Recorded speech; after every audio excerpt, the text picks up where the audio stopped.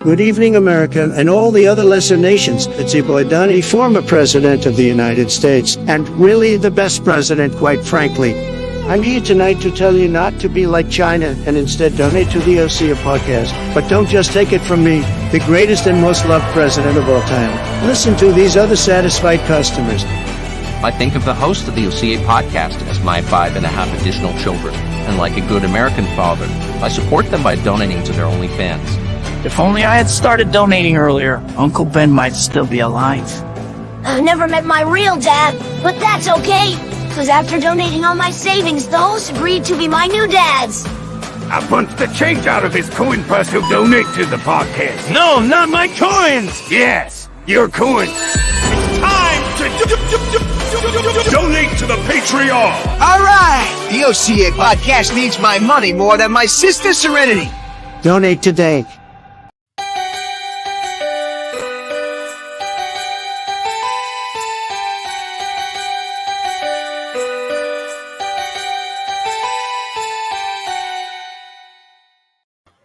Yikes. Wow, that was cute. Welcome back to the Ho Ho Ho CA Podcast. Oh my gosh. That was a good time to tell us that Reese is here. Hi. And Funa. I'm Ho number 3. Looking dapper as ever. Random 11. Hello. And Green Line. Hello, hello. And Lance is, what did he say? Booting up his computer. So. But as we know, it's a potato, so that'll be in the next 2 hours. And Lance. Hey guys. He's a million miles away from the mic. All right, so Merry Christmas, everybody. I looked everywhere for my Santa hat, which I am convinced never left this room from last year, but I can't find it.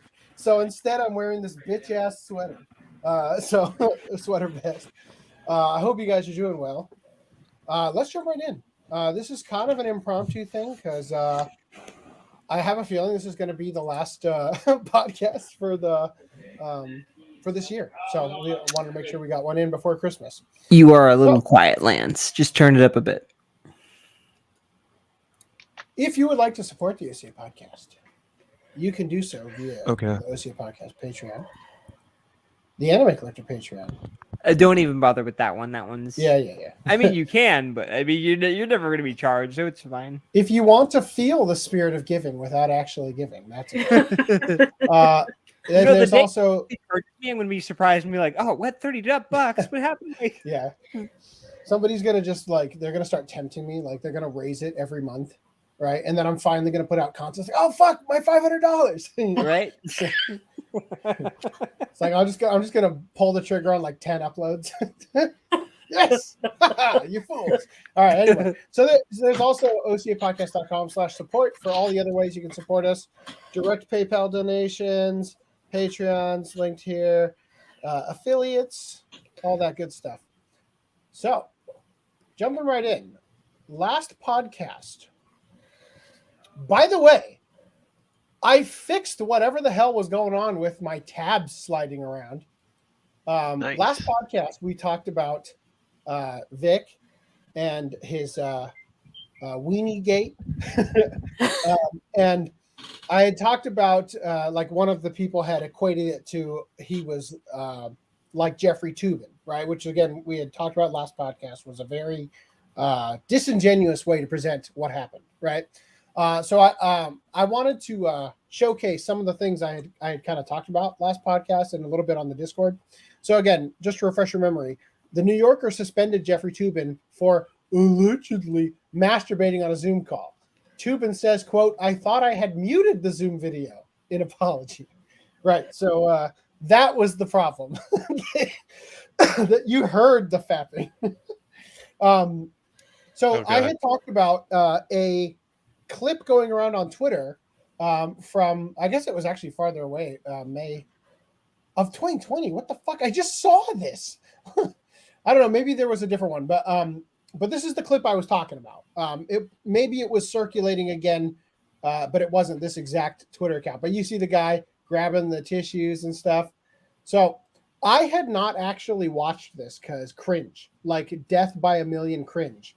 But I found it for the sake of providing the source, right? And I noticed the Pornhub logo in the corner. And then I saw this article. The joke's on us.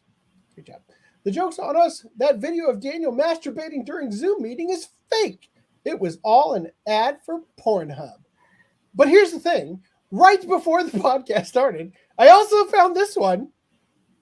And there's no Pornhub watermark. So God knows. This is from 2020, right? Back during, the year that we all forgot. Now, anyway, so I don't know. What year? It seems staged. I'll play a little bit of it. 2020? No one likes Android 20. What's that again? Nope. 2020? I I don't remember that one. We all forgot because it didn't exist. Yeah. That year that we I collectively think blinked there was out so of much existence. vigorous masturbation, everyone blacked out. Well, this guy sure did. God. So anyway, I'll just give you a little taste of them. Since I'm not on this account. No problem. He has Yeah, to sure. leave the call since he's not on the account. Sure. And then, oh Let's no, just start off with January his 2020. camera didn't actually. Now, turn on. consumer spending is up. I'm If sorry, you look at the Sean. graph right below. What page are we on? I'm sorry, we're on page 12, the second graph from the top. Okay. Danielle, turn your camera off. All right. We're at 0.15% higher than 2019. We started this quarter off at 2.75%. So which one do you think he was masturbating? Look at the guy in the bottom left. He's Daniel. Daniel, can you do that for us? Daniel. Daniel. Call Mika. Oh my God. You call Daniel on his cell. Call Daniel on his cell. How do we turn this feed off? Wow. We can't. Oh, hell no. Daniel. You know she's Oh like God. Daniel is the host. Holy shit. Since I'm not on this account. Anyway, It's no problem. so that's the. It seems staged once you present the idea that it could be staged, right? So I don't know. You tell me. But anyway, the point is that this happens a lot. Okay, and I've got some other ones here that I had brought up. Hold on. I have to re-screen share. All right, hold on. So I also talked about this one. Maybe I shouldn't actually show this one. Where the woman goes to the bathroom.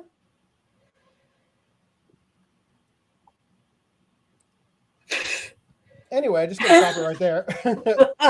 Yeah, so she sits down on the toilet and leaves her laptop on the ground. I think we had talked about that in the stream. Maybe it was something I had talked about pre-stream, but anyway, it happens.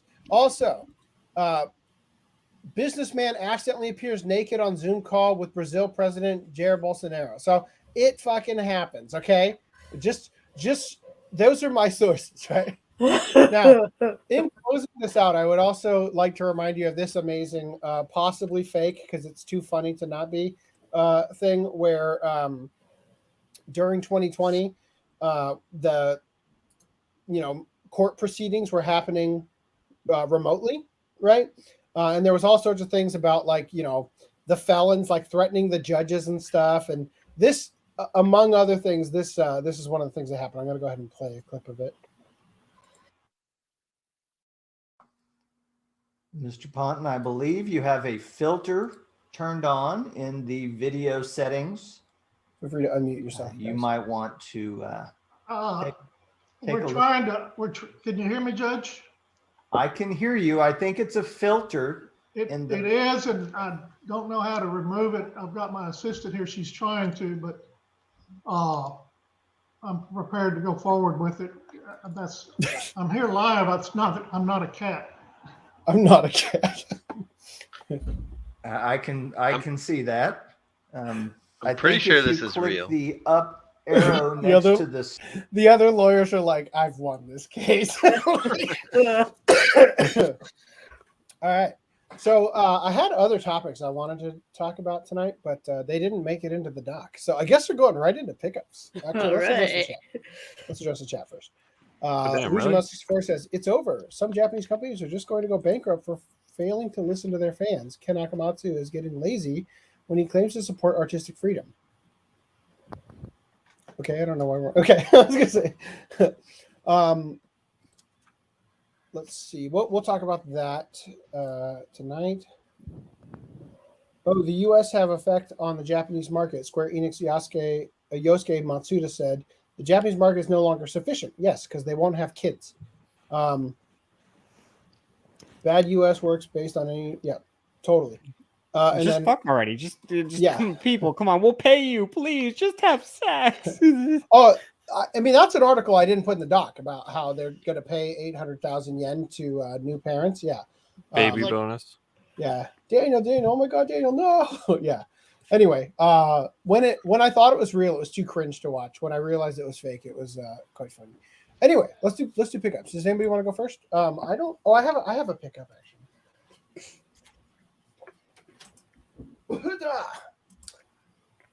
My elves whipped this up. Mushoku Tensei Jobless Reincarnation LE. Part 1. Yes. So there you go. That's my pickup. Who wants to go next? Who's got presents from Santa? Footnum does. I just gotta set it up. Green line. All right, I'll just open up the Discord ones. Greenland, you have anything? I do. All right, hurry up. I think he wants Footnum to go first. Oh, I mean, I can go first. It's fine. Oh, not gonna ask that. I like the way you work. So I picked up Sailor Moon Volume 13. I am so close to finishing this. How many more do you need? One. Literally, there's like Nice. one more, and then that's it. Nice, dude. And then on the back of these, I didn't even realize that it's so tiny, but it actually does say "as seen on Toonami," which I didn't even realize really? until recently.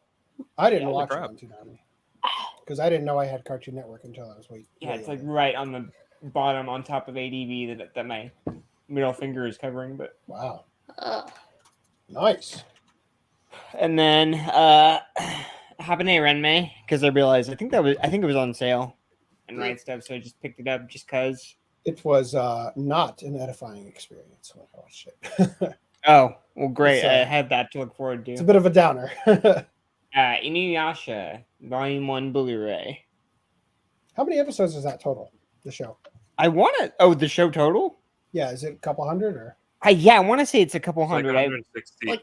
Because I've only seen a few episodes of it, and I'm trying to convince myself to marathon it at some point, but it doesn't sound like it's Watch Club. Well, Green Line will tell you marathoning is not the best idea. Yeah, marathon it with your wife.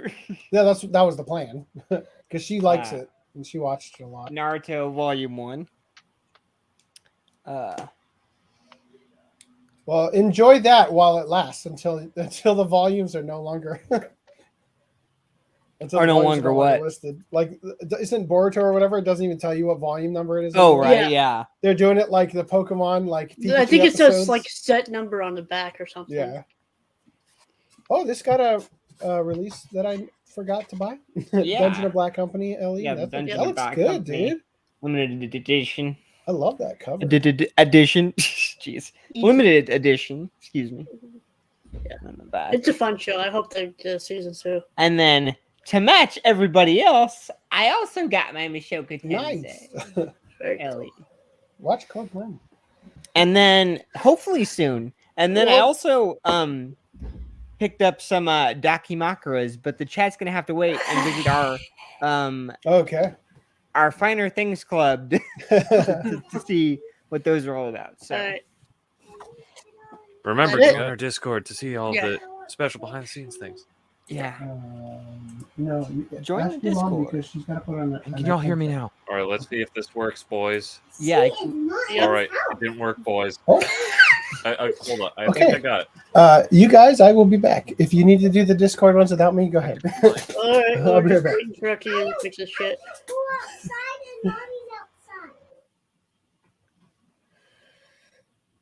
Someone's excited. Okay. Device is not connected to Well, who's- DDNM. There he is. Excited for Christmas. Swap it over.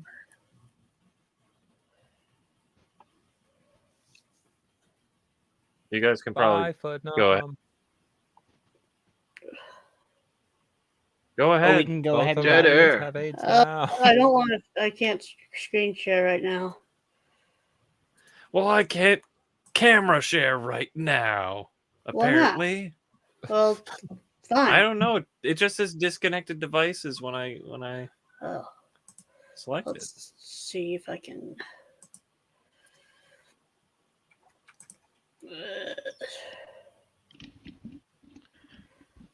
Do you guys have all your Christmas shopping done? Yep. Yep, you're about to see it. I'm going to see the Christmas shopping you did for other people. Yep. No, or are for you talking about the myself. Christmas? Yeah, so you did Christmas shopping for yourself. Yeah, I mean, I'm the best Christmas shopper for myself. I mean, I'm the most important person in my book. Yeah.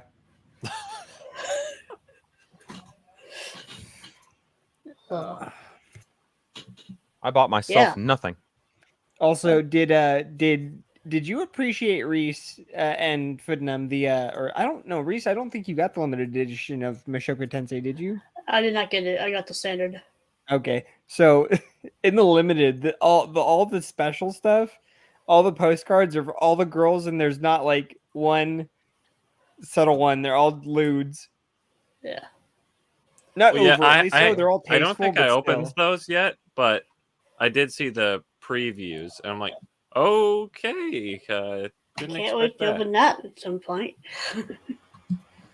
Can't wait to find out if we fucked up the timestamps with that. Sorry, hold on. My daughter, did you guys hear my daughter? She's like, she is not in this house, referring to my wife. I'm like, oh, okay.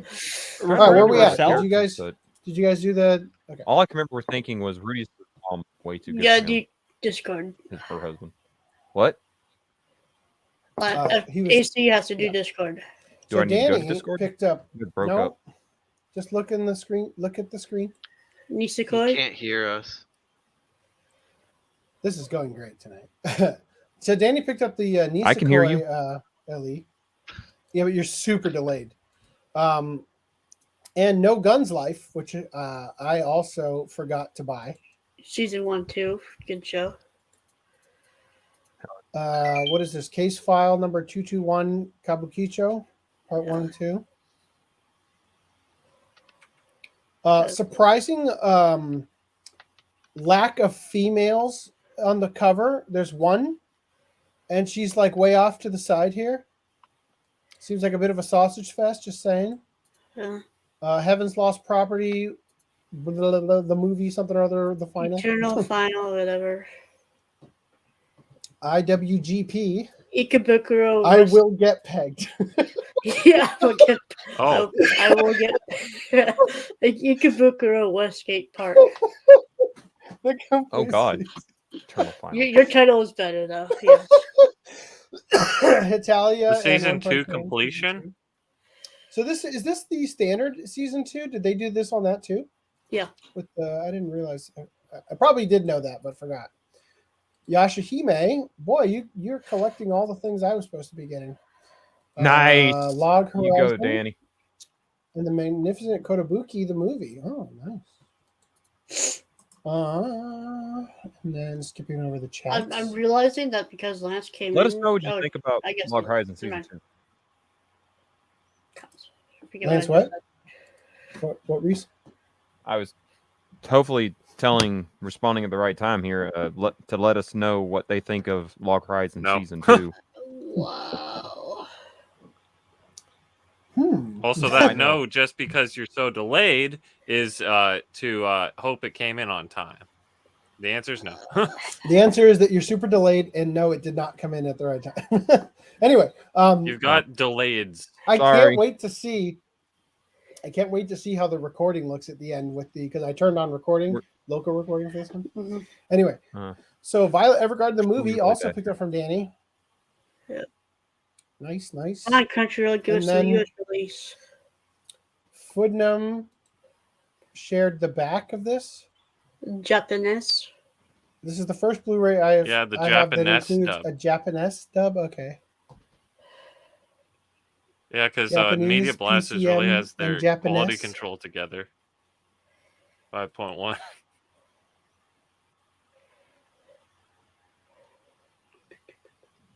Oh man. Okay, and then here's Reese. I got Digimon Adventure Try Complete Collection and Digimon Adventure Lost Evolution Kizuna.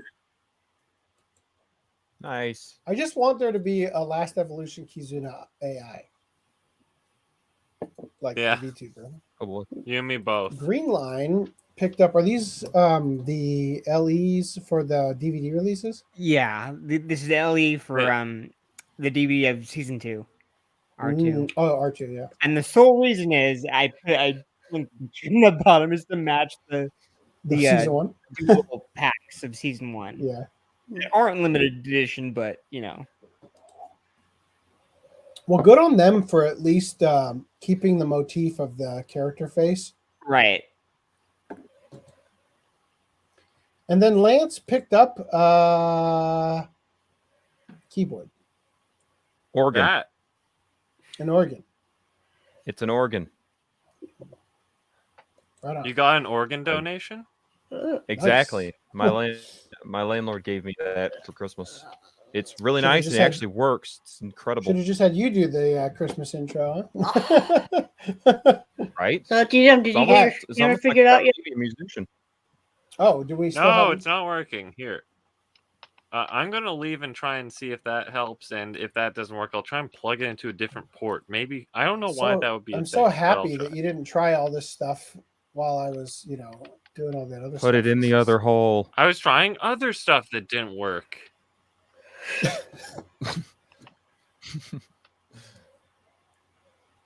Well, we gotta share them tonight because they're your Christmas presents. Oh my God! Move on with the podcast, and No, then, I'm I'll tell looking you when to I'm see ready if again. we have any. Let's see, what do we have? FDDNM. FDDNM, weren't you going to leave?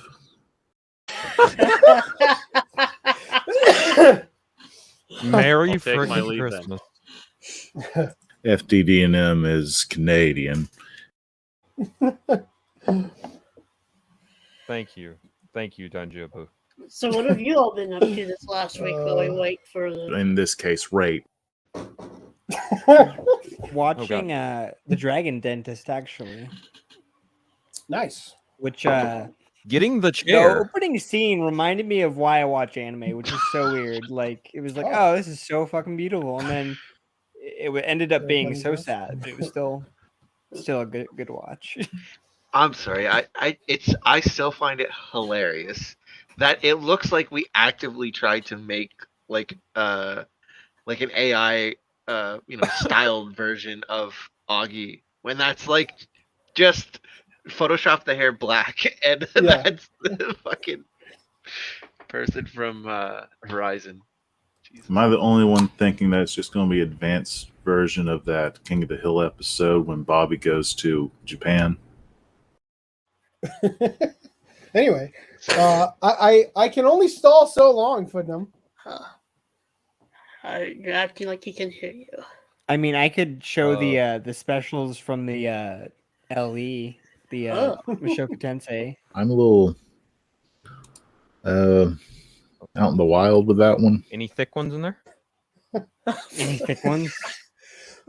No. So what I was joking about before is that the LE comes with postcards as per usual, but they made them all like lewd, like all the girls, all lewd. Now you got a problem with that? I don't actually. I just found it funny. It was like, oh, you're all tasteful, but all still lewd. So they Wait. When he said "as you do," it was implied as they do. Yeah. No, it was just saying that it's normal for them to have them tasteful and nude.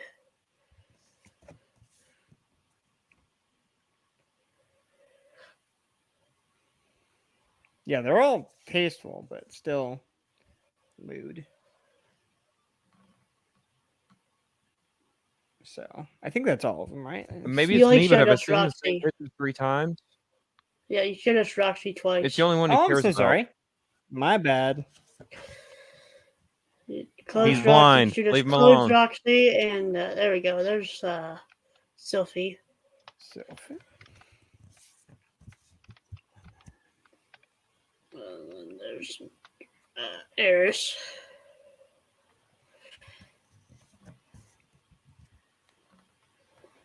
And there's Roxy again. Oh, jeez. Okay. Where the hell's Yeah, Ghislaine? that's all of them then. You son of a bitch! I'm teasing me. I am. It's a wonderful time teasing you. And then they gave you like a fabric poster of Roxy. Yeah, I think. You're Roxy, seriously yeah. gonna do that to us? You showed us the same picture 4 times. Okay. I walked in on some weird shit. You did. About, you did about that Footnum. We'll just have to have 2 timestamps for pickups. He's No. dead. He's dead to us. All right. There's one comment. Maybe it'll help the line. Lance, do we just find your dirty little secret out about thick ones? Oh, I'm gonna have to watch the VOD. All right. So it seems like Footnum is dead to us. So I'm gonna move on. I mean, have you seen Urza? Yes. What secret? Yeah, I do see Urza. Ho ho ho. I take. All right. So the mother of the late reality show star Hana Kimura sues the producers. So we covered this. Hana Kimura was the Japanese pro wrestler who was part of Terrace House. And the producers of Terrace House for this reality show were actually telling them to basically create scenarios, and they were pushing her to do crazy things. And she didn't even do, super crazy stuff. But even still, flipping the hat off of a guy's head was enough to get people to bully her into suicide. So now the mom is suing the producers. So Kyoko Kimura speaks at a news conference. That's just a picture description. The mother of a reality TV show star who killed herself after she was cyberbullied has filed a lawsuit against the companies behind the show for not fulfilling their responsibility to protect the cast. Hana Kimura, 22, a professional wrestler who was a cast member of the popular reality show Terrace House, killed herself in May 2020 after she was subject to intense harassment and abuse through social media by... No, you have to wait. You have to wait for Christmas until after this timestamp is done, you whore.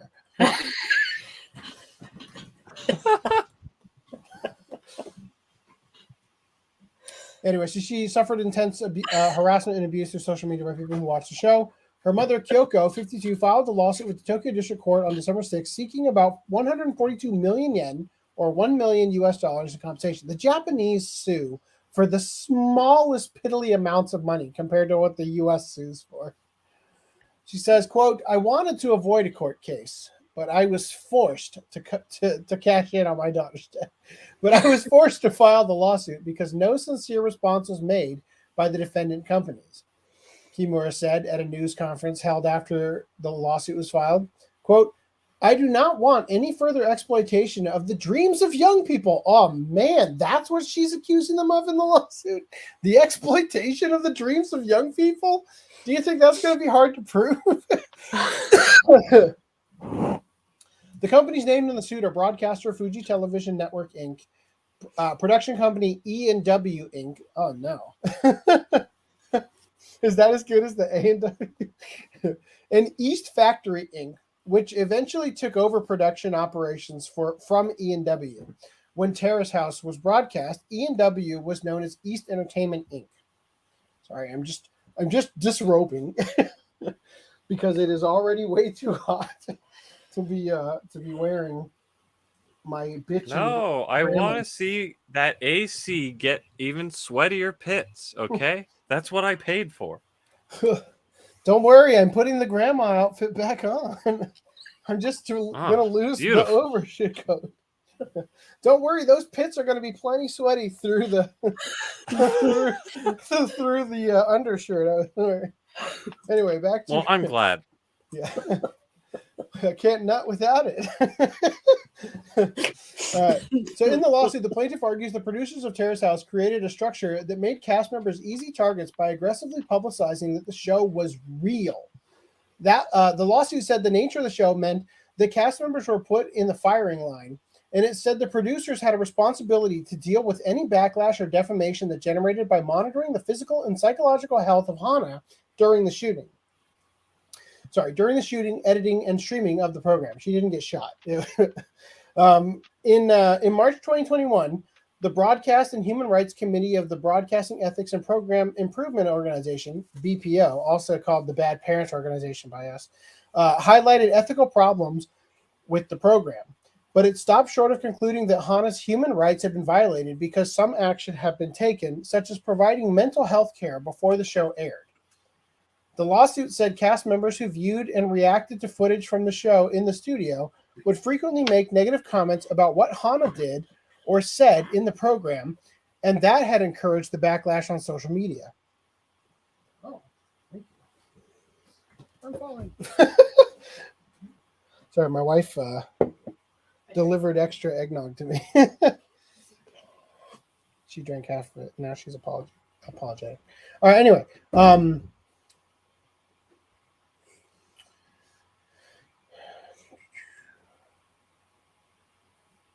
Where was I? They said that when they viewed and reacted to footage from the show in the studio, they would frequently make negative comments about what Hana did or said in the program, and that had encouraged the backlash on social media. How does what the cast members said... Okay, hold on. So in Japan, they do this weird thing where they have commentators. You know what I'm talking about? Mm-hmm. Like they have commentators who are like in the lower corner, sort of like, not like that. Picture in picture. Yeah, they do these little picture in picture things where they like reacting to the live TV as it's happening. I wonder if they're talking about them. Probably. Then it should be those people who said the mean comments to be sued.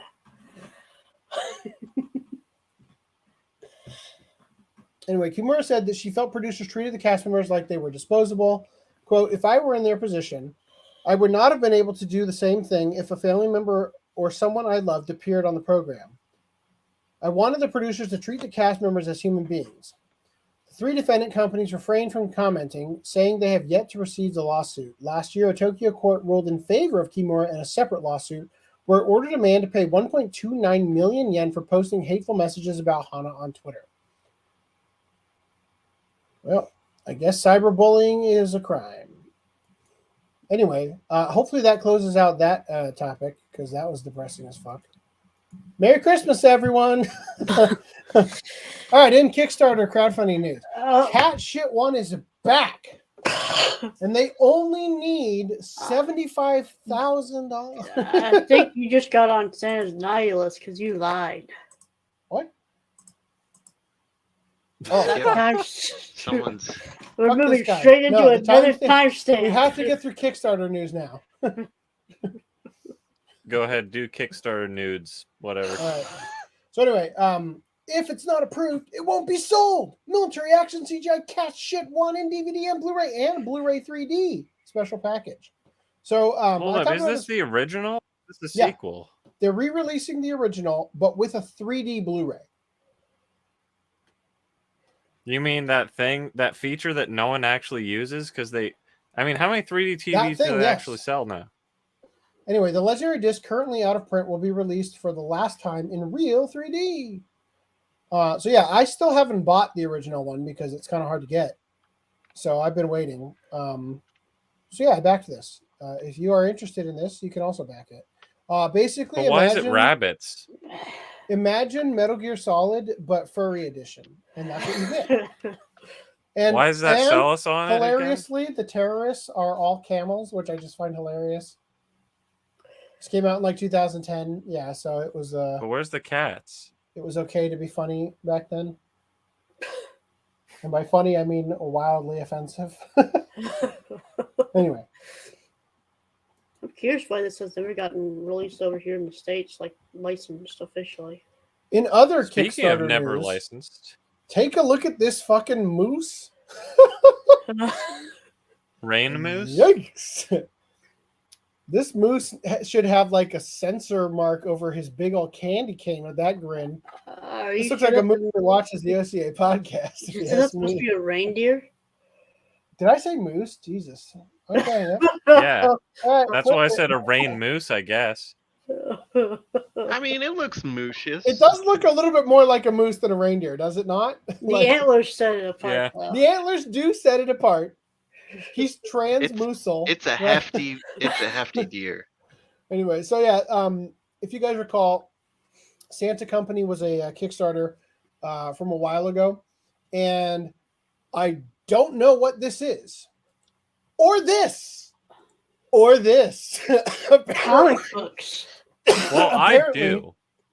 Yeah, So apparently they decided one it of needed to be them. 3 separate Kickstarters. You want to break it down? Yeah. So this Earn one, I your think it's this one. If timestamp it's in as a chronological order, if it's in chronological order, this is the original, I guess, Santa Company, and they're like, yeah, let's dub it and release it on Christmas Day, Yeah. which is in what, 5 days? Oh, so they're dubbing it, is what they're doing. Okay. Yeah, good luck. Yeah, but this Christmas this 2023, screams maybe. this screams we want bonus money. I'm sorry. No, You know, they've we got- were doing this anyway. They've got 'cause 28 days left. There's no way they're gonna have it To on f- time. On They've time. got 28 days left to find out if they'll get the funding for the thing that needs to be done in 5 days. Yep. Great planning on their part. Yeah. That's what I mean by it just reads as we were It going to reads do as this we anyway. already 'Cause dubbed it, and now we're trying to just milk some money by selling it to you get via some Kickstarter. extra money. What's And then they have one for the sequel film. Wait, there is a sequel film? The sequel film, did That's that what ever this get is, released? right? Neither. Well, both of them I assume got Kickstarters, but I think they were Japan only kicks. I could be wrong. But the point is they're getting dubbed. Both of them are getting dubbed. The sequel one's getting dubbed as well. That they want to release on Christmas So- Day. Guess what else they want to the release on sequel Christmas one, I'm Day? sorry, I just the have manga. to guess. Hold on. Just by looking at it. The sequel one is where the elves at the North Pole go ghost busting. Do I have that right? That's what it looks like is happening here. I guess. Oh so. no, the North Pole is haunted. Anyway, it looks like Luigi's mansion and there's a dragon. Anyway, so and then this But is yeah, the, so the third one manga? is the manga that they also want to translate and release on Christmas Day, right? Like you can scroll down and find the stipulation that says on Christmas Day. Does Japan have That a almost different looks like Christmas titties. like Canada has a different Thanksgiving? I doubt it. I was gonna say there's Oh, a scroll. second. Is it Germany? I don't know. Oh, they have There is a secondary like Polish Christmas or Mhm. something like that. That happens in January, I'm pretty sure. But I mean, Belschnickel. The one with We Belschnickel. plan to complete the film by December 2022, but due to tight production schedule, the delivery date may have to be pushed back. I wonder if it will. It's not like every Kickstarter I've ever backed has been tremendously delayed. Yeah, we want to get it done this week, but I just don't know. Maybe it'll take longer. Maybe people will request time off for Christmas. Yeah. Just watch it gets funded on the 24th. Well, we got to start adapting the script Getting and that hiring done the right voice now in like actors. 12 hours. They get the It's wits a out. Christmas miracle, everyone. Yeah, good news, everyone. Get to work. We've got something to deliver in 24 hours. All right. So yeah, that's a very interesting strategy. The icing on the cake. There's no physical tier. No physical So it is tier, a yeah, waste it's of all of our time. You are paying for a URL that will end up on torrent sites. Whoa. You didn't say that. Look, Legally speaking, facts you didn't don't say care that. about your feelings. All right. Legally speaking, we did not say that, okay? Santa, Crunchyroll, whoever it is. Legally speaking, that is the truth. It is not wrong. Definitely. But also I don't think they would dub it and just do nothing with the dub, right? I think they're gonna absolutely have Funimation or someone release it. So even more reason to not back it. I mean, back it so it gets dubbed so we get a release later, but don't back it I because don't it's a think waste of anybody your money. backing it is, or not backing it is gonna think that far ahead and back it. Well, it already made 2.5 K on the one, which is more than I expected. So maybe they'll reach it. All right. Okay, So, so show us the goodies Santa brought. I for like you. your carrot haircut. It's not a haircut. That's the point. My hair has grown so long and I haven't gotten it cut. That's the haircut. You look trans now. You look like what's that? Lena Dunham. All right. Thanks for the misgender. So the first thing is Dr. Stone limited edition. What? Screw you guys. What are you laughing at now? I had to screenshot your still frame. Oh, I had a still frame. Yeah. Okay, we'll go for it. So the first Dr. Stone limited edition. Stop laughing! I can't get through a sentence with you guys. This is awesome. I'm just sitting here dying laughing. I already bought part one unbeknownst to me a while ago, so I'm glad that part two is complete technically. And then Demon Lord Dante, which is no longer on Right Stuff, so I'm glad that Papa Reese hooked me up. Oh, by the way, this is my Reese stuff order. Merch coming soon. This art box is dumb because it has the exact picture flipped on each side. Unless you want to think of it as like there's a 3D demon in the middle of it, and you're just like looking at the other perspective. And then, holy, because I think we needed a cart topper for the one order, and I'm like, well, it's cheap and it's Anime Works, so better get that. Media Blasters, that's what's on the spine. It's when they did their transition. And then we got Discotheque limited To Be Hero and To Be Heroine. It would have been funnier if they just had one called To Be Heroine. So it's like isekai as a heroin needle. I agree. That would have been great. One sec. Let's get that focus back. Oh, no. We lost the focus. Focus. Okay. Then we got, oh my God, the Japanese. Get back here. Get back here. I'm going to kill you. Okay, you can read between the lines. It says Phoenix. It also says Japanese.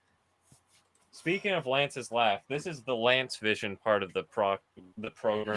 And then this one's going to be deliberately blurred, I guess, is the Lays versus Butlers Undressed Edition, which was had to like pull teeth to even get.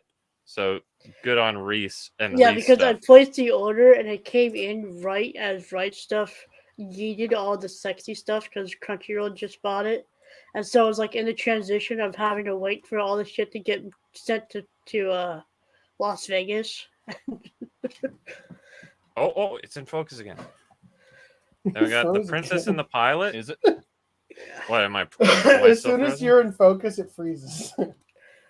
Beautiful. So whenever it comes back, the Princess and the Pilot, their limited release thing, which I had the Pilot's Love Song, so I kind of needed it anyway. So that's nice. Because that's, I believe that's the first thing. And then Pilot's Love Song is a sequel. And then I got Fuse Memoirs of a Huntress just because I had the AIDS edition from NIS America. And so then I have a regular size one. And it has a slip. So that's also one of the limited. Are you ready to see the still frame? Yeah, go for it. Well, that's the thumbnail.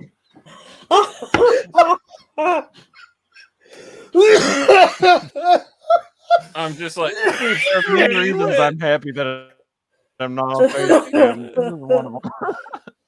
All right, the next pickup from Reese stuff. Wait, did I say Is that the good other one? Oedo or the bad Oedo? The good Oedo. Is there a bad Oedo? Yeah, the one that Kojima bought. Oh, that's what you mean. No, I definitely got the good one. It's the Steelbook. Yeah, that's where you can see the Steelbook protector on it. Which, by the way, Reese, do they just take horrible hairable? Oh God, I can't speak right now. Do they take horrible care of their slips? Like, because it comes with a slipcover of its own, and it's always scuffed. Is that the case with all of them?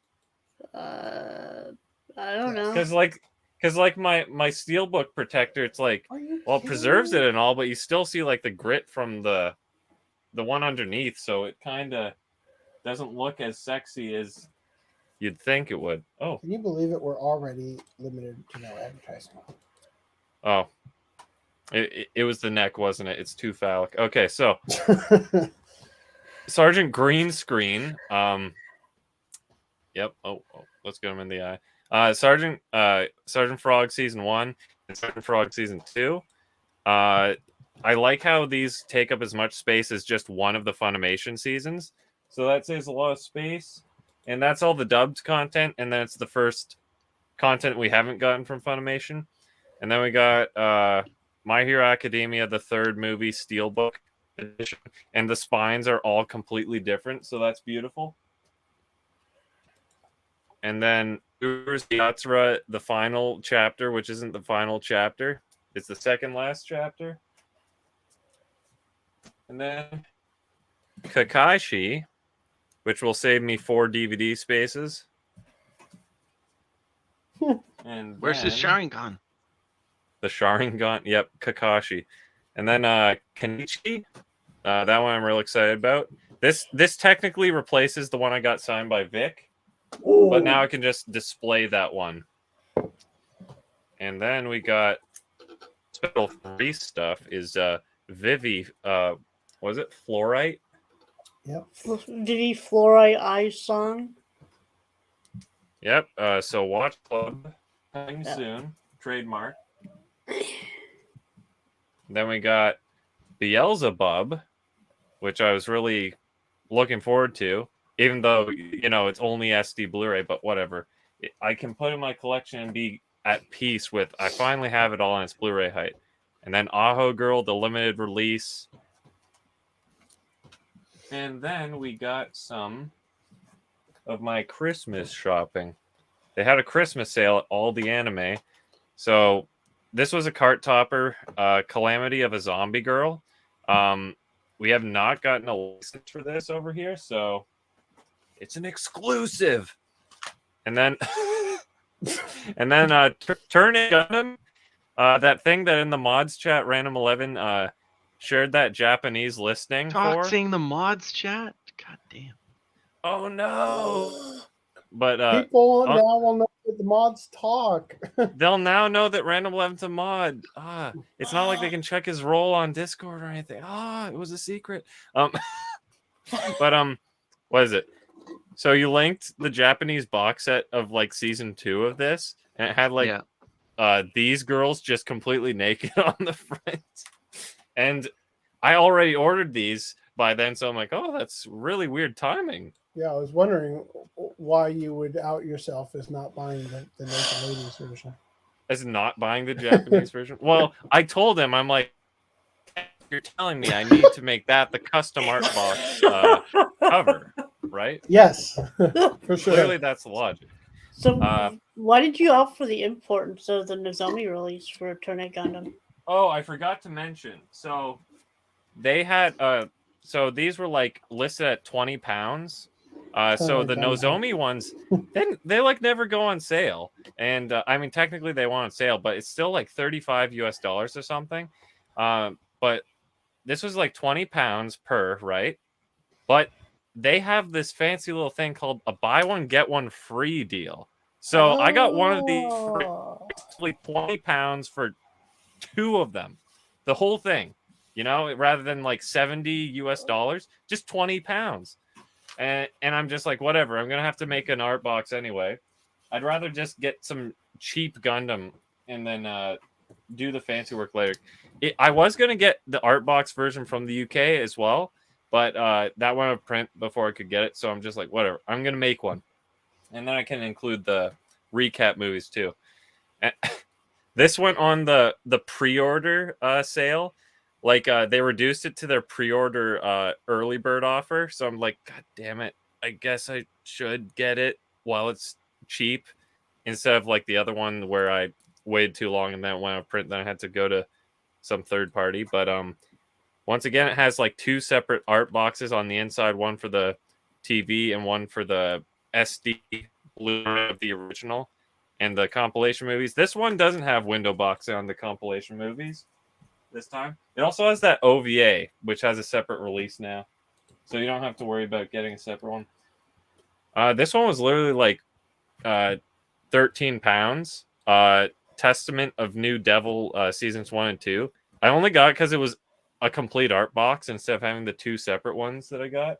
So I was thinking, Cool, whatever. you can sell me your old ones then.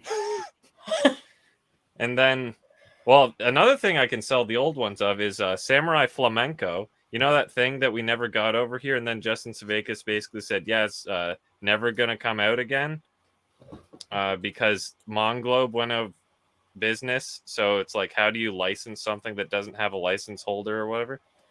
So this box looks way better than what I got. I had the 2 separate parts, and they looked pretty AIDS on the spine. But yeah, so I got that was only like 13 pounds as well. And then this one I'm happy with. Look at that. Erased. It's a complete box. It's an art box. And it was like 14 pounds. Can you say that about the US version? Can you say that? You mean the Aniplex of America version? No, I actually can't. I can't. What did you say? The Aniplex of America version. What the did one that I Reese say spent though? like $99 for 2 parts. Yeah. What did you say, Reese? It's out of print? Yeah, it's complete. You can't even get them anymore. Oh, even better. 14 pounds. You know? That's just the UK for you. You know what else is Aniplex and was like 14 pounds? Charlotte complete box set, so you don't have to get the 2 volumes. Art box again. I'm not trying to indoctrinate anyone to go to the UK for shoving it to Aniplex or anything. Don't worry about that. Okay, this one's really obscure, but Tokyo Ghoul, Pinto, and Jack OVAs. Oh. It has a limited edition art box, you know. So this came out in like 2018. Funimation didn't do anything with these. They never released them. Then after I ordered it, I found out they dubbed them in 2021. So kill me, please. If they ever release them, I can just take their standard edition and shove it in the art box. And then we got the fancy ones. So oh Jesus Christ. Your Name. It's really hard to tell, but that is foiled. It's a different kind of foiling that I actually kind of like. Does the green screen just go all the way around your room? Like, how is this stuff reflecting the green? Here, do you want me to fix it? There, it's a blue screen. No, it just like desaturates the green. Okay, anyway, so as you can see, it's foily.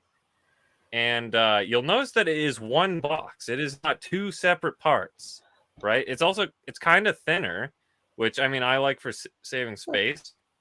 But this is also the 4K release. Oh, yeah, it's 4K. And guess what? It's not 4K? even region B because 4K is region free, right? Is it real 4K or is it upscale 4K? Well, like I said, I think it's composited at 2K, 4K or what? I don't know. The point is they drew it in 1080p probably, and then they exported it at 4K or something. I don't know. I checked it though, and it passed my test where you can walk right up to the TV and it doesn't look pixelated or doesn't look explicitly pixelated. So it actually looks really good from that standpoint. The colors though, the HDR, I don't know what to make of it though. Because it's like the colors look darker and deeper, but it's like when I swapped back and forth, it's like it lacked a brightness. I don't know if it's just not a great encoding of HDR. So this is what I mean by having a bad HDR is worse than having an SDR. It seems like the person who made all the encodings and stuff, like the files that are meant to be able to do all this stuff, there's like one guy who knows the ins and outs of how they work. Then there's maybe and no one else 4 people in the rest of the world who know how to utilize that. And then there's the rest of the Blu-ray market who just doesn't know what the fuck they're doing, and they get hired to slap shit on disc. Like, it can't be that hard, right? You know? So what I'm saying is a bad HDR encode is worse than having an SDR encode on your 4K and then having your receiver interpret it, and then basically you see. Think of it kind of like your TV or your receiver does the upscaling of the colors to like look more vibrant and all that. So that will look better from an SDR 4K than a really bad HDR. So this is an SDR 4K Millennium Actress. And that one didn't have any weird color issues. And then Belladonna of Sadness 4K. Because all of these were on sale. I forgot to mention that this one was like out of print, but then they're like, oh, we found some more. So I'm like, God damn it, I guess I gotta get it. It's either now or I don't get it. That's how they get you. Belladonna of Sadness, 4K. I had, like, back when they announced this, I'm like, of all things, why is this getting 4K? So this is also SDR, I think. You don't like artsy porn in 4K? Yeah, I guess. But hey, there you go. Yeah, that's the pickups. That also means that I have like you can see the root and the pubes. Oh no. So that also actually means that I'm only missing like 2 4K anime that I can think of. I think that are in English. So yeah, I think that's pretty nice. I'm almost caught up. All right. Take this. Okay. I'm ashamed you didn't read your Christmas card, but never mind. Oh crap. Don't do it. I didn't give you a 4K scan. No. Don't do it. Don't do it. Don't do it. Just we should keep on. Go back to My Hero Academia. I am not ruining this timestamp, you whore. You get that card out right now. Oh my god. It's not in this room. Run. Run. Oh my god. Reese, can't you recite it from memory? No. Here, should I take a picture of it? No, then... here's what you should do. Here's what you should do. You recite it from memory. We're all sitting around the Christmas tree. What does the card say, Footdown? It said something about hello, what is it? Merry Christmas, son. There's nothing better than sucking and being sucked. That's all I remember. Good pep talk, Dad. Okay. All right. So I crossed out something for each of them, and just wrote sucking and sucking and sucking. Okay. It's loving and being loved, right? Oh, that yeah. was the one. There it is. Yeah. Okay. So Netflix. So Papa Reese and I have quite the relationship going on. Yeah, as you two Papa can Reese. see. Yikes. Netflix lands My Hero Academia's live-action movie and adds Obi-Wan Kenobi writer Joby Harold. Oh, it's gonna be great then. Yeah. So if you had any doubts that it wasn't gonna suck, now here's the thing: what realistically could you get done in a live-action movie? 90 minutes. They already have a live action My Hero. It's called Sky High. I would feel like it'd be just like that first arc and him getting accepted to the school, honestly. Oh, with the Nomu? You think they'll even get that far? I don't No, think so. no way. Anyway, so not a lot. I mean, it's pretty self-explanatory, I think, right? Like Obi-Wan Kenobi writer. How well written was that? It was what's the word? Cannon breaking, destroying. Like the patriarchy. What? Let's see. I think if they were to do the movie and want it to do well, I think honestly you get right to that Nomu fight. Like at the end, that's the climax of the movie. You skip. You do the training. You skip the entire background of Deku being quirkless and getting All Might's quirk. Spoilers. Well, I mean, no.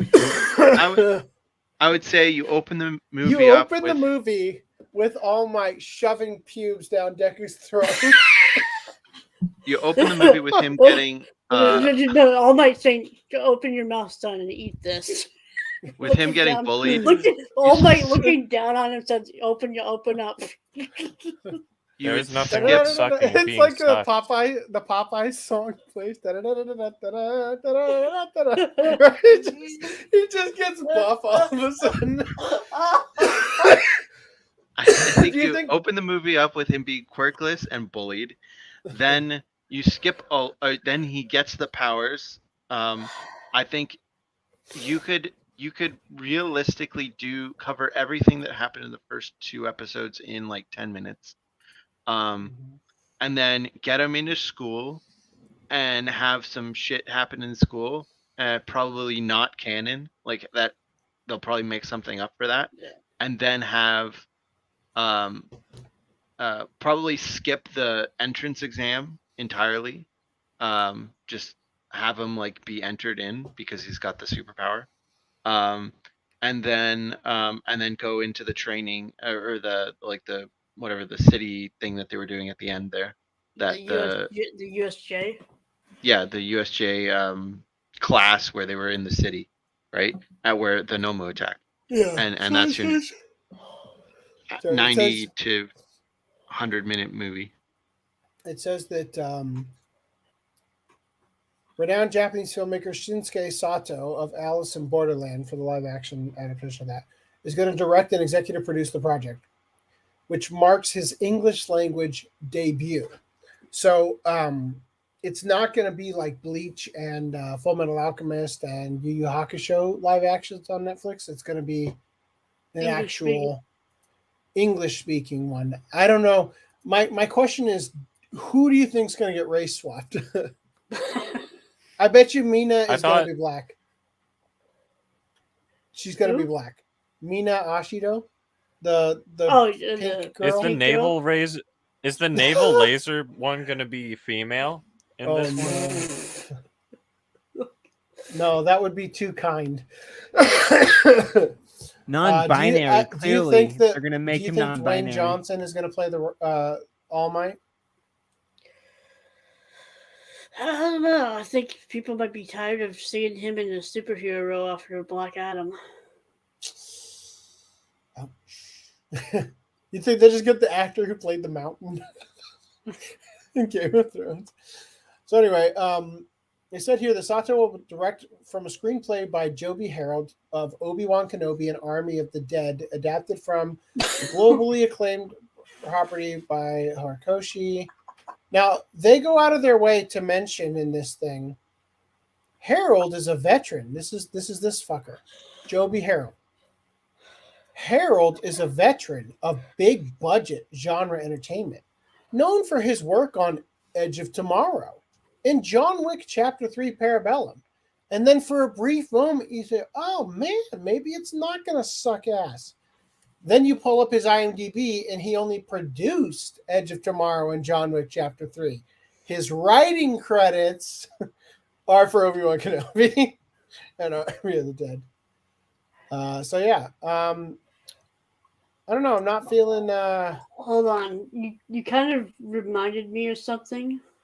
Our conversation about how Deku needs to be played by Michael Cera. Yes, I do remember. No. All Might should be Michael Cera. Have you seen Central Intelligence? No. With The Rock? No. Okay, I get it. The Rock is going to play All Might.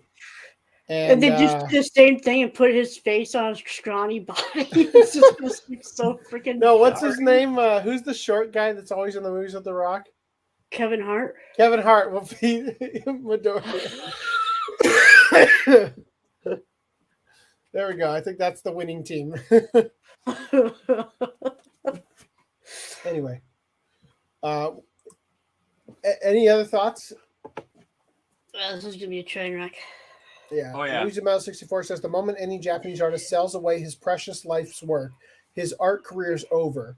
If Sony and Disney own Metallica, it will be worse than Saint Anger and Lulu combined. All right. He had me in the first half. I don't know where where the ending of that went. All right, so in addition to My Hero Academia, Netflix is also getting City Hunter, but this one looks like it actually is going to be a Japanese live action instead. So I love this. Not content with ruining fans' memories of Cowboy Bebop and Resident Evil, Netflix has not only reiterated that they have a live action adaptation in the works for My Hero Academia, but also one for the beloved City Hunter as well. So we'll skip over the My Hero Academia stuff. City Hunter is no stranger to live action adaptations, as Jackie Chan starred as Ryo Saiba in the Hong Kong film adaptation in 1993, while in 2011 it was adapted into a South Korean TV series. And finally, in 2018, Nicky Larson et le Parfum de Cupidon was the French adaptation that used the localized names of Nicky Larson. This means that this is the first live-action adaptation to actually be shot in Japan. However, Story News 24 had this to say. Oh, my screen just went black. They said, while Netflix sometimes shifts the setting and production of its anime to live action adaptations outside of their original country of origin, City Hunter is going to be made in Japan, with the company promising on-site filming in Shinjuku, the part of Tokyo where Ryo plies his trade, though events often take him outside of the city by the time his adventure is done. The time period, though, is being moved up to the modern day, and in keeping with that, there will be slight updates to the characters. So I meant to read this part about the adaptations. So there was a live action adaptation of Angel Heart, the Angel Heart Japanese TV drama in 2015, based on the City Hunter spinoff, where Ryo is living in a parallel continuity to the original series. So there is a Japanese one of Angel Heart where the character was in it previously. But in terms of City Hunter, this is the first time it's going to be doing that. But as I just read here, in keeping with moving to modern day, there are going to be slight changes to the characters. So it seems as though it's going to actually, like, I don't know if you guys have seen it, but he's quite the horny protagonist. So it just seems like that's not going to happen. So there's some hope yet for Netflix's adaptation, as the company is only producing and distributing it, while Hori Pro and Office Shiros are in charge of filmmaking with a full Japanese cast and staff. Ryohei Suzuki stars as Ryo Saiba, sporting a long coat that is closer to the manga version of City Hunter compared to the anime version's jacket outfit. Also, this guy played Hentai Kamen, if that means anything to you. And if it doesn't, open a private browser when you look it up. Anyway, any thoughts on live action City Hunter? I think being in Japan is a good thing. I can't imagine, like, maybe, I guess, New York, I guess. But the French one looks pretty good. Yeah, I don't know. We haven't gotten it out here yet. It seems like the city is a part of the character of the show. I suppose, but only I haven't so watched much... it. I'm just going off of like what little bits of clips that I've seen. The fact that they titled the most recent movie Shinjuku Private Eyes, yeah, I suppose. But honestly, it seems like it could just be any city, any big city like New York or LA or any Chicago. City. But well, I mean, maybe Chicago. Like different cities have different feels to them, right? Yeah. Like LA is a lot. Like you might have a very tiny section of LA that's like that would feel the same as what like downtown Tokyo would feel like, and same with it's that Chicago. Part of LA you're talking about is called Little Tokyo. not that specific, but, like in Toronto, like Toronto's like main core is maybe like, I don't know what the distance is, maybe 12 like city blocks by 12 city blocks. Okay, that's Reese. And if you pull up a map, like Bloor Street's like the top of like downtown, Okay. and Spadina's the east side, and Parliament's probably the west, or sorry, That Spadina was the west weird. side, and I didn't even and hear that. Parliament's probably the east side. So it's this very tiny like block that you would consider like downtown city stuff. Everything else is kind of suburban-y, starting to move into the suburban-y area. And like New York might be able to pull it off because Manhattan's fucking huge. Yeah. But yeah. So I'll just say I've seen the first DVD box set for City Hunter, and it doesn't feel like the city aspect of it was that important from what I remember from it. No. Okay. Because- Like I said, I haven't because seen a lot it. of it. Well, it seems like they're But making beyond a big a deal few about it. I'm just saying that from what I remember seeing, it like they said, it does seem like his adventures get taken away from the city often. Like he'll be at the pier, or something like that. Like he gets taken away quite often from the actual, hustle and bustle of the city for more rural, sort of out there areas where maybe like the train yard, kind of thing, rather than the actual hustle and bustle of the city.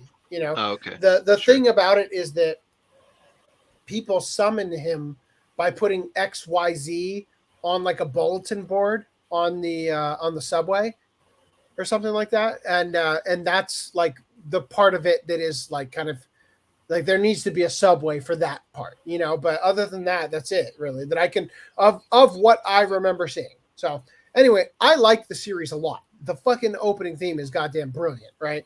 And the character's great. The animation's fantastic. I would love to do a watch club of it at some point, but it's pretty long. But anyway, I guess the bottom line here is more optimistic about this than the Netflix adaptation of My Hero Academia, to say the least. Also, the funniest part about City Hunter is that the katakana is shitty hunter. So that's always funny. Anyway. All right. Now, Death Stranding is also getting an adaptation. But the cool thing about this one is that it's going to be developed by Hammerstone Studios and Kojima Productions. So you guys will recall that we talked about Hideo Kojima said basically, if you're good at one thing, you're probably good at a lot of things or something like that. And so he had talked previously about thinking he could make movies because his games are basically movies with some what's the opposite of a cutscene? A play scene in the middle, right? So yeah, it's kind of cool. I'm interested to see what he's going to do with it, and I think that for this particular game, which I have not played, but we've covered it a little bit here and there on the podcast, it seems like this is a uniquely capable movie to make, because all of the characters are based on real actors' actual likenesses. So you could literally just use the real actors. You know what I mean? And they have the same voice, the same look. I think it could be doable. And I'm interested to see what he's going to do. Also, Death Stranding 2 was just announced. So that looks weird, though, because he's all super old in it. Anyway, Amazon has given a green light to a live-action God of War series. But it's going to skip over the original Greek storyline in favor for the less threesome having Norse reboot. I was gonna say because they want to get rid of all the toxic sexual elements. They want him to have a kid so he can't fuck everything that moves. Yeah, so I don't know. It'll be funny if they cast Jack Murphy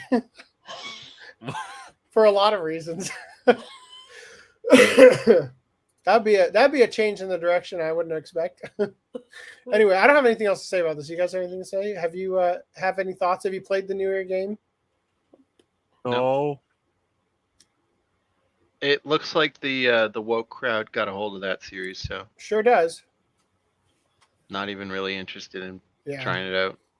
I never had a PlayStation when the original ones were coming out. And now that I do, they ruined the series. So Yeah.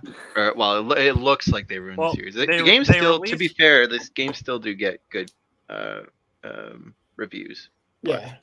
Well, I hilariously, I just generally the way things go, it seems that the live action series is going to be even more woke than the games. Like they're going to take it further beyond. Probably. What are you going to say, Funam? The first one, of the PS4 era came out on Steam, so I was thinking of getting it on sale at some point. I mean, I'm sure the actual gameplay is pretty fun, and the second one sounds like they've expanded the areas and I guess gods you can kill and all that stuff. So that sounds like objectively would probably be an improvement. But yeah. So it's going to be funny. Do you think they're going to save the Hindu gods for last? Because there's like thousands of them. Because once you've killed all the other gods, like it just, I don't know, you know. There's only so many Roman and Greek gods. Killing yourself. Anyway, so any other thoughts? Oh, here's a thought. Luigi Med 64 says Netflix is against horny men, but Netflix loves live action horny kids. Mignonnes is still a hypocritical movie. Okay, I don't know what that is. But cuties exists. All right. Now, previously we talked about Henry Cavill leaving The Witcher, and the smear pieces have started to come out. So they said that he was removed because female Netflix staff found his pushes for source material accuracy to be disrespectful and toxic. They call him a gamer, addicted to video games, and he uses gamer language. That just sounds like I want him to more be in all these things. Yeah. They're not doing a good job convincing me he's a bad guy. So anyway, so there was that, right? This is just a quick follow-up on the fact that he's leaving, right? So then he's also getting removed as Superman simultaneously. So a petition has been launched to keep Henry Cavill and instead get rid of James Gunn. Don't make Netflix's mistake, they say, right? So apparently James Gunn is going to take the DCEU in a new direction where they're kids. No, he's going back to like Smallville roots with younger Superman, which is why they're getting, that's the excuse they've come up with to get rid of Henry Cavill. But who fucking cares? Because Superman is trash. And Amazon is reportedly seeking to develop a live-action Warhammer 40K series starring Henry Cavill. So I didn't know this about Henry Cavill because, honestly, I don't really give a shit about the guy other than thinking he was really good with the sword in The Witcher. I didn't really know anything about him. He's into all this nerdy stuff. Yeah, like so apparently 40K. he's a huge fucking nerd, right? So somebody, they have this thing here. Hey, Henry, fuck it, let's make a Warhammer movie / limited series. Kind regards, Rahul. So Rahul's the one who says we should do this, right? So I don't know. This is going to be very fucking weird if they actually look like this, because this is just going to look weird in motion. It looks cool in the figures, but it's going to look weird in motion, right? I think that looks a bit thicker than what I remember of their proportions. They better have God Emperor Trump in this movie. Yes, dude. I doubt they will. But if you see the cutscenes of some of the games, though, like you can see like how viable it is. But yeah, whatever. So and apparently he on his Instagram shared this video. Apparently, he went to like Warhammer Studios and talked about the tabletop game and stuff. So anyway, that's a thing. All right. So he's been announced for that. And then Henry Cavill himself announced plans to develop a Warhammer cinematic universe across films and TV in partnership with Amazon. So Amazon is a weird beast because they have simultaneously put out some of the wokest garbage, Lord of the Rings, and some of the most based shit I've ever seen. What was that? The Terminal List? So I don't know. Could go either way. All I'm saying is, if you wanted to throw $1 billion at Lord of the Rings and like, what was it, $1 trillion? It was $1 trillion, wasn't it? What was it? It wasn't a trillion. It wasn't $1 trillion, right? It was $1 billion, right? I feel like it might have been $1 billion, $2 billion. 1,000 billion? No. What? No, but what was it? It was $1 billion, right? At least. Anyway, yeah, it was at least. The point is, if you're gonna throw $1 billion away, put it. You might as well throw Henry your Cavill. next $1 billion at a franchise with a rich, deep lore, and you got somebody involved who actually gives a shit about it, right? I think they could make back the goodwill and earnings that they lost with Rings of Power if they were to pivot right now. And like I said, they have put out some woke garbage, but they've also put out a lot of really good stuff, right? So time will tell. We'll see. I have a feeling they're not going to stick the landing, but it'll be interesting to see how this goes. So Private chat.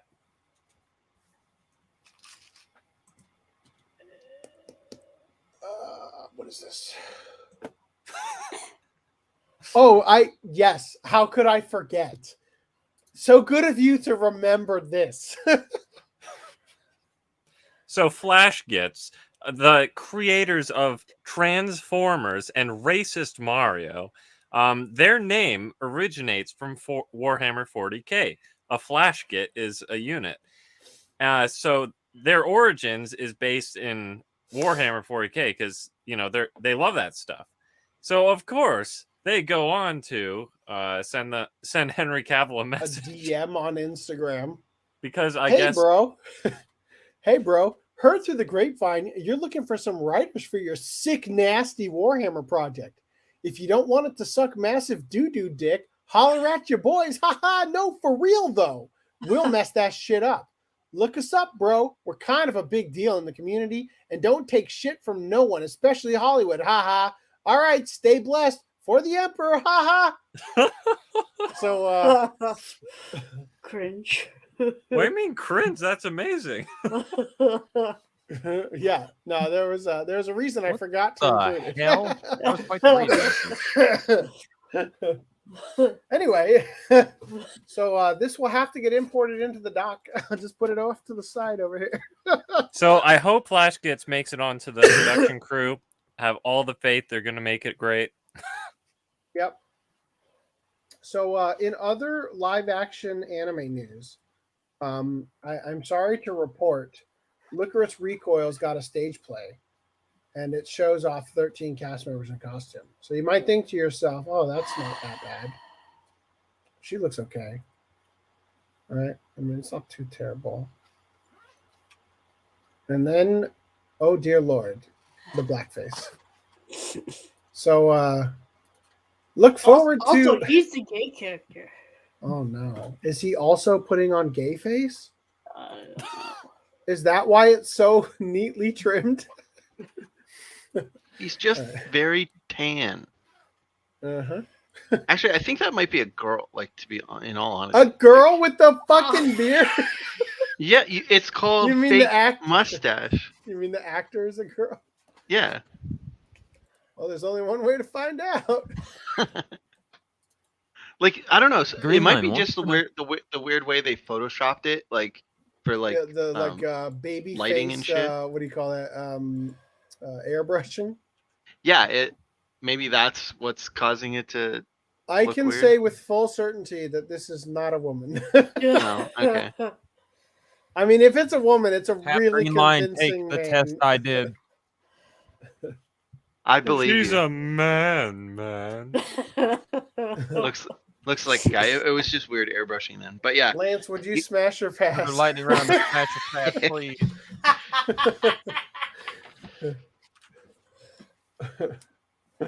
Anyway, all right.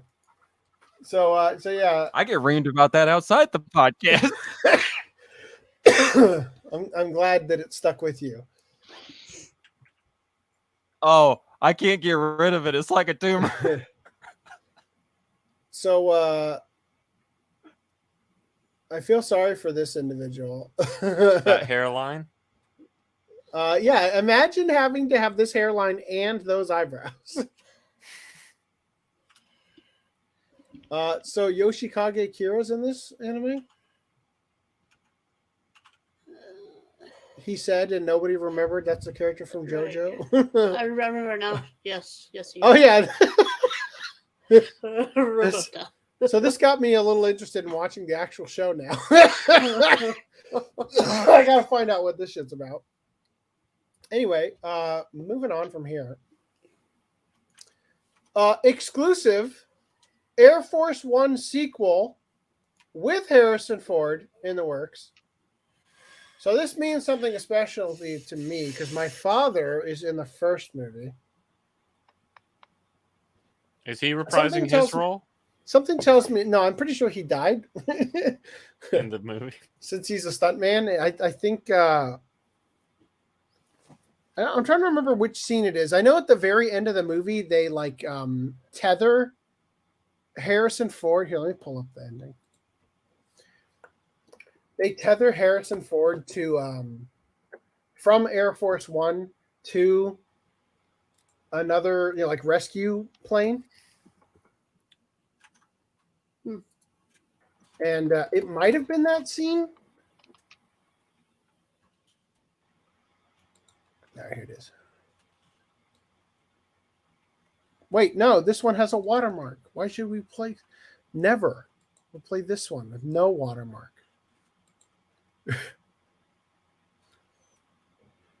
All right, here we go.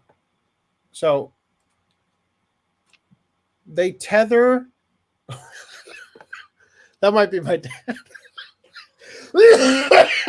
Anyway, I think there's more sequences. Oh, this is right after. He belongs in a museum. Yeah.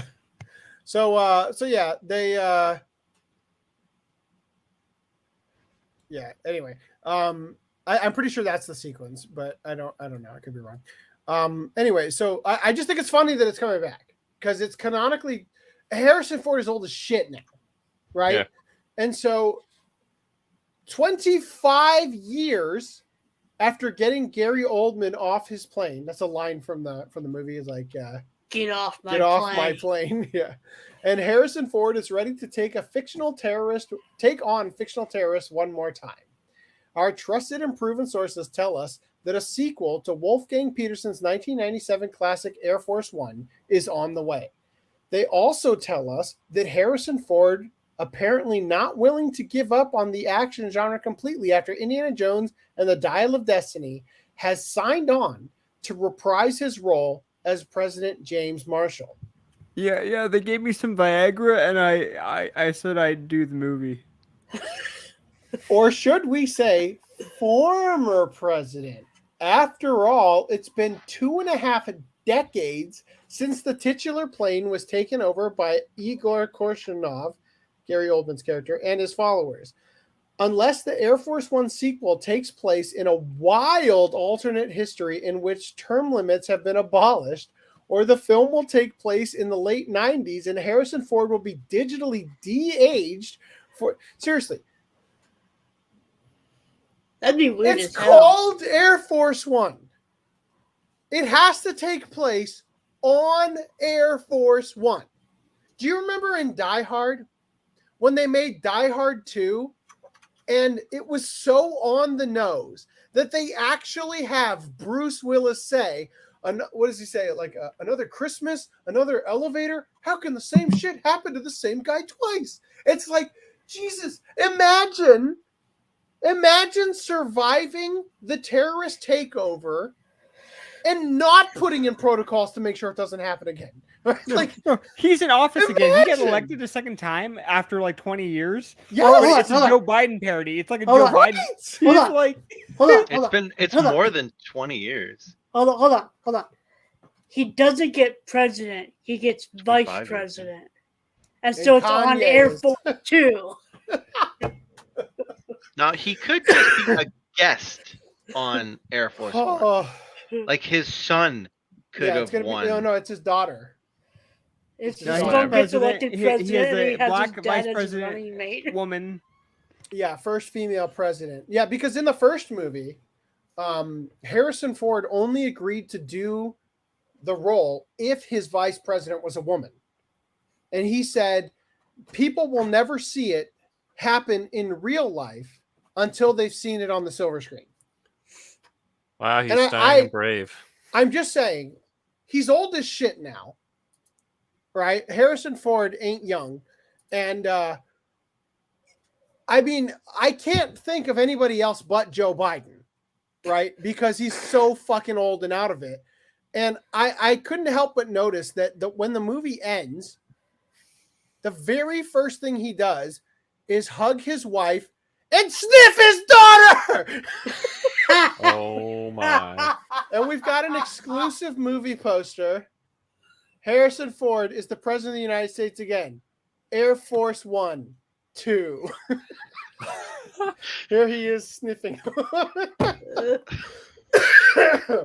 I think the taglines need to be, "This plane is a gun-free zone," or "Terrorists have his son's laptop," or, you know, I feel like he's got the aviators and everything. It's fucking Joe Biden. Now I'm getting a phone call. Yes. Mute him. I'm just glad we're all on the same page with this. I spent a good 2 hours, I think, making that poster. So I hope you all appreciate it. Yeah. And Thank you, Random 11, for your sacrifice. I watched him edit it for about half an hour trying to get the colors on the neck right. Yeah, he for those who don't know, the AC asked for my source files because he didn't like it enough, so he did edit it.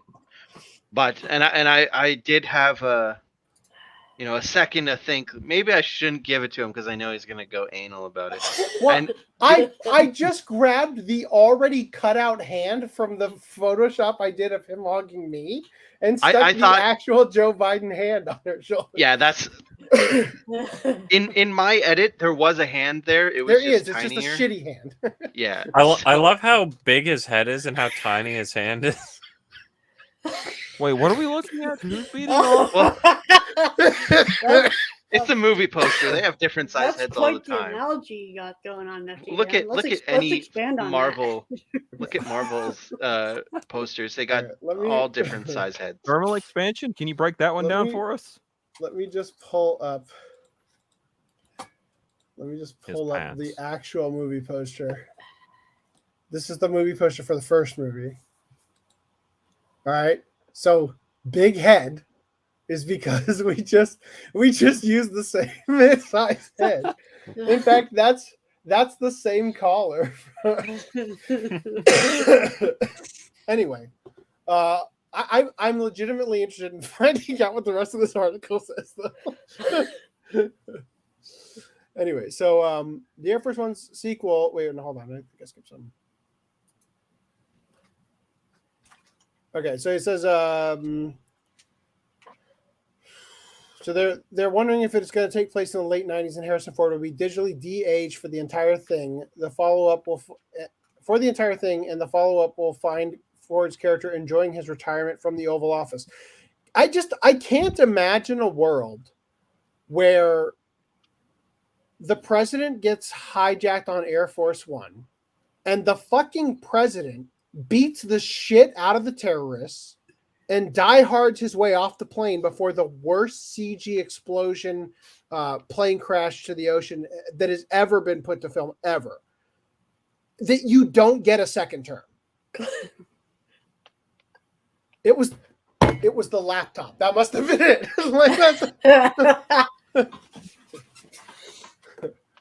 Anyway, so that does bring up the interesting question of what the premise will be for the Air Force One sequel. You would think, considering Marshall's presumptive retirement, that the follow-up will not be set on the eponymous plane from the first movie.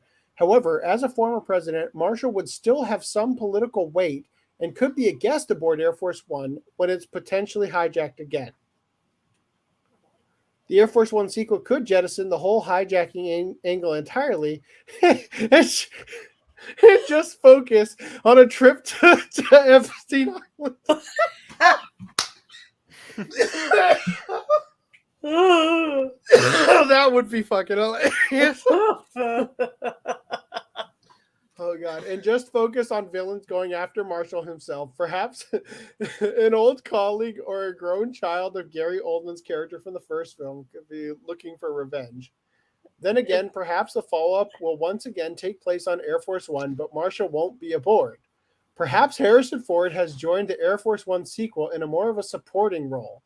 Maybe it will be a different president whose plane whose plane it is that gets hijacked, and Marshall is called in as an advisor because of his obvious experience. You gotta punch that Russian in the face.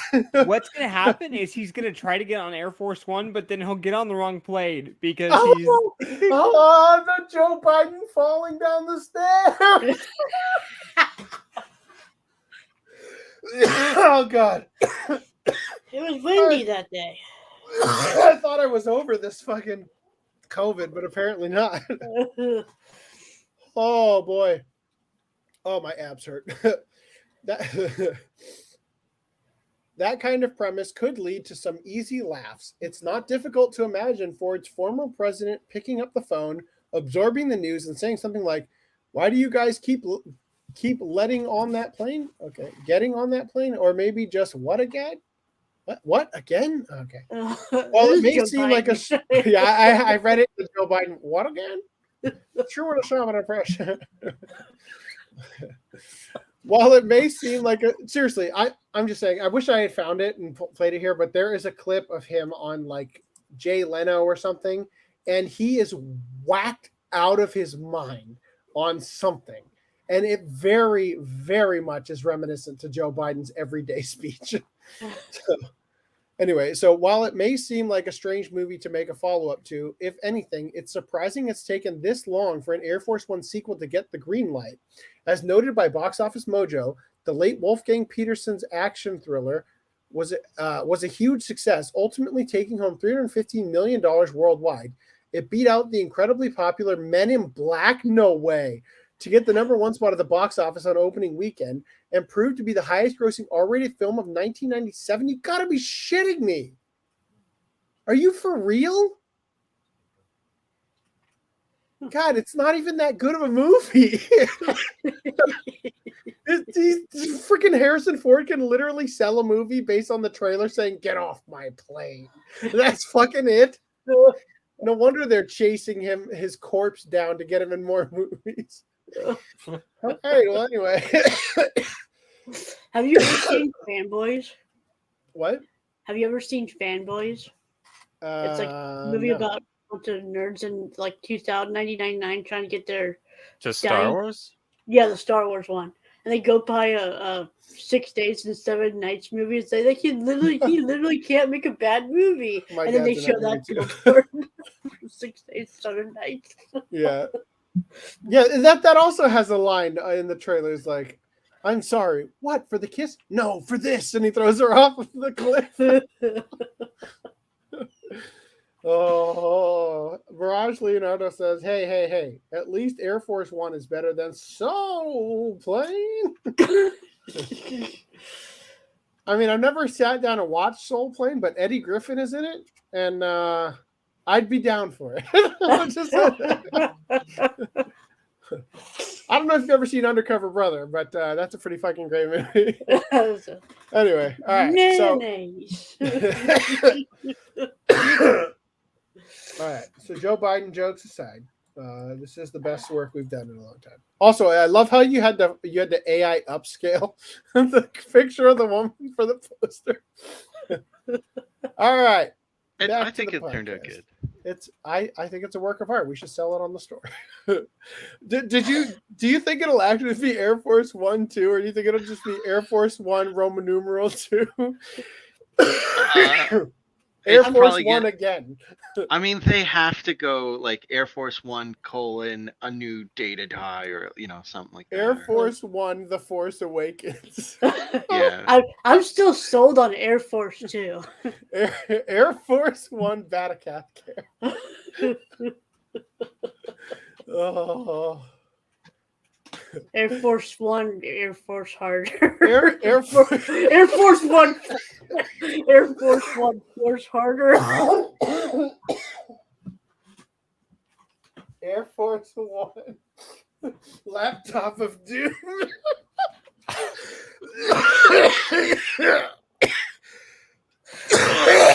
Fuck.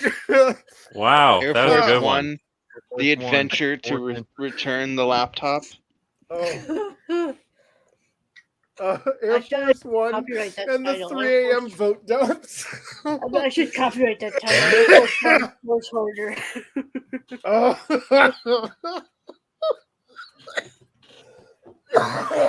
Okay. All right. I can't wait for this movie to come out. Track his IP address, boys. Track his IP address. We can't. He lives in Canada. All right. In other news.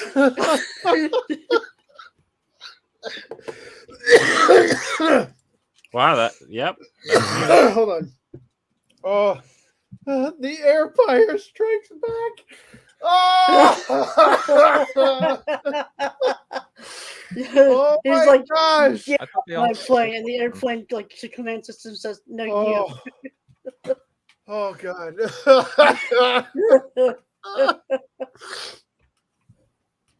Oh, it will be Air Force Roman numeral 1, just like they did with Modern Warfare. Air Force Data benders. And World War 1.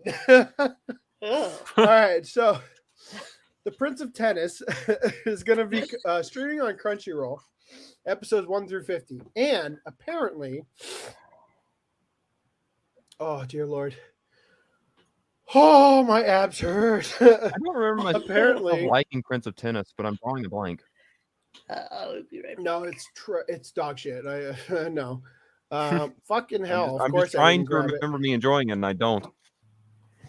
Oh, this seems interesting. I'm going to open this one for a later podcast potential topic. That seems interesting. Okay. Oh my god, I'm gonna throw up. Where the fuck is so they're redubbing it. They're redubbing it. We'll put a mosaic over it. Oh shit. They previously started resuming the dub past where Viz did it. Yeah, with the at new some point cast. when it was still Funimation. So basically, yeah, they've gone back and for continuity, they're doing this, I guess. So I hope we get a Blu-ray sometime soon. Yeah, and hopefully it has both it's a dubs. new dub, but the same show that was on Toonami. So yeah, they've redubbed it with the new dub cast. I'm not going to hold my hopes that Crunchyroll is going to release it with both dubs, but I do have the DVDs, so whatever. Yep. So do I, and they're dog shit.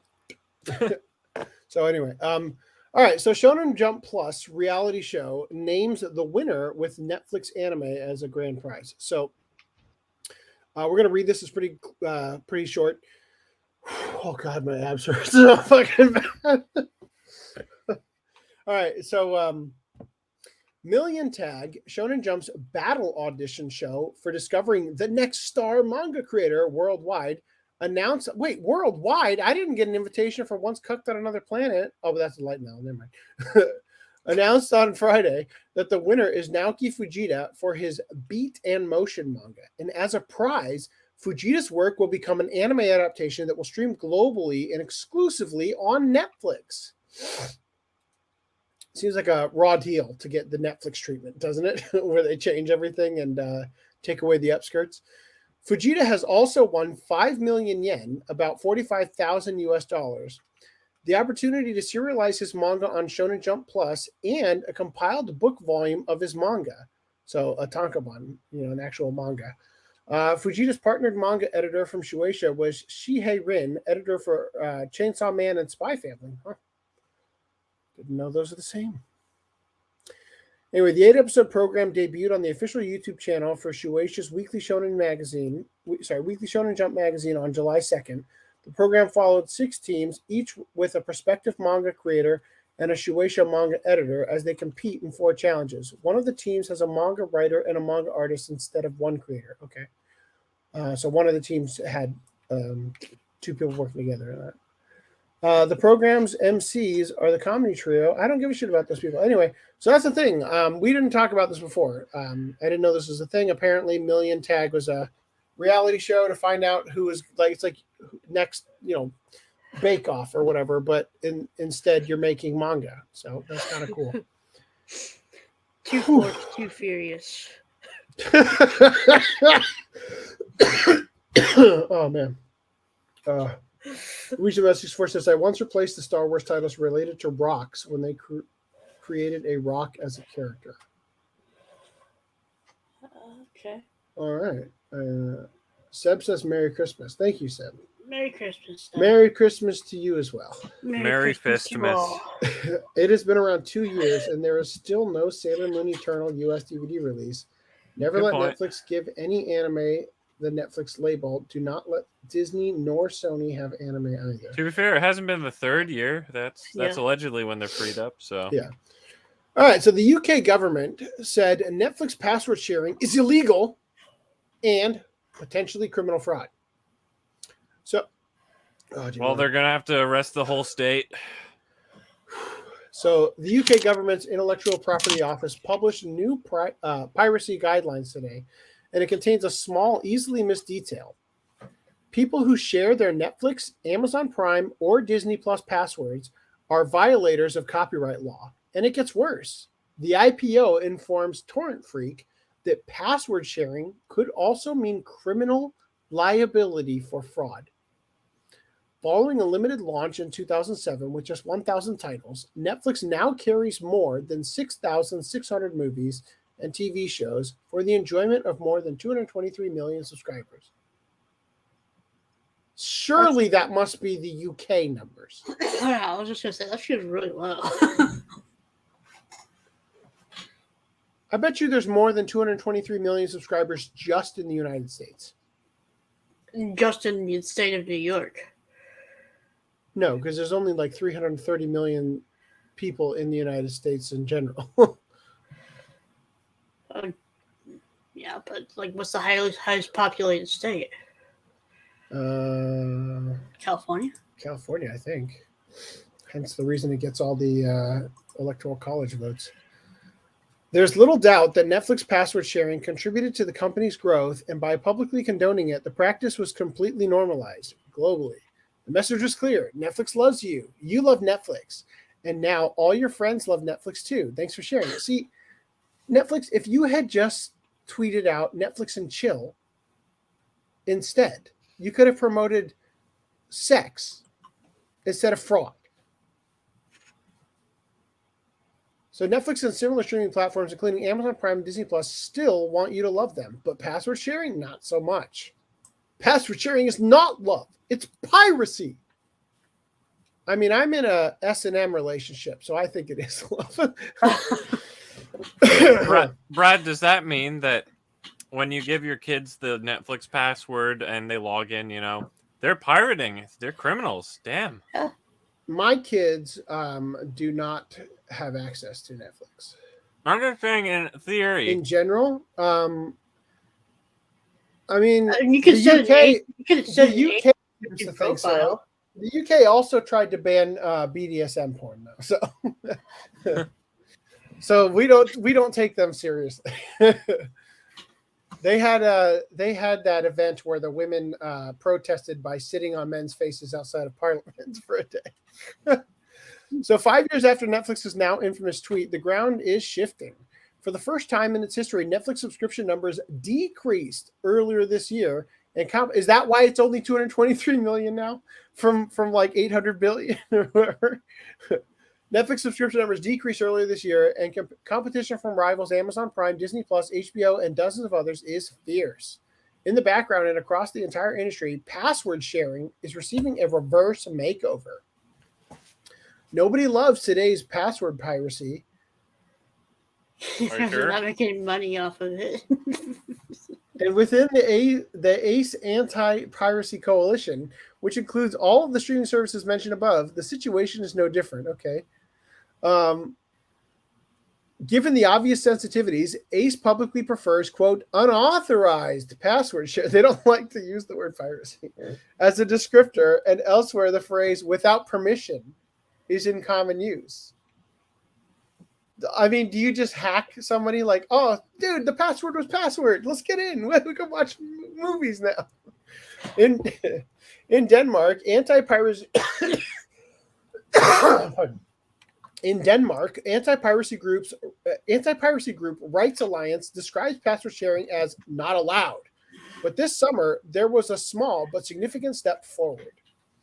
The extent of password sharing among Danes is therefore alarmingly high and eventually on a par with other forms of illegal consumption of content, the group said. I would like to remind you that if you record a football game without the express written permission of the NFL, that's piracy. So they can call it whatever they want, but can they stop you? That's the question. And if you ask me, I don't think they can. I think. Well, I find it just funny that it's being reported on Torrent Freak, and it's like, oh, we're so worried about the Netflix password thing, not the distribution. The classical piracy. And the literal piracy. I'm just gonna say, you think to yourself, well, I can hand my neighbor my DVD. Can't get me for that. Trust me, if they could, they would. Oh yeah, it'll be Xbox One launch all over again. There was an old thing that was going around. I don't remember where it was from, but it basically said that it might have been during the Sony week, I think. That came out and said Sony was planning on or it might have been a patent, I can't remember, but Sony was planning on trying to make it so that you would pay every time you moved your audio. So you bought a CD, because remember they're in the music business. You buy a CD and you burn that to your computer, pay again. You want to move that now to your iPad or your iPod at the time, pay again, right? Oh, it's That'd on so now. You got to It's on a flash drive. Pay again. Yeah. You want to put it on a flash drive, whatever. Pay literally. They wanted to make you pay every time you copied or moved the file, essentially. Oh. We got a chat from Seb. Wow, I don't know how much. 66. I don't know if that's 60 cents or $60. I'm glad we finally covered a topic that got you interested to send us some sex. Yep. Next time, give us some rapes. Yeah. Well, we at least have 60 of it to throw around. I'll have to give some to Evanito. Oh no! I don't know if you guys saw his amazing tweet today. I'll just. Oh, it's a new thing. It's not the ongoing. It's not desperation. It's not the ongoing desperation. Yeah, let me. 1 sec is less than a penny. Okay, No. so it's basically yen. It's about $5. You need to send some of that Evanito's way. I think that's more like 60 cents. Or no, I guess it's No. $5. $5.75. You're right. When I saw this tweet, I just had to ask myself, is this an alpha move or a sigma beta move? Anyway. All right. So I was going to read, is this the last podcast before Christmas? Yes. Merry Christmas, the Cool 2T. Merry Christmas to all and to all good nut. A good nut? Good nut. Yeah. Oh crap! Is it? No. When was our last podcast again? 8 days ago. Ah, damn it! Was Did it we 12? say a happy Destroy Dick December to everyone? I did. Remember? Okay. Wait, no. Actually, I think I failed horribly and called you guys losers at the beginning of the podcast. Okay, so for everyone who missed the memo, happy Destroy Dick December. I hope you guys nutted 21 times today. Tomorrow's 22. So, rip. Rookie numbers. Merry Christmas. All right, Luigi Moses first. It is a good thing anime companies never go after fans for view sharing their DVD copies with their friends. They wish they could. And by they, I mean Sony. Don't I own the copyright to my password? Censorship is proven to cause piracy to be on the rise. Self-publishing copies is cheap. I think it's good that there's a number of people don't understand what the copyright law is because it's so complicated and just because they're idiots. Ouch. Both separately cases. Both separately cases. There are idiots and then there's people that just don't realize. But people are on Discord fucking going in video calls and just watching movies together, in a community Discord where there's 100 people in the call. Mm-hmm. Oh, let's all just why can't we do this? I'd watch it. Well, no, unfortunately, it's different. It's significantly different. You cannot just do that. Yeah. That's going against copyright law. But in the sense of like fairness or whatever, a normal person might say, well, I mean, this seems fair, so I'm going to do it, you know. And the fact that because we live in a world where, you know, humans are still the police, and we don't have Big Brother looking over our shoulder at every point in time, we can get away with this kind of like, it's a fairness thing. Let's just do it. Who the fuck cares, right? Whereas if we're going strictly by the definition of the law, no, that's illegal, and you need to not do that. Otherwise, Well, I'd like to point out that after all this time, they still have not adequately punished us for Kazaa and LimeWire. like you're fucking done, government. Like, well, I mean, that's the same thing, right? It's like this gray zone. Backdrop. Well, Greenland, you've also got not Greenland. I'm sorry, Brandon. You've also got to understand, man. It's like laws only come to place depending on whether or not it affects someone high enough in power. Like if they want to manipulate the streaming and all the industry and everything because it gives, you know, a bigger corporation or someone, because it would give them more and more authority and strength. Like the laws that they don't ever pay attention to are the ones that don't affect them in the moment. Well, it's like this though. When it comes to piracy, they don't go after the guy who downloaded a movie. They go after the guy who got the movie and uploaded it, right? Sometimes. And especially if that guy has uploaded like hundreds of movies and cost them, you know, trillions of dollars or whatever, you know, that's who they're going to go after, right? Now with this, it's like, I mean, you got to be like, first of all, even if you share your fucking password to Netflix, you can only have it maximum like 2 people, maybe 3 people watching at the same time. It's 4. If on Yeah, the if like you're paying for the 4 different biggest, streaming sessions. the most expensive. Yeah, if you're paying for it, Yeah, too. if you're paying, yes. If you're paying for the highest possible thing you could be doing is getting 4 people to watch at the same different time. shit at the same time in different places. No, I think Netflix does it amazingly, which is annoying that they've now changed their minds on this.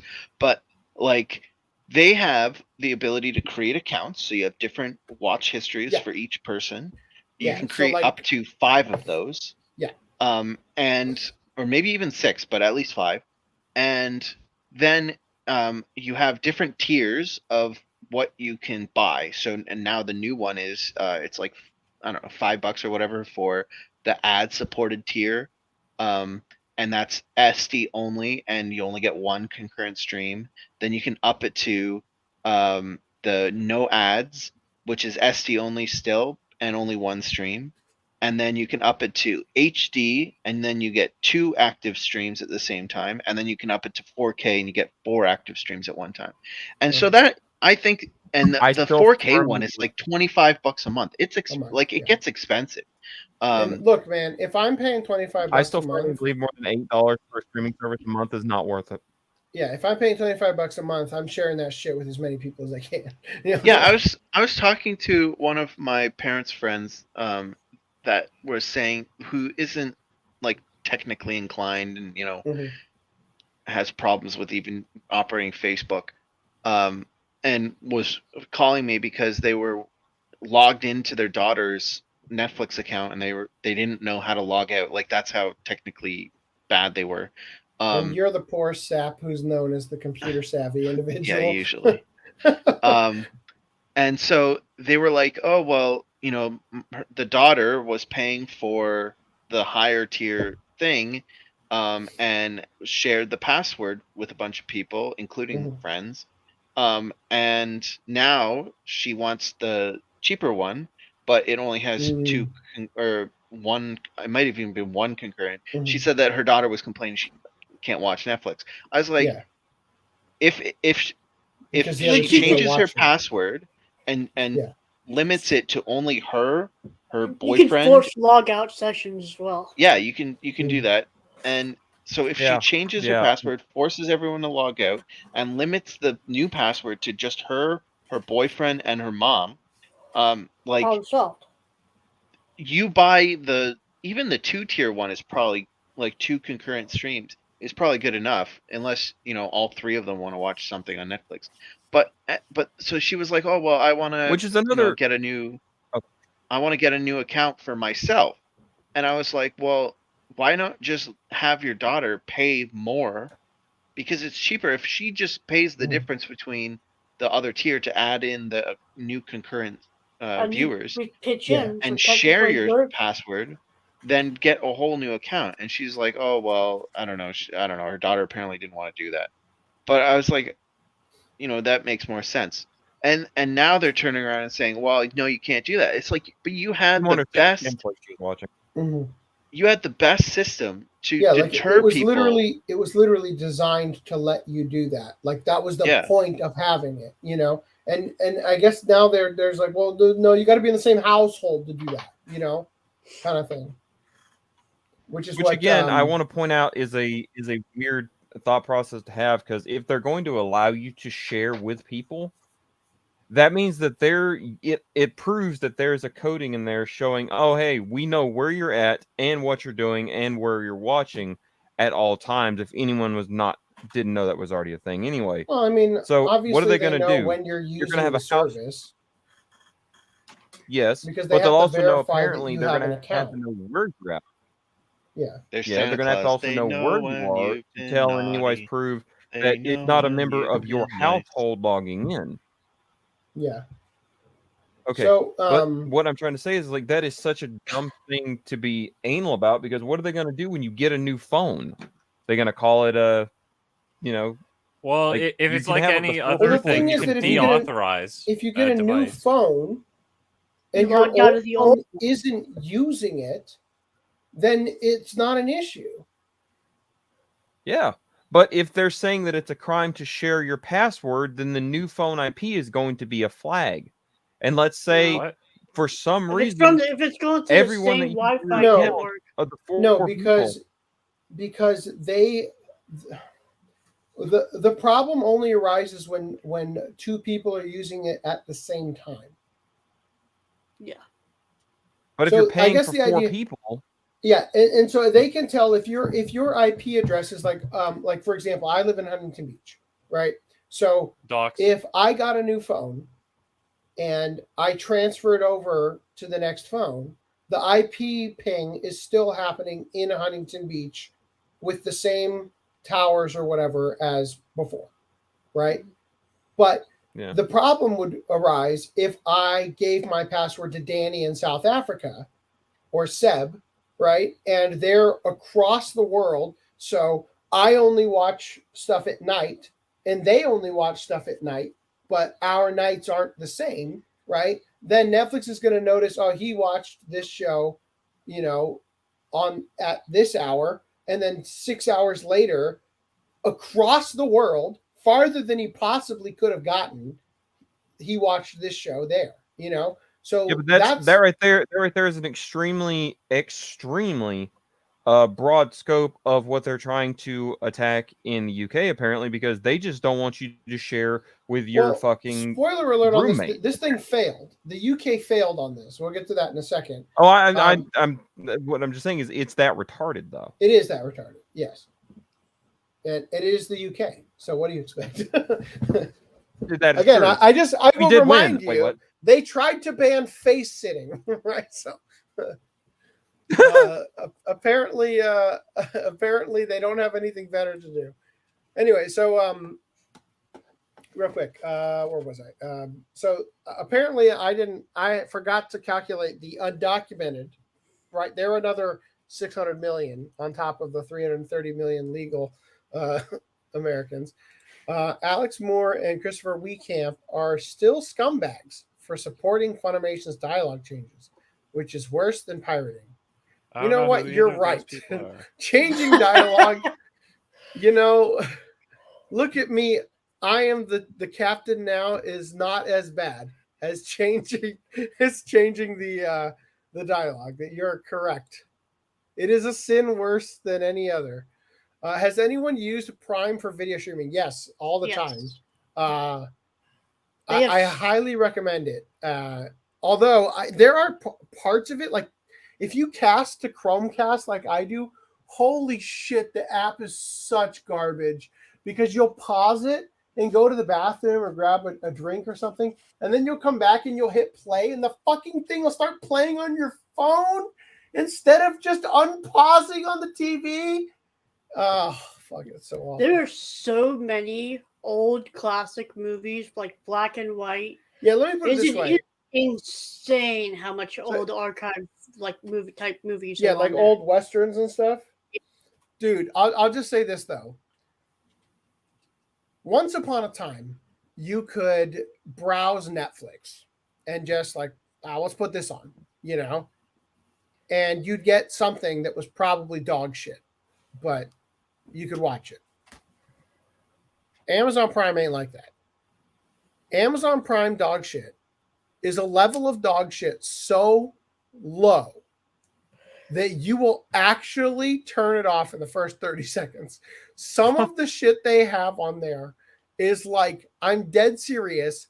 A guy had a camcorder and friends who agreed to have sex on camera and filmed it in a cornfield and titled the movie Sharks of the Corn. And there aren't any real sharks in the cornfield. And that movie was so fucking awful. And it's one of those things where it's like, none of these people are real actors, right? They're literally just this guy knows, right? And it's like, you know how they do that thing when you're not a real actor where you're sort of ad-libbing? And it's like, holy fuck, this conversation is going on for a long time. You know, like, and why is this selling us on Amazon no, Prime? Like, you see a Netflix? Real movie and they like anything that's not necessary to further the plot is literally cut from the film, right? Amazon Prime has some horrible dog shit on it. Amongst that dog shit is some of the greatest diamonds you'll ever see, though. I'm guessing you thoroughly enjoyed your movie. Look, the reason this is important is because you will take our word for it and go watch Amazon Prime, and you will accidentally stumble into some dog shit. And I'm just telling you, there's dog shit. Your way through that dog shit, and watch Big Ass Spider because that movie is fucking hilarious. Anyway. Never give your kids credit card access. Problem solved. Parents should know better. Okay. I don't think people typically have that problem. It's a pretty simple concept. Sometimes what if you I gotta remember keep a football game is that if you don't have the express written permission of the NFL to remember something you saw in football, yes, it is piracy. Lars Ulrich's point is to be sure that artists have rights to what they made. The money thing is just a stupid claim to slander him. Okay. He's probably talking about Napster. Yeah, I don't know what that's about. The IRS also wants to tax when you move money from one pocket to the other. Referring to moving the music. How many DVD/Blu-rays could you buy for $25? Well, at the prices that they go for, maybe less. Maybe than one. Maybe one. Is it a Sentai sale every single month? You would get kicked off Twitter for sharing your real-time location. Fuck. I wish we were covering that tonight because I have some funny shit to show you guys from Twitter. UK has high rates of incest. I don't know if that's related to their laws. Do they really? It is related to their teeth, though. It's related to their royal family, right? Is that what you're getting at here? Okay. Hold up. Keeping it all in the family. Hold up. While we're on that UK thing, I just want to bring up, I'm pretty sure. Okay, so English was really lay it on thick. I bet Seb will drop some more sex for us. Oh, good. Yeah, give us sex, Seb. But so you'll notice that we don't pronounce things with a British accent. It's almost like the English language was made without the accent, right? Yeah. So I'm pretty sure this is probably what happened. Everyone saw how the royals had this pretentious British accent, so everyone tried to copy it. Yeah. Everyone tried to copy it as peasants, so everyone was like, "Oh, hello." Yeah. Have you ever seen the episode of It's Always Sunny in Philadelphia where they do the American Revolution? I think I did. And Dennis and Mac are like foppish aristocrats with like the big powdered wigs, and they're talking with that like highborn stuff because they think the British are gonna wipe the plate with them or whatever. They're gonna win. So they're trying to pretend to be like on the side of the British. Anyway, that's what you made me think of. Go ahead. Yeah, so that's my theory, is that they all just did that. So are you telling me they all copied the incest part as well? Yeah. Hold on, I need to get my still for when I start using this as your podcast clip. My Christmas clip. Yeah. Avatar. But yeah, so they copied the incest too? That's what you're telling me? Yeah, apparently. We now, need to be like the royal family. Does the UK have high rates of incest, or is the Pornhub search just for stepsister or something? We're going to have to get a real answer on this. The cool TT, we are better off away from social media sites. Well, yeah. Such wankers. I just added my TV as a device from my brother's account. Oh. Well, Seb, I'm sorry, but the Danish are going to be coming to your door. The tax man's coming. I may get $3 anime DVDs. There you go. That's how you stretch that $25. The UK accent was wholesale manufactured as a reaction to Americans becoming wealthy. I like this theory. Like the Americans got wealthy, so the British just got more jank. Yeah. The Danish will come for your Danish. All right, let's get back to this. Anyway, I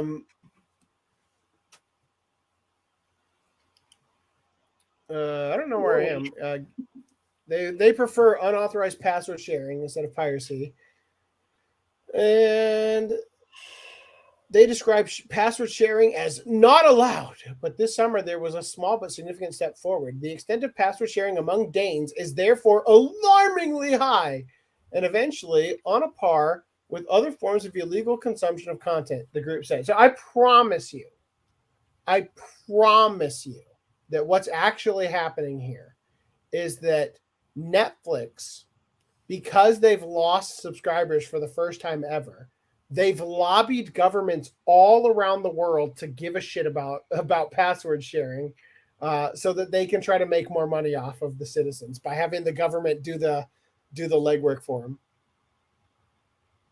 Didn't one part in the article say that the UK government was working with Meta on this? Yeah, it's coming up right here. So UK government declares password sharing illegal. Since our password for the podcast. Since password sharing is almost always a violation of streaming services terms of service, observers have tended to paint it as such. The general tone is that password sharing is not illegal per se, but Netflix and company aren't particularly fond of it anymore. In a low-key announcement today, the UK government's Intellectual Property Office announced a new campaign in partnership with Meta, aiming to help people avoid piracy and counterfeit goods online. Honestly, I don't know a single person who actually likes Facebook anymore. Like, for a while, old people used it to share cat videos and stuff. But now it's like literally it exists exclusively to be fed ads and TikToks that were downloaded and re-uploaded to Instagram Reels, right? That's the entire purpose of Facebook these days. It just seems like, what would it take? Maybe now that Elon Musk owns Twitter, we could organize, because it would be within their new terms of service, that everybody, rather than leave Twitter for Mastodon, we should just leave Facebook. We should start a mass movement, hashtag dump Facebook, hashtag take a dump on Mark Zuckerberg. So anyway, so they have a partnership with Meta aiming to help people avoid piracy and counterfeit goods online. Are you being scammed with a pirated password to your friend's Netflix account? Come on. Other than in the headline, there is zero mention of Meta in the accompanying advice. and almost no advice that hasn't been issued before. But then this appears. Piracy is a major issue for the entertainment and creative industries. Not for me. Pasting internet images into your social media. Oh, goddamn. They can't charge me for that. Password sharing on streaming services and accessing the latest films, TV series, or live sports events through Cody boxes, curse you, Fire Sticks, or apps without paying a subscription all break copyright law. Not only are you breaking the law, but stopping someone earning a living from their hard work. Honestly, I want to pirate even more now. Like, so Torn Freak immediately contacted the Intellectual Property Office for clarification. Wait, is what we're doing illegal?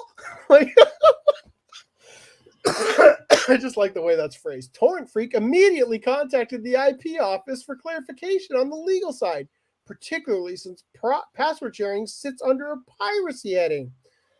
The IP office's response was uncompromising, to put it mildly. Password sharing is illegal and potentially criminal. Fraud has been the key charge in several big UK piracy cases over the last few years, despite the key offenses having a direct link to copyright law. Fraud is a criminal offense in the UK, and a conviction could easily prevent or even end a career. On a being reasonable basis, we ruled fraud out. According to the IPO, nothing can be ruled out. Oh, no! That was well written. The quote, there are a range of provisions in criminal and civil law which may be applicable to the case of password sharing where the intent is to allow a user to access copyright-protected works without payment. More sex! Oh, no sex for putting them. That's all the sex I get from Seb. I'll guess have to be grateful for the Christmas sex he's just They may take our lives, but they will never take our danuses.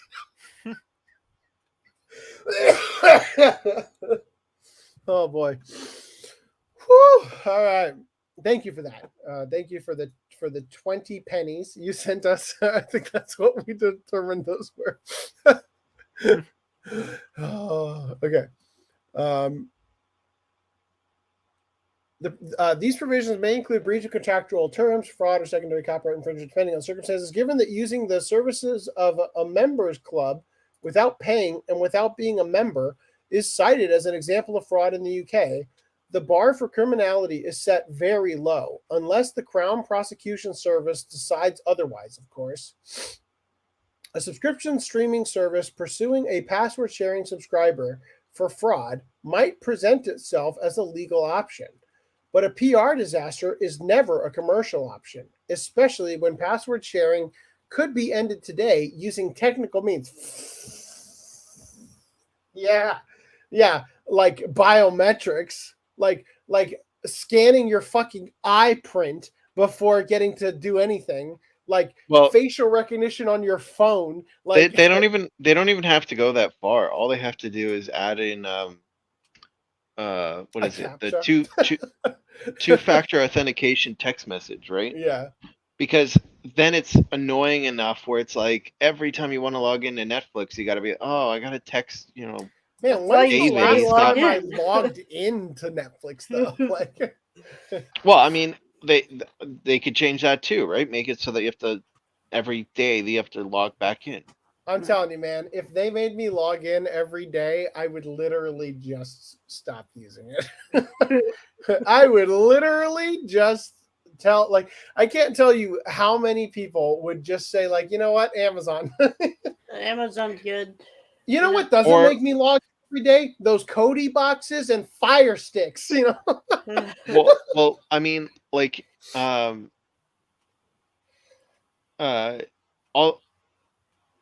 with Netflix in particular, right? They can look at your IP and just say, like, oh, is this a different IP trying to access the location than watched something on it yesterday? Okay, well, let me ask this person to relog in. right? So if you're Yeah. staying on the same IP the whole time, they'll never ask you to re-log in. But if you now change, then they'll be like, oh, okay, actually, well, we'll just ask this guy to relog back in quick, and then he'll have to, if his phone number is not the one on the file, then he'll have to, message the person, and then, make it still annoying to deal with for anyone that isn't the actual account holder. And Amazon does do that. Yeah, I can't And wait. the reason till I they, know is because I share an Amazon account. 'Cause I'm not paying for Prime. Oh no! Fuck Prime. Oh, that's what you mean. I thought you meant you share one for buying stuff. I mean, Well, that it is too. the same account. Yeah. That's exactly what that is. That's our little secret. What? What? Both of you are gonna go to jail? Oh no! Well, thanks for the confession. Like he's sharing the buying account, so he's buying stuff on their credit card. That's our secret. Well, he's sharing the buy account. Oh my god! That might All save right. him. Anyway, a I mean, subscription the streaming Prime service account's got the same password as the buy account, so. says a subscription streaming service pursuing a password sharing subscriber for fraud might present itself as a legal option, but a PR disaster is never a commercial option, especially when password sharing could be ended today using technical means. So what else is on the table? Other legal options. The other options mentioned by the Intellectual Property Office are directly linked to contract law and licensing, both of which govern subscriber behavior. So-called terms of service are part of the agreement when people subscribe to a streaming service like Netflix.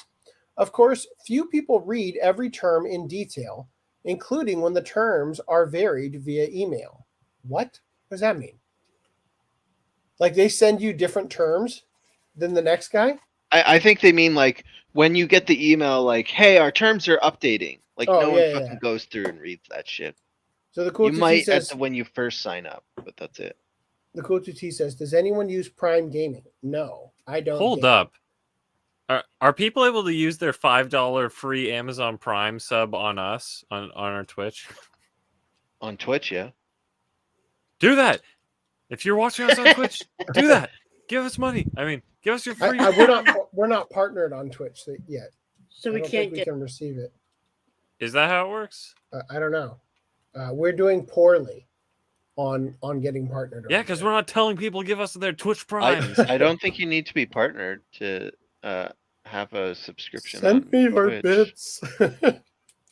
You can't afford. Doesn't it sound like you're $0? asking people to send nudes when you say, "Oh God, send me your bits"? That's what they have over there, right? Bits. Yeah. Okay. I don't use. But like the subscriptions are separate from bits, but yeah, they also have bits instead of super chats or whatever. All right, chat, give us your bits. You heard it. That's why we're doing so poorly on Twitch. Oh, We're not Prime setting Gaming things gives for you a ourselves. game/games every month, so it's like Audible, but for gaming. So it's like the Epic Store, except you have to pay into it. Yeah. Wow. Essentially. I don't steal the games from the account holder. I let the account holder take the games. I'm nice. No, I don't. I'm technologically savvy enough to pirate them. Oh boy! You pirate it the proper way. I let the old man who I helped with his Netflix account have the games. All right. So anyway, they said here that yeah, whatever. Section 4, Netflix service 4.1. You must be at least 18 years of age to become a member of the Netflix service. Minors may only use the service under the supervision of an adult. That's the kids tab. But they can't share the Kids password. shit is. That's why AC doesn't let his kids watch. He's following the terms of service. Yeah. I am the only one here who's not breaking the law, except for the fact that I'm using my in-laws account. So section 4.2, the Netflix service and any content accessed through the service are for your personal and non-commercial use only and may not be shared with individuals beyond your household. Oh no. During your Netflix membership, we grant you a limited, non-exclusive, non-transferable right to access the Netflix service and Netflix content, except for the foregoing, no right, title, or interest shall be transferred to you. You agree not to use the service for public performances. So that's the thing about Discord. Yeah, showing a little Discord watch party. That's the part where you agreed to not do that. Mm.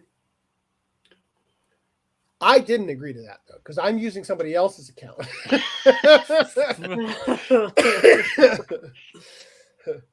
Anyway, so you may access the Netflix content primarily within the country in which you have established your account or your VPN lets you go to. No. And only in geographic locations where we offer your subscription plan and have licensed such content. I like the idea that they like, well, fuck, this is a disaster. We just can't get anybody to abide by our rules. So we have to go after the people who read the ads for NordVPN, and they expressly tell everyone that they can get the content that's region locked. For anyone that wants it, just FYI, Proton, the people behind Proton Mail, they offer a free VPN for people. That doesn't, I believe, it doesn't do that like weird like sharing IP address thing. It's like really? a proper VPN. From my understanding. You know, Brave has one built in too. Well, there you go. The Brave browser. You can also access Tor and get on the dark web with Brave. Well, you said it, not me. So What's that? you're liable. What's that meme of the kid like on the internet with the sunglasses, like looking all cool? Because that's what I feel like when I said that. You have to look cool though. Yeah, only cool kids are on the dark web, spending drug money on what's that boxes Reddit? of crap. What? What's the Reddit? The GameStop Reddit. Wall Street Bets? Yeah, the Wall Street Bets kid. Is that what you're talking about? With the Basically. glasses? It's basically the kid with the spiked up hair who like looks at the camera and puts a thumbs up. Okay. Yeah. Yeah. But like imagine him, but with like a leather jacket and a power glove and you know, like a big hoe on shades. each arm. Anyway. You may access the Netflix content primarily within the country in which you have established your account and only in geographical locations where we offer your subscription plan and have licensed such content. The content that may be available will vary by geographic location and will change from time to time. Not all content may be available in the ad-supported subscription plan. The number of devices on which you may simultaneously watch depends on your chosen subscription plan and is specified on the account page. So in case you're wondering, go to your account holder's account page, and that's where you can read about how much you're breaking their rules. It's of some interest that sharing a password can be described as unauthorized or not allowed by anti-piracy groups and rights holders, yet be considered a serious criminal offense under existing law. Either way, the Intellectual Property Office didn't label password sharing illegal and a potential crime for no reason. Overall, deterrence seems to be the goal here, criminalizing tens of thousands of people in a self-inflicted headache the UK doesn't need and in practical terms couldn't begin to cope with. If streaming services really wanted to stop password sharing, they already have the means to do so. Whether they have the will is another matter. Literally, it's going to be whoever the first one is that does it, they're going to lose all the customers, and then the other platforms are going to be like, sorry, Netflix, we just crippled our subscriber base. You know, like, you know, I know that we signed a blood pact to screw over the customers, but you know, it's just so much money. Money is money, you know? man. All the Swedish sex we got, you know. Yeah, I do believe Brave has it has a VPN at least on the mobile app. I know that for sure. I haven't really used it on the desktop browser because I have a VPN that came with Bitdefender, which is my antivirus. Which, by the way, is also the thing that royally fucked up Brave because it installed its own little Chrome extension on Brave. And that turned out to be what was lagging my computer and causing the tabs to jump around. Anyway. News, breaking news. When you hit the VPN in Brave, it says monthly subscription, $12.99 monthly. So there you go. Well, that's unfortunate. Oh, what the fuck? The Proton one is free, although you can pay for higher speed. eCastro says, I think it could do Tor, but somehow not that it had built-in VPN. Okay. Yeah, so it does have built-in VPN, but you have to pay for it, apparently. Ho, ho, ho. All right, welcome back. Yeah, half folks would lose. Definitely. Yeah, definitely. All right, so anyway, where are we? Overall deterrence, hold on.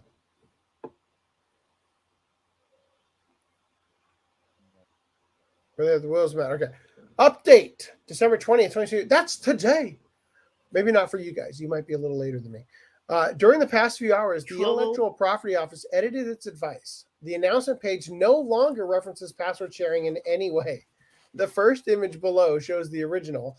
The second shows the edited version. A reference link to an archive record of the original publication is included. Yeah, so Random 11, I don't want to read either of these. Just tell me what the basic change was. The change is just that they took the line out where it says that password sharing is bad.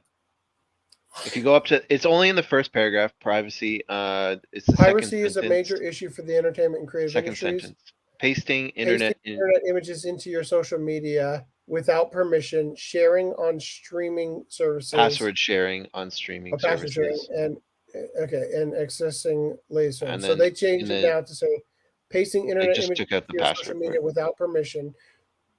Fuck you. Come get me, bitch. Or accessing the latest films. It's a good thing that now, even though you weren't one of the ones doing this because you made your own, it's a good thing now that we have AI art to make everything copyright free. Just run it through the old filter there and then post it. Ha-ha! Gotcha. Anyway. So anyway, let's any more thoughts here about this? It's so the overall ending to this is, yeah, they backed down. But I think the point is, look how hard they want to fuck you in the ass. Yeah, they want it. Specifically because they called them up and they were like, what's this? And the response wasn't, oh, it's a mistake. It was, password sharing is illegal. You know, that was the response.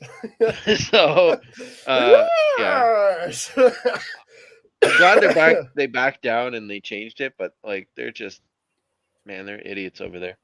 And although not necessarily restricted to over there, I'm sure it'll come here too. I can't believe I already screwed up when I said, look how badly they want to fuck you in the ass. It's just that they want to fuck you in your dayness. All right, theater release news. So, none of these are an obvious excuse to dunk on any particular director. But the first slam dunk anime film topped Avatar: The Way of Water in a third weekend. Which I think is funny, because a word on the street is that Avatar 2 is so expensive that it must become the 4th or 5th highest grossing film in history just to break even.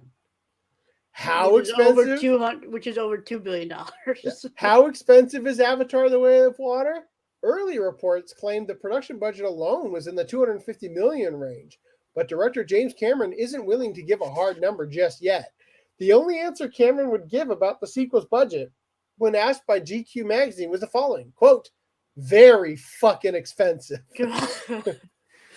So then he went on to say,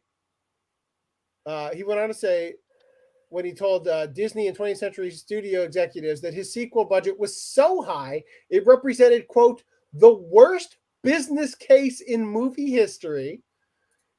He estimates, quote, you have to be the 3rd or 4th highest grossing film in history. That's your threshold. That's your break even. So it seems like a great idea, that Avatar 3 is already 95% filmed, along with the first act of Avatar 4, according to producer John Landau. So, another way to say that, wait a minute, hold on. The producer also confirmed that the cast has read all the scripts through Avatar. Fuck me. John Landau has just burned every penny he owns. Like, it's like, we're going all in, buddy. Yeah, so it looks like dog shit. I hated the first movie. I didn't get what the fuss was about. And nothing about this. Goodbye, James Cameron. That's it. Terminator was good, but you gotta go. When E. Castro says, Disney... I just got back from that film. I won't say anything other than I can see why it must have cost them so much to make. Didn't they do it in Unreal Engine 5? Didn't they? Did they? I don't think so. I don't know. That would have saved them a lot of money, I think. When Disney bought into their thing and did the whole like parks thing, like you knew they were trying to push hard with this, but like, wait, there's a Disney park thing for Way of Water? For Pandora? No, not for Way of Water, just Avatar in general. It's in the Animal Kingdom. They basically converted half the Animal Kingdom into Pandora, the experience.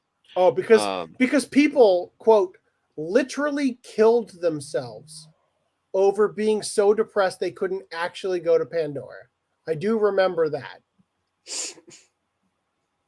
It's I don't know. I definitely don't fucking see it. Look, I don't normally suggest killing yourself, but I think I think it's a good idea if you're that much of a idiot. If you thought the movie was that good, I think that I think it might be time to step off the earth. Is that a nice way of saying it? All right, anyway. So Hayao Miyazaki's latest film, How Do You Live, has a release date. Now, I need to set the scene here. This is Miyazaki's first film since 2013's The Wind Rises. A fucking decade later, this movie's going to release on July 14, 2023. I can't remember if we had read this, and I guess, yeah, we did read this and thought it was worth sharing. So this is Miyazaki's first film since The Wind Rises. He had retired after that film, but came back and began production on this film in 2016. The story is inspired by one of his childhood favorite novels by the same name, written by Genzaburo Yoshino, but is an original story of its own that is said to be a youthful story, whatever that means. The original novel was translated into English for the first time last year, and the premise involves a boy named Copper as he struggles to live without his father. Hold up. How come every Miyazaki thing is based off of like some other work? Can he not make something that isn't? No. He is a fraud. Fraud. I'm a fraud. Is Princess, he made Nausicaa. That's based on his own work. He made Princess Mononoke. Like, I remember seeing a post that like showed how all of his things were based off of like books or something. No, honestly, is Ponyo based on a book? I guess it's based on Little Mermaid, loosely. Yeah, loosely. But it was Howl's Moving Castle. Yeah, that was based off of a book. Yeah, that was the one based on a book, for sure. Like, and then Earth, Fire, and Sea wasn't Miyazaki. Tales from Earthsea was Goro Miyazaki. Yeah, but also that one is also based on a book.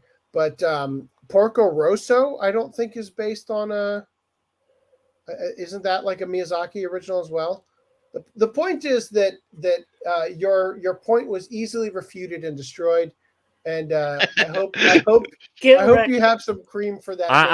I'm sorry. You're right. You're right. Only 50% of his works are inspired by things. Only literally 2 that I could think of off the top of my head. All right.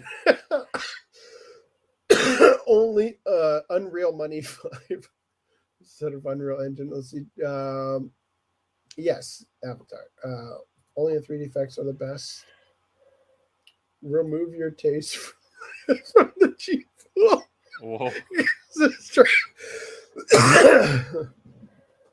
Ooh, so they've got a release date for the Miyazaki film. Yes.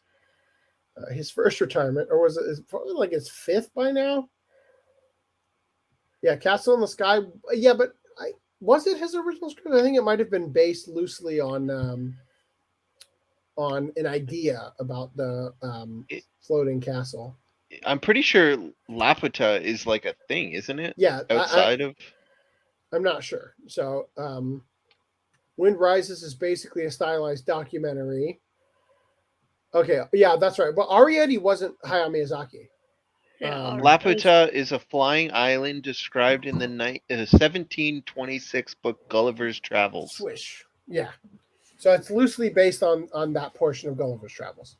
Porco Rosso was original. Totoro was original too. Damn, like, is there anything left of Footnote Zanus? Like,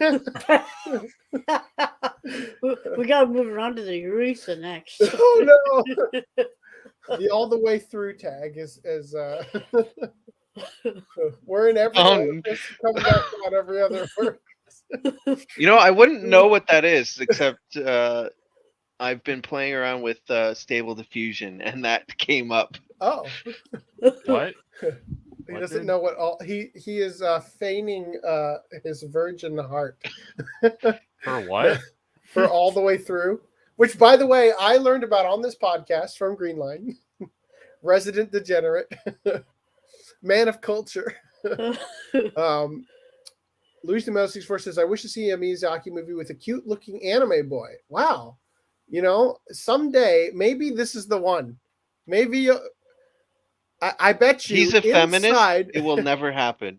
That's what I was gonna say. No, that would be reversing history. Ponyo. Yeah, there you go. I hope you like him real young. 5-year-old lead boy in Ponyo. Also, press X on the cute-looking anime boys.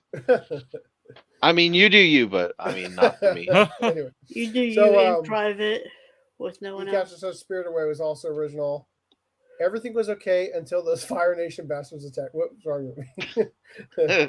Miyazaki didn't direct Arrietty, but I believe he did script it. I wouldn't be surprised. Please tell me the 6th Avatar film is them going up against the Fire Nation. Like, please. Literally, it's like you're watching it, and the whole time you're watching it, it just feels like you're actually watching James Cameron's Avatar. But then the 5th movie, you start to notice it's setting up to, like, literally, it's the opening scene of M. Night Shyamalan's Avatar. It comes after the credits roll. Lupin. They were the original Airbenders. They all died out. That's why there's no more blue Smurfs anywhere. So anyway, so here's a little synopsis about what this is about. How do you live the novel? Okay, so it's based on the novel, but as we just established, most of Miyazaki's work is quote unquote based on a novel, right? Not based. I mean, who's the most based anime creator? What was the guy who did the Digimon thing? Oh, Tamers? Satoshi Konata? I don't think it's Satoshi. Oh, sorry, Chiaki. Yeah, most based anime creator. Anyway, all right. Kawajiri's pretty based anyway. So this is the synopsis for the novel. So How Do You Live is narrated in 2 voices. The first belongs to Copper, who's 15, and after the death of his father, he must confront the inevitable enormous change, including his own betrayal of his best friend. In between episodes of Copper's emerging story, his uncle is writing to him in a journal, sharing knowledge and offering advice on life's big questions as Copper begins to encounter them. Over the course of the story, Copper, like his namesake Copernicus, looks to the stars and uses his discoveries about the heavens, earth, and human nature to answer the questions of how he will live. So it's going to come to Japanese theaters July 14th, 2023. And I'll be honest with you. It's probably going to be AIDS. Well, when I first really got into collecting anime, Disney had released the Miyazaki films on DVD in a cluster pretty close to each other. So they were easy to get. I had to search for some of them, for a while, but they weren't within a year I had them all. And each one of them is a good watch, and then Ponyo came out, and we talked about, when the movie was like 2 minutes from ending, I'm like, right, finally it's getting started, and then Wind Rises, we talked about this as well. I don't remember anything about it other than maybe one sequence where there was like an exploded view of a plane where all the parts came together, kind of thing. And I'll be honest, it's been too long. I'm not excited for this.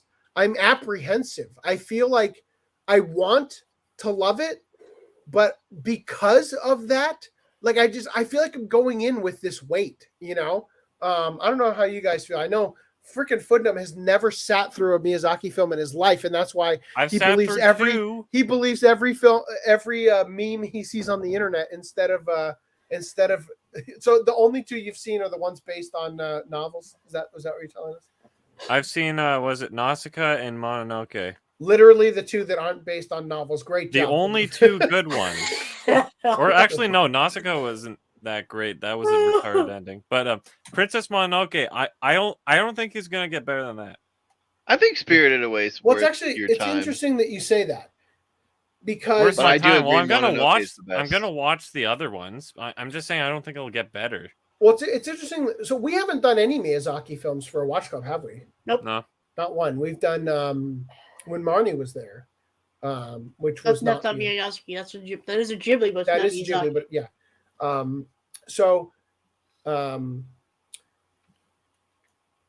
When he was making going to make Princess Mononoke, the story goes that he had the option to do Princess Mononoke or another film he wanted to do that was, I think, about a caterpillar crossing the road or something. And up until, I read this article, and still even today, I thought that was what he was making for this movie. Boy, Lance, I'm glad your name change worked.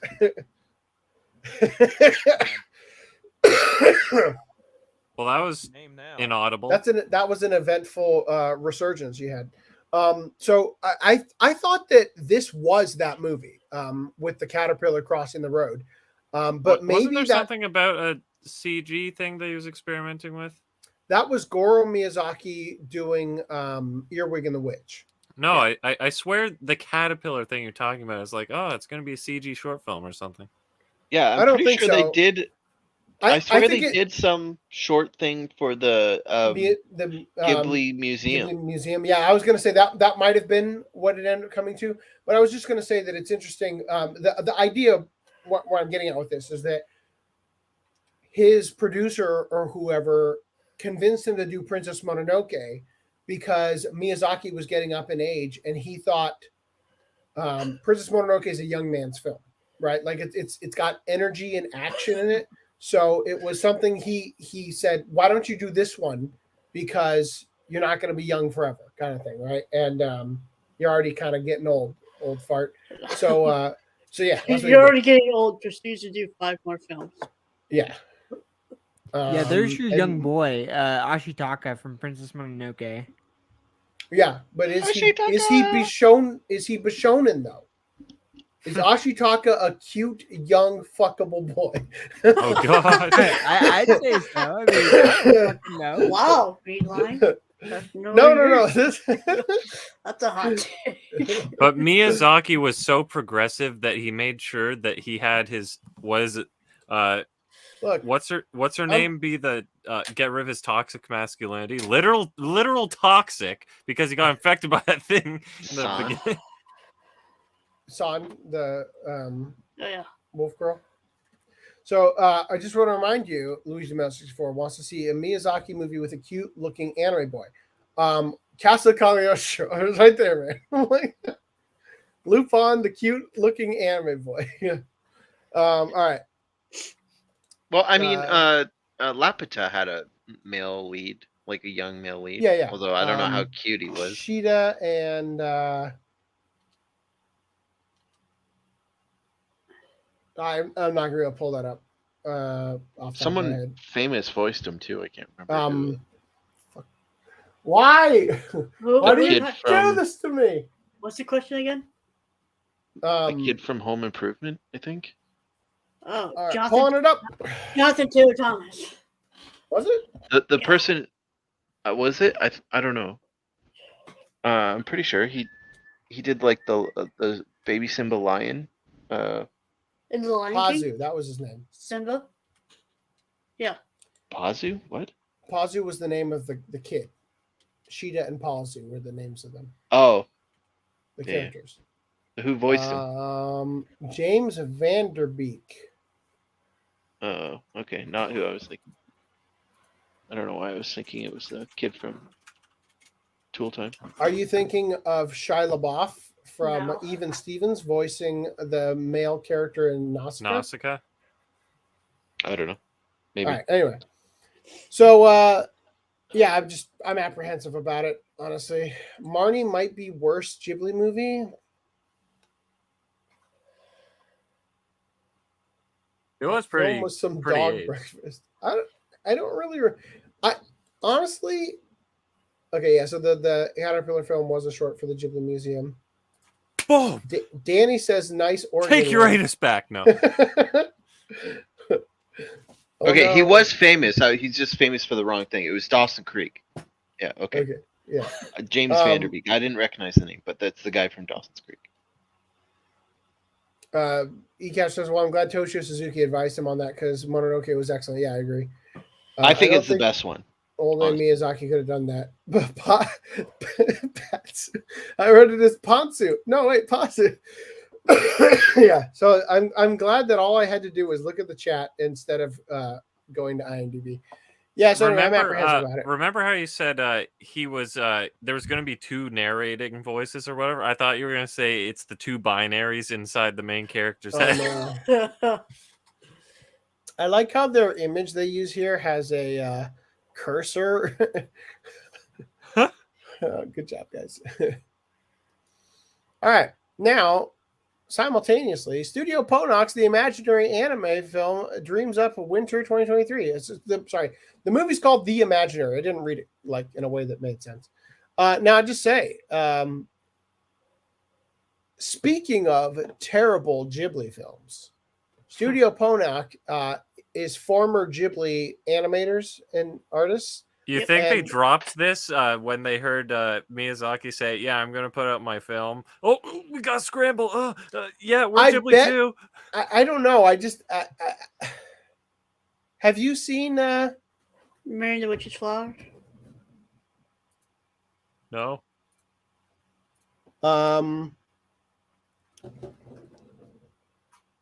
That Modern Heroes thing? Hold on. Pretty sure the website's down. I don't think I actually fucking know it. This character is literally, I shit you not, that is my copyright trademarked Rhino character from that business I started. Oh my god, you're right. I'm going to pull up some images. The website is currently down because my business partner can't be bothered to uninstall MailChimp. But I'm going to show you. I'm dead serious. That is my character. Let me pull this up. Hold on.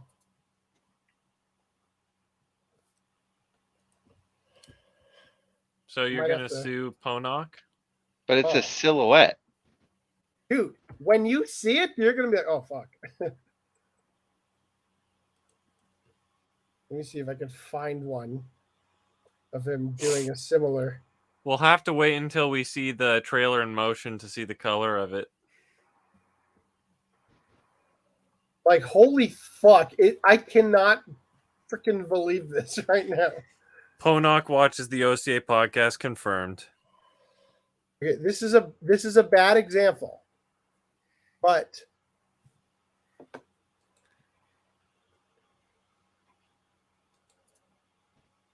that's my fucking character. You gotta zoom in way more on. Hold on. I know there's more images. There's an animation of him running that we did.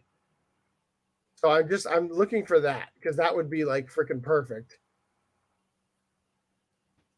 I mean, not to. It was a nice looking hippo, but That's a It nice was- hippo. I'm just it's kind of amazed. generic. Hold on. Not like it's unique looking. I think I'm you just just said your gonna pull up the artwork's YouTube not channel very real quick. unique.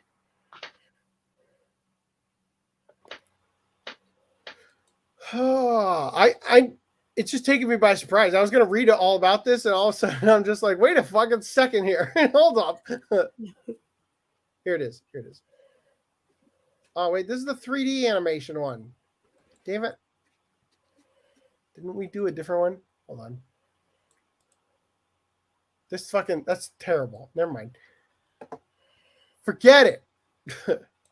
Anyway, I'm very much Suing. yes. Seeking legal counsel. Over a silhouette. I am going to rupture that anus. No. Anyway, so so the Imaginary is based on A.F. Harold's children's novel of the same name that was published in 2015. What? A novel? So Ghibli goes on to make more things based on novels? Well, this is Ponoc, but yes. Yoshiyuki Momose is set to direct the film the first film from Studio Ponoc in 5 years, after Mary and the Witch's Flower. Okay. Also, taking a moment to say, Mary and the Witch's Flower was dog shit, and is best known as the main animator for many Studio Ghibli films, including Only Yesterday, Pompoko, and Princess Mononoke, and Spirited Away. The original book is described as such. Rudger is Amanda Shuffleup's imaginary friend. It's a funny old life. No, listen to this. It's a funny old life, not really being there, but someone's got to do it. Nobody else can see Rudger until the sinister Mr. Bunting arrives at Amanda's door. Mr. Bunting hunts imaginaries. So it's basically the Anne Frank of imaginary friends. Rumor says he eats them, and he's sniffed out Rudger. Soon, Rudger is alone and running for his imaginary life. But can a boy who isn't there survive without a friend to dream him up? It's you in the room with you right now. This is literally Back for Blood. How they said, oh, from the creators of Left 4 Dead, and then it's like 4 of the, 120 developers. From a guy who delivered coffee as an Uber Eats driver to the office of Left 4 Dead. Oh my god. Anyway, so yeah, that they'll be hearing from my legal team. All right, so Demon Slayer Kimetsu no Yaiba announces a return date and a special theatrical screening for a 1-hour season 3 premiere. So what happens in season 3? Do they go to the sex toy market? Because they've already been in the red light district. They're going to the swordsmith village. All right, so they are going to get dildo. All right, anyway, so yeah, oh dear Lord. the screening's gonna have the last 2 episodes of the Entertainment District arc, and then the first episode. When's Mugen Train 2 coming out so they can make it as the first half of season 3, though? No word. Well, it wouldn't be called Mugen Train 2. That guy died. It would be called Air Force 1 2. Mugen Train to Infinity and Beyond. Also, apparently I'm out of order now. Spy Family anime continues with season 2 and movie officially announced for 2023. So I mean, we knew about season 2, right? Or no, we did got not know part about 2 of season 2. season 1. That's what it was, right? Well, we could have expected a season 2. Yeah. So we're getting season 2 and apparently a movie. I just don't like the movie part because it makes it complicates things. You know, it's not like, oh, it's going to be up for streaming for those people who are interested, and then in your collection, it's like, oh, am I going to have a movie between season 3 and 2? Probably going to be a non-canon movie. So why would they do that? This doesn't feel like much of a. I don't know. I haven't actually seen Spy Family yet, but it doesn't look like something that would need a movie that's non-canon. So I'll just say, I have watched part 1 of season 1 or whatever of Spy Family, and it is a very different show than I thought it was going to be.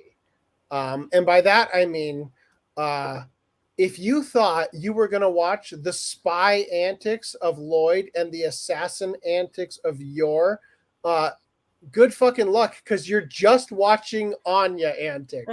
And as far as I'm concerned, that was the best choice. Yeah, the literal show is, it's not Spy Family, it's the Anya show. Spy Child. It's fucking hilarious and very, very much a good watch.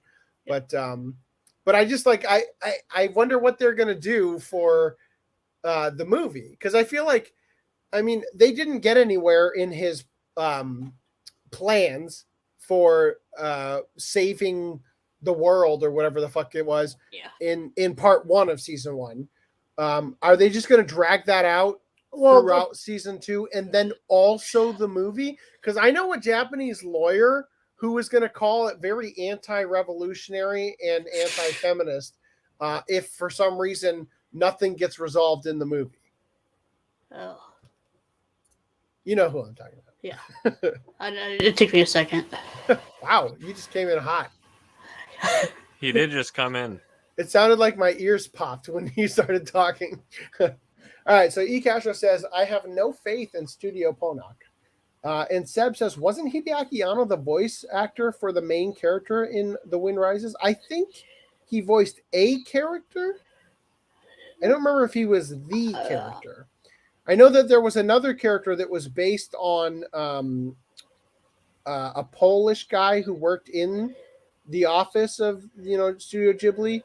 I forgot what he specifically did, like something Halpert, I think his name was. Anyway, Steve Halpert, something like that. I have his book. Never got to fucking read it because I moved. Former animators who did not like Miyazaki's Whip. Probably fucking, what's his name? The guy who died. Why can't I remember his name? Takahata? Takahata. Isao Takahata's Whip. Mary and the Witch's Flower was mega cringe. Dude, it sucked so hard. Turns out, just having the animation talent from Studio Ghibli didn't make a good movie. Supposedly. Oh, damn it. Why would you do that to me?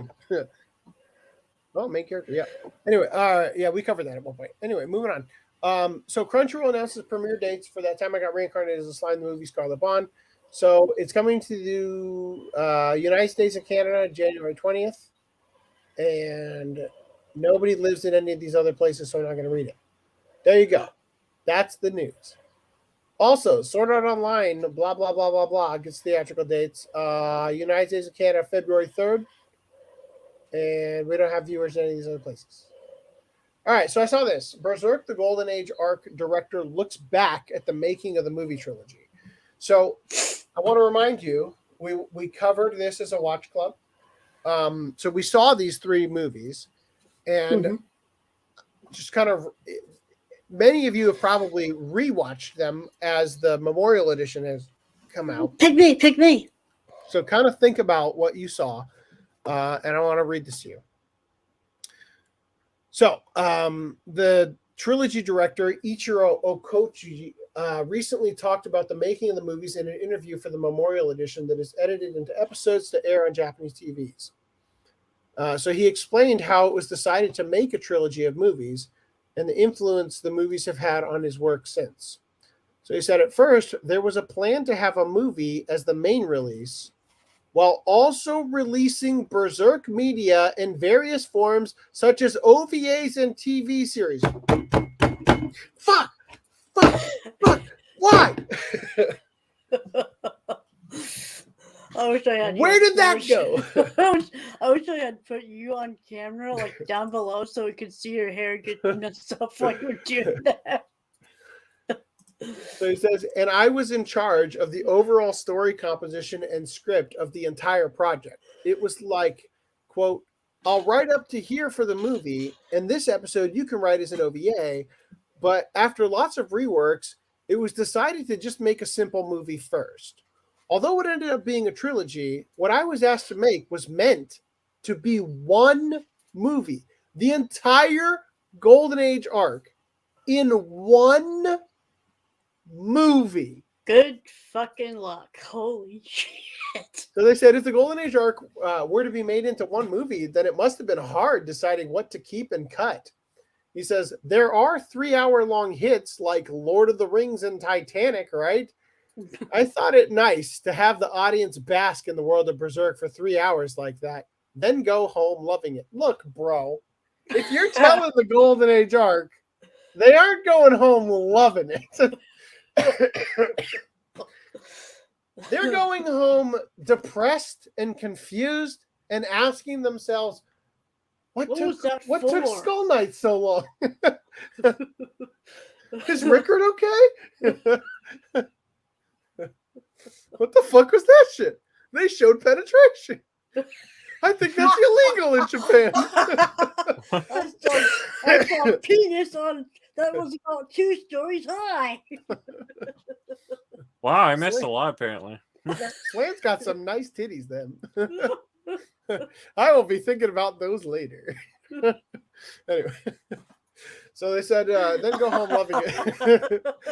That said, I do remember it being hard to cut down on the story. I skipped a lot of things midway, keeping the parts that could be enjoyed in 3 hours. There was a lot I didn't want to cut, but I wanted it to be easy for audiences to dip their toes in. Honestly, speaking about the trilogy for a minute, is it the second movie or the third movie where like half the film is just that fucking battle? Where they cut out, oh fuck, that was so awful. It's like they didn't even do a good job building up the fact that the battle was important.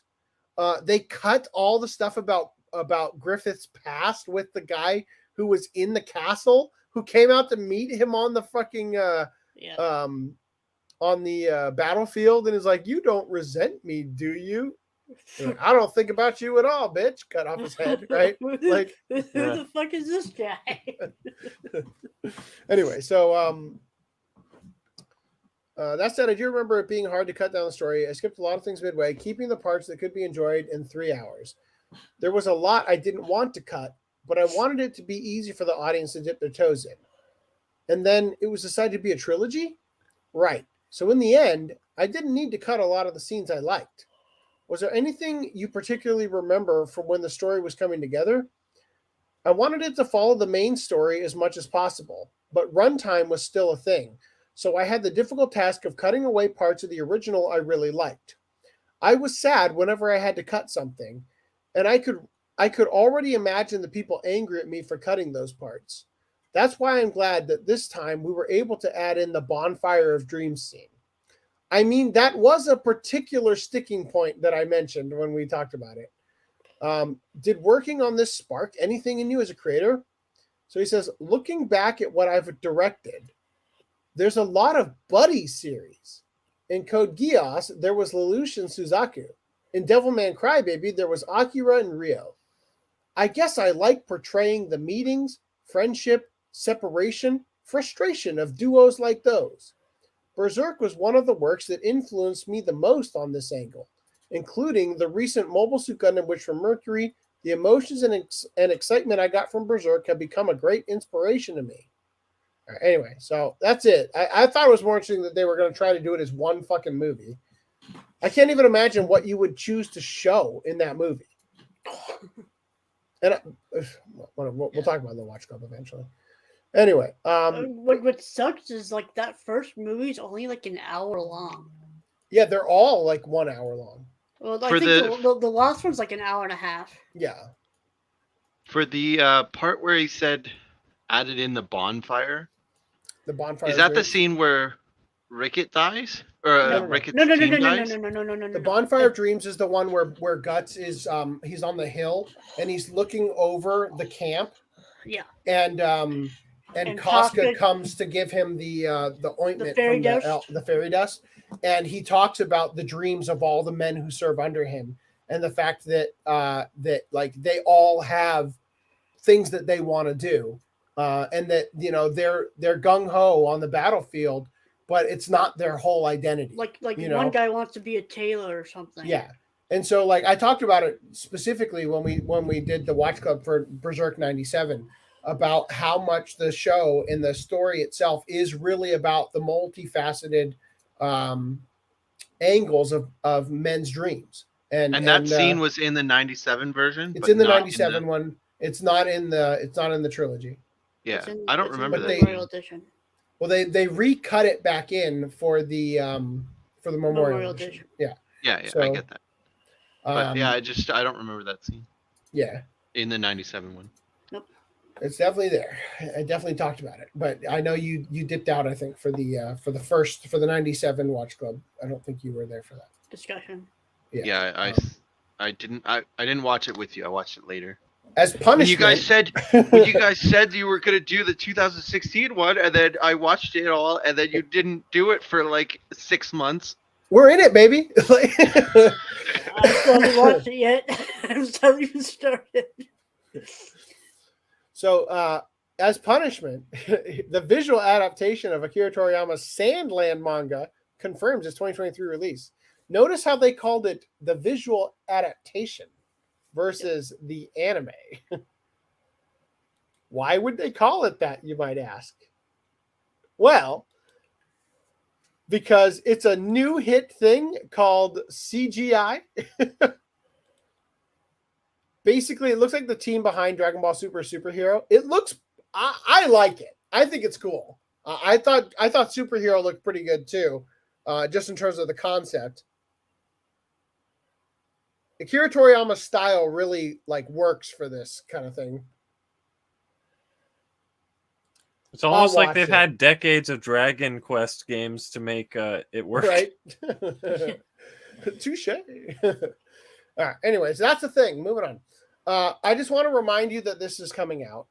Mashal, Magic of Muscles TV anime is coming out April 2023. Again, it's imagine Naruto if Rock Lee went to Hogwarts instead.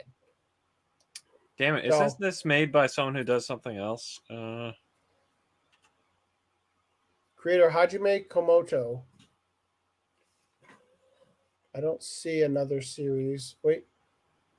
Nope. Looks like it's being directed by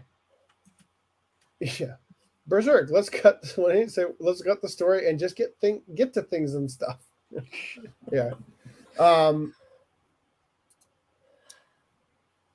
It's being directed by the Cyberpunk Edgerunners assistant director. That's the best I can do for you. Anyway, then there's also Blue Exorcist reveals a third TV anime is in production. Well, that's pretty Finally. So there you go, Mirage Leonardo. I didn't forget your comment. Hopefully this kicks Japan in the ass to do a complete Kyoto Saga Blu-ray box so that we can get that over here so I can get rid of And get it in the UK. So there you go. Tiana spreads her magical anus. Oh. Magical new apparently disillusioned adventurers will save the world TV anime character trailer. Just tell me she's clearly spreading her anus.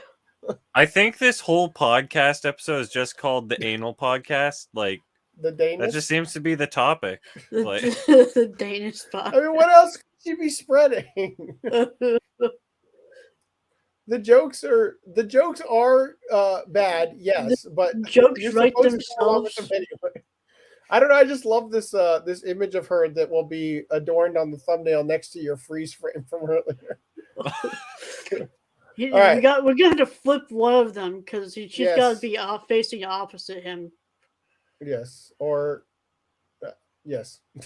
Saint Cecilia and Pastor Lawrence anime reveals the new promo and visual and cast. So I gotta ask you, is she the patron saint of short skirts? Because that doesn't seem very nunly or saintly, I should say.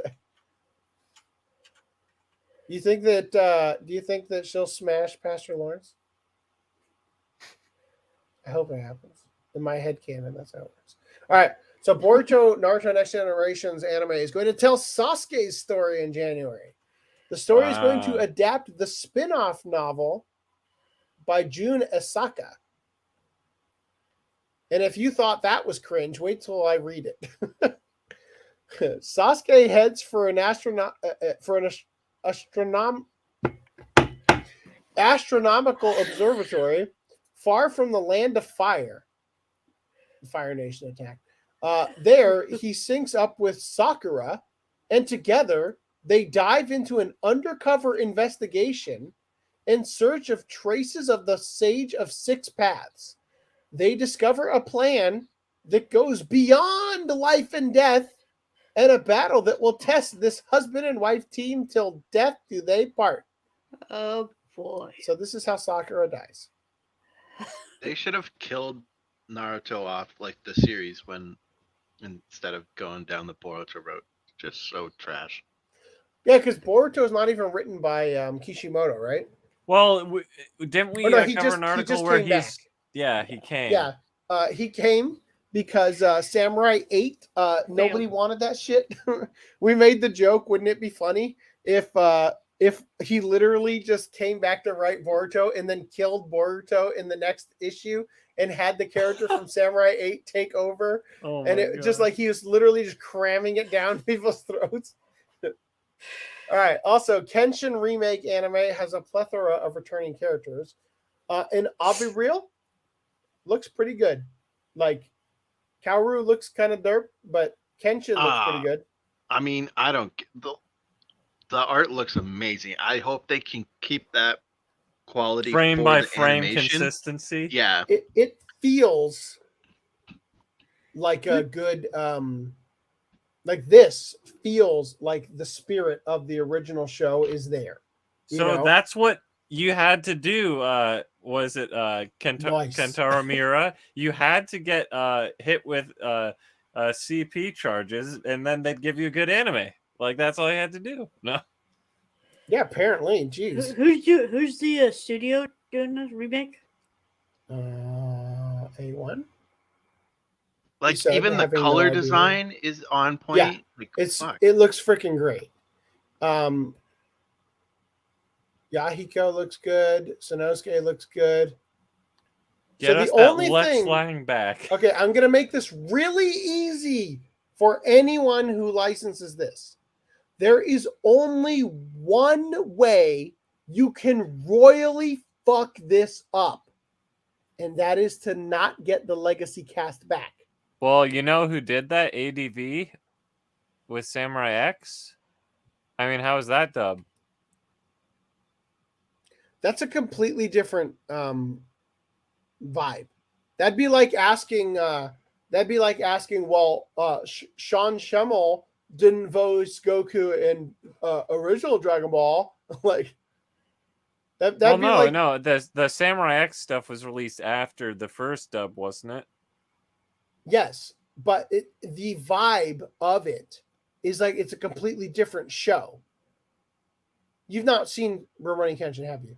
I've seen the first. Is it 2 seasons?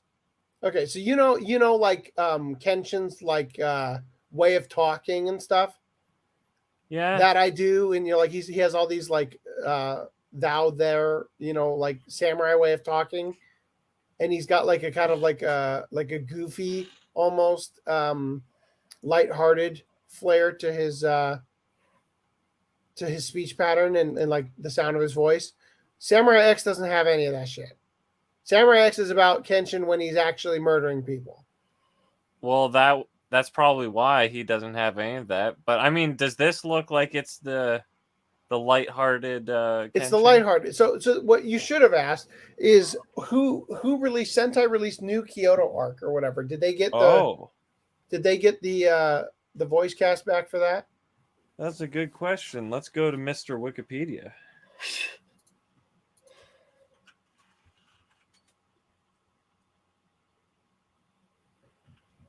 I'm just saying if I have to hear Chris Sabat voicing Sonosuke, I'm going to turn it off. No. Chris Sabat voicing Kenshin. If I hear Monica Rial in this at all, I'm going to have to turn it off. Monica Rial voicing old Kenshin. I swear to God, if Misao is voiced by Monica Rial, I will Sudoku. You will end it. I will write a strongly worded letter encouraging you to go through with your Sudoku activities. Well, that's just the Canadian government right now, but yeah. I will submit a request on your behalf to the Canadian government.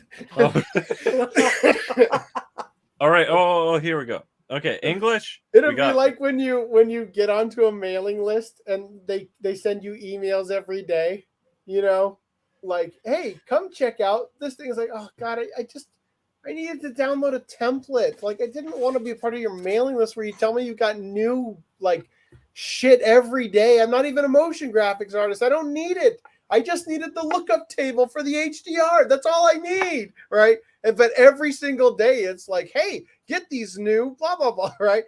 But instead, it's today's a great day to kill yourself with the Canadian government's new plan. You know what's funny is that you'd think that the people that are calling the helplines, like, that would be easy pickings for the government, but they're probably doing the opposite. It's like, if you want healthcare, go to the helpline. Like a suicide prevention hotline accidentally forwards to the helpline for the suicide. Anyway, so I got the results. Richard Casino, or Cancino, not Casino, is the one you like, apparently, the 96 series. And J. Shannon Weaver did Samurai X and new Kyoto arc. So it sounds like Sentai might have gotten the Samurai X cast. The people that they knew from Samurai X, I hope Sentai doesn't get this. Media Blasters, get it. Put Yara Naika in all the roles. Actually, it's probably just going to be Aniplex, right? Because there's the ones who repossessed all of that stuff. Yeah, I don't know. I mean, And then it's going to be Bryce Pappenbrook. Calling it right now. He's going to be Kenshin. So Media Blasters, they were located in New York when they dubbed Kenshin originally. So now it's an uphill battle to get that dubbed. I can't wait to see the local. But doesn't recording. the cast already work? That's amazing. In, California, or the Ahoge I had going on a second ago. Hold on. It must have not been dubbed in New York because it seemed to be like Bang Zoomish because they had Wendy. You got Wendy Lee. You got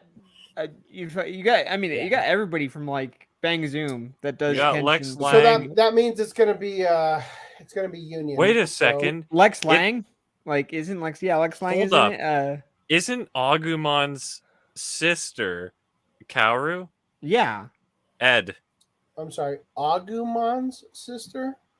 Yes. Tom Fon's sister. Okay, so you mean the voice actor sister? Yeah. See, because I'm thinking I don't know this sister Mon you're talking about. Is he canonically sisters with Angewomon or something? Like, what's going on here? It's Imomon. What? Yeah, IMOMON. No, Karu's a Melissa. Melissa Fon or Ed from Bebop. No, it's the other Fawn, Dorothy. There we go. No, that's his wife. Sorry, but it is Dorothy. I'm pretty sure. No, it's Melissa. Are you really? I'm positive. I found that out when I looked up the Guyver casting. I'm like, oh damn. Funk Gun says it so needs to be that name for the new movie Sword Art Online. Blah blah blah. Here we go. Kamiya Kaoru Wikipedia. It is It is. Oh no, this isn't looking good for me. English is just fucking what the private hell? chat that stuff so that I can screen share it. Jesus. Fine. Where's the private chat? Who the hell was that other person? Melissa Bond. Who's she voiced then? There's some other big voice. Where are you even seeing that? I guess it's over here. Portrayed by. Oh, great job. Voice by. Okay. In the drama CD, in the anime series, in the English. Okay, Reba West for the Sony dub, also known as Rebecca Forstad.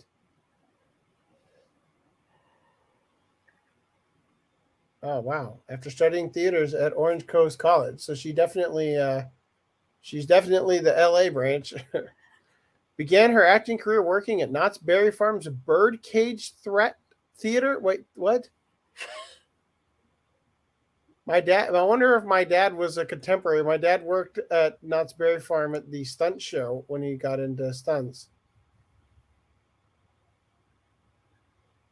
So it says here, Dorothy Elias Fawn, formerly known as Dorothy Melendrez. Bend over and open those cheeks. Yeah, all the way through once again. Who the hell's that other big voice role that she had? Oh, she's Rika and Tamers. She's Meryl in Trigun. Could that be it? Derringer Meryl. That's definitely not what I'd think because I'm not familiar with Trigun characters. Well, she's a Love Hina main girl. Love Hina. Haven't seen that. Oh my god.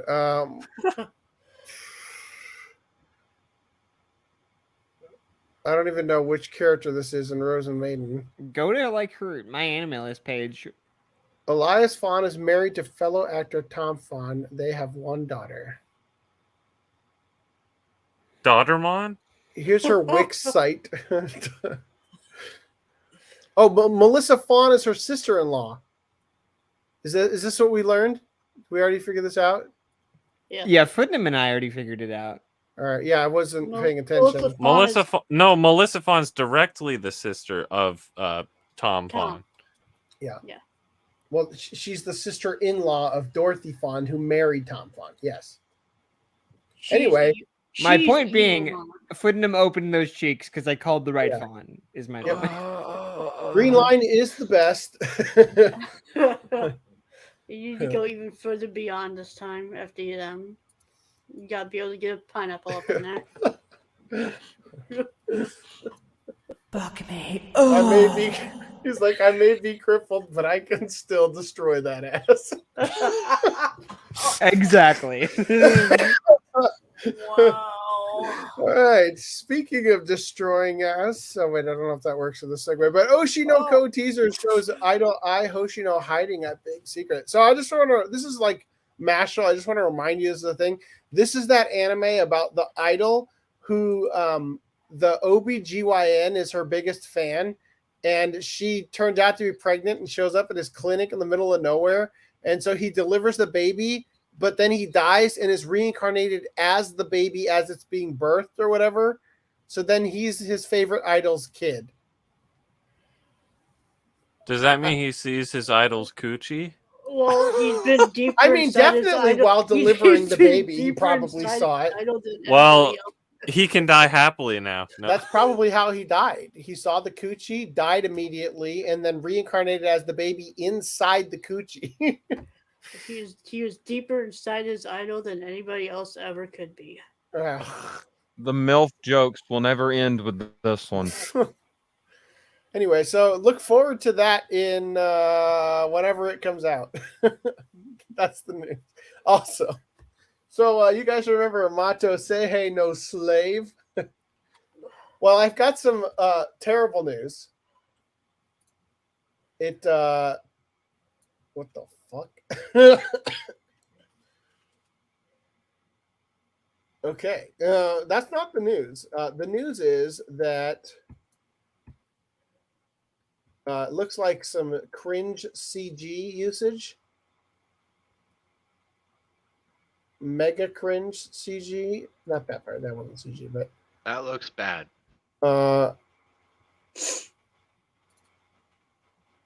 Okay, I'm gonna have to Oh yeah, this ponder is on the this one for where a they minute. censored the fucking name, like chain Yeah, soldier. they changed it to change soldier instead of slave of the magical whatever thingy. Oh, I am a slave. Hold up. Do Slave you have is do you have a shot of that of the slave Digimon? Oh my god. Here it Because is. there's a new Digimon that actually does look pretty much really like that. I'll have to. I'm just saying, when she tells you to bow down, you do it. Damn, this CG looks awful.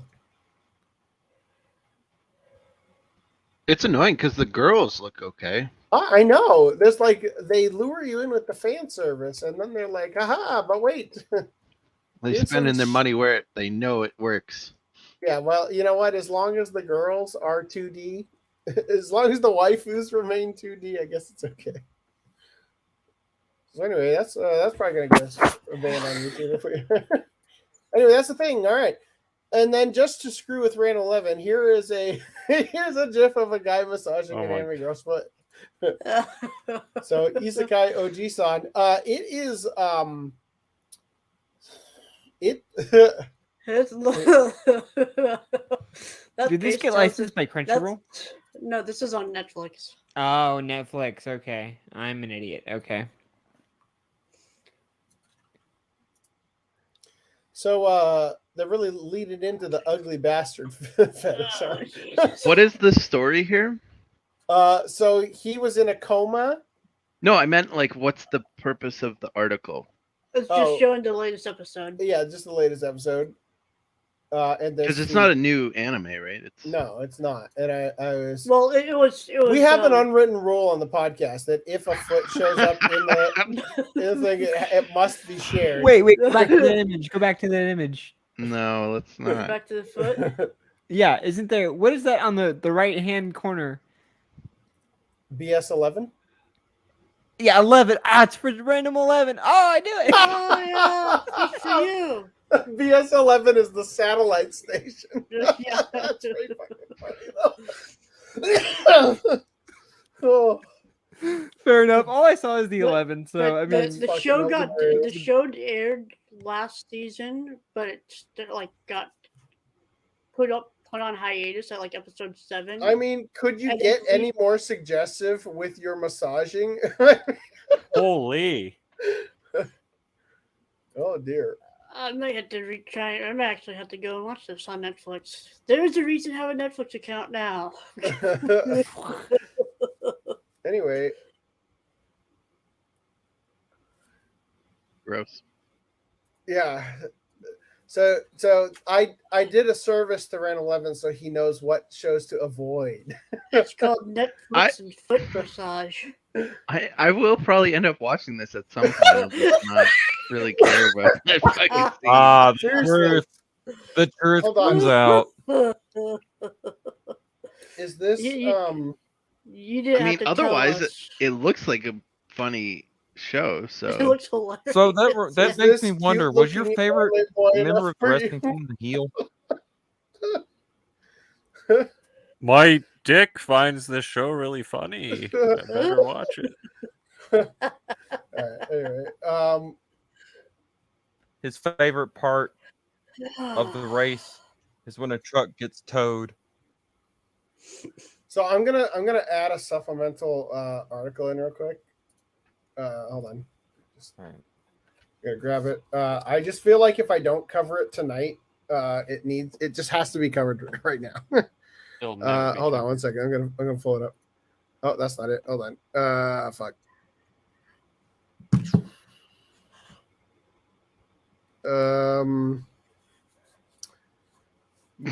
Just a minute. I'm looking for it. I don't know if you guys can see, but I've got 10 open windows Can you see that? No, you can't see that. Never mind. I have a thing here that tells me how many tabs I have open. You can't see it. It says open Windows 10, open tabs 107. So let me just find of these 10 windows where the fuck it is. Dear Lord. Your vest. Oh, here it is. Yes. With whatever the hell you got on your vest, the spiky things. Yeah. It makes it look like you're sitting like with like a racing strap harness or whatever, or like a roller coaster harness Really? in your chair. It doesn't look like it's studded like I'm in a biker park because I have the hat for that. There we go. This is a good look for me. Merry Christmas, honey. Merry Christmas, everyone. All right, I found what I was looking for. All right, it doesn't seem worth it anymore. But I wanted to share Hero. I wanted to share the Hero Classroom TV anime because last podcast Random 11 said girls needed to wear more pants like these. Holy! All right, it wasn't worth it. Is she even wearing clothes on the torso? Like... No. Lolly Slave Girl apparently is not wearing clothes. So look forward to this in 2023. So happy I wasted our time on that. Let's talk about Ash and Pikachu. Oh, I have freaking words for this. Freaking words for this? I can't wait to hear them. I if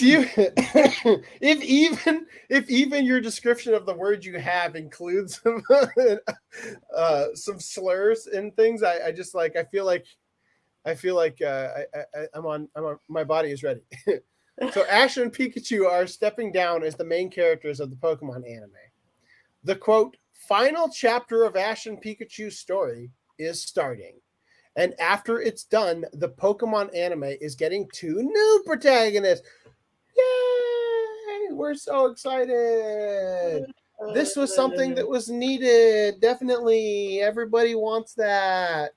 Nobody. I just want to point out, they said Ash. I don't know if they said Pikachu.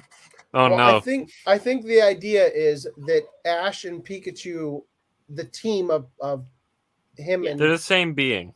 Yeah, well, if Ash leaves the story, unless the new protagonists are Jesse and James, who finally got Pikachu, I just don't think that he's gonna go with. Oh boy! Well, I mean, it like, and although everybody here would watch the shit out of that, unfortunately, that's not what they're doing. Didn't Digimon do something similar where like they reintroduced Agumon as the main character in like season 5? Yep. Even though except that's a completely Agumon. It is a different Agumon. So that's the Agumon who turns into a train. Okay. Are you the conductor? You look like a conductor now. You look like you're ready to get on the rape train. For I fist miss. I conduct the train right into your ass. I love that you changed my name. Shoot. My point was that it could be that the new series has Pikachu still as the main character, but it's a different Pikachu. I was about to say maybe it'll be Eevee, but then I realized, they had the Let's Go No, Eevee and Pikachu believe dual it or pack. not, if I read the article, you will find out. Oh god! Oh, fuck! Dying live stream. Donate for more. I would have thought I'd be closer- over this by now. Oh, It's in your blood. So I think I can't get over seeing myself. I think there's many people who collectively said with me, finally, like, holy, is he gonna turn 11 in the final episode? Is that how we're It's gonna gonna be it's gonna be the end of Evangelion, where it's like congratulations. Oh my God. I think he's already 11. No, they Not turned him according- back. not in according like to this Diamond and article. Pearl or something. It started the season. They're like, Ash, 10 years old, and it's like, You turned. So you you know were how- No, I thought it in was. episode. I thought it was Sun and Shield that they or not Sun and Shield? not Sun Sword and and Shield. Black Sun and and Moon. White, I believe. But No, Diamond Sun and and- Pearl could have done it too. I thought it was Sun Yeah, and but Moon like that they aged literally them up. went through like Christmas and all these different holidays multiple times. Ugh. Well, they do that with the The Simpsons timeline too, of but Pokemon is royally fucked.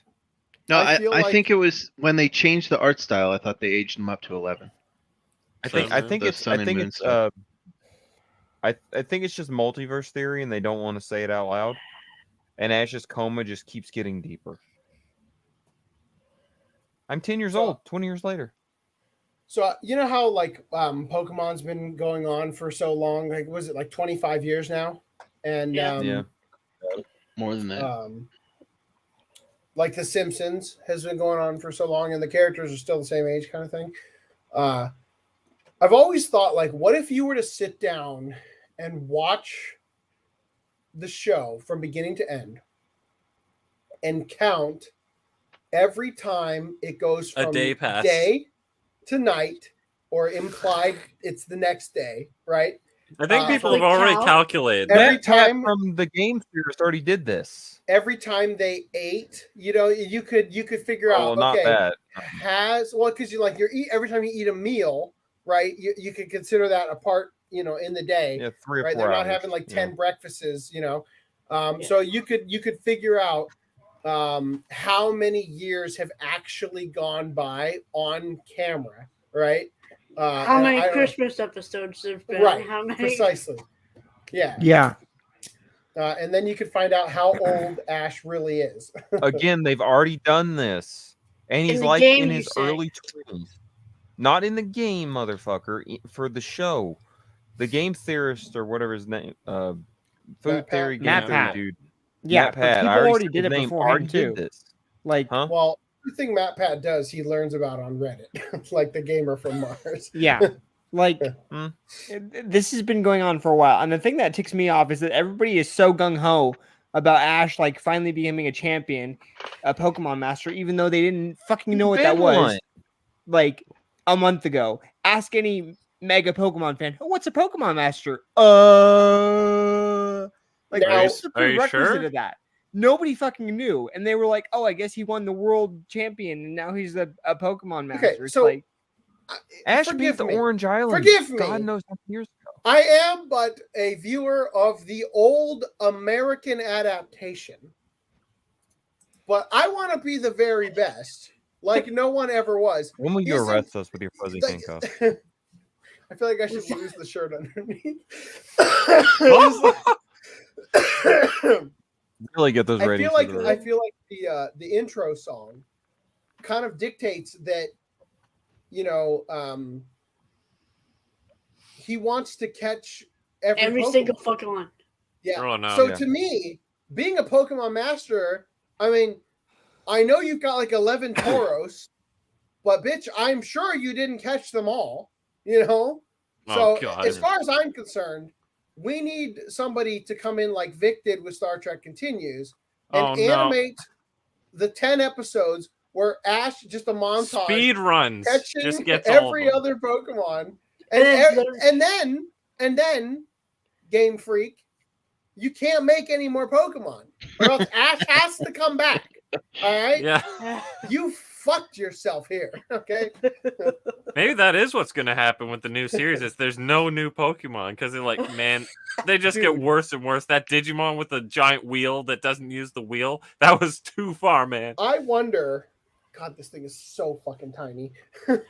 I wonder how many episodes realistically do you think they could get into the new series Before they it's cancel. So, Before yeah, they're before forced to it's bring 'em so back. obvious that people fucking hate the new protagonist, that Ash just shows up and then the series just forgets the new characters exist and follows Ash.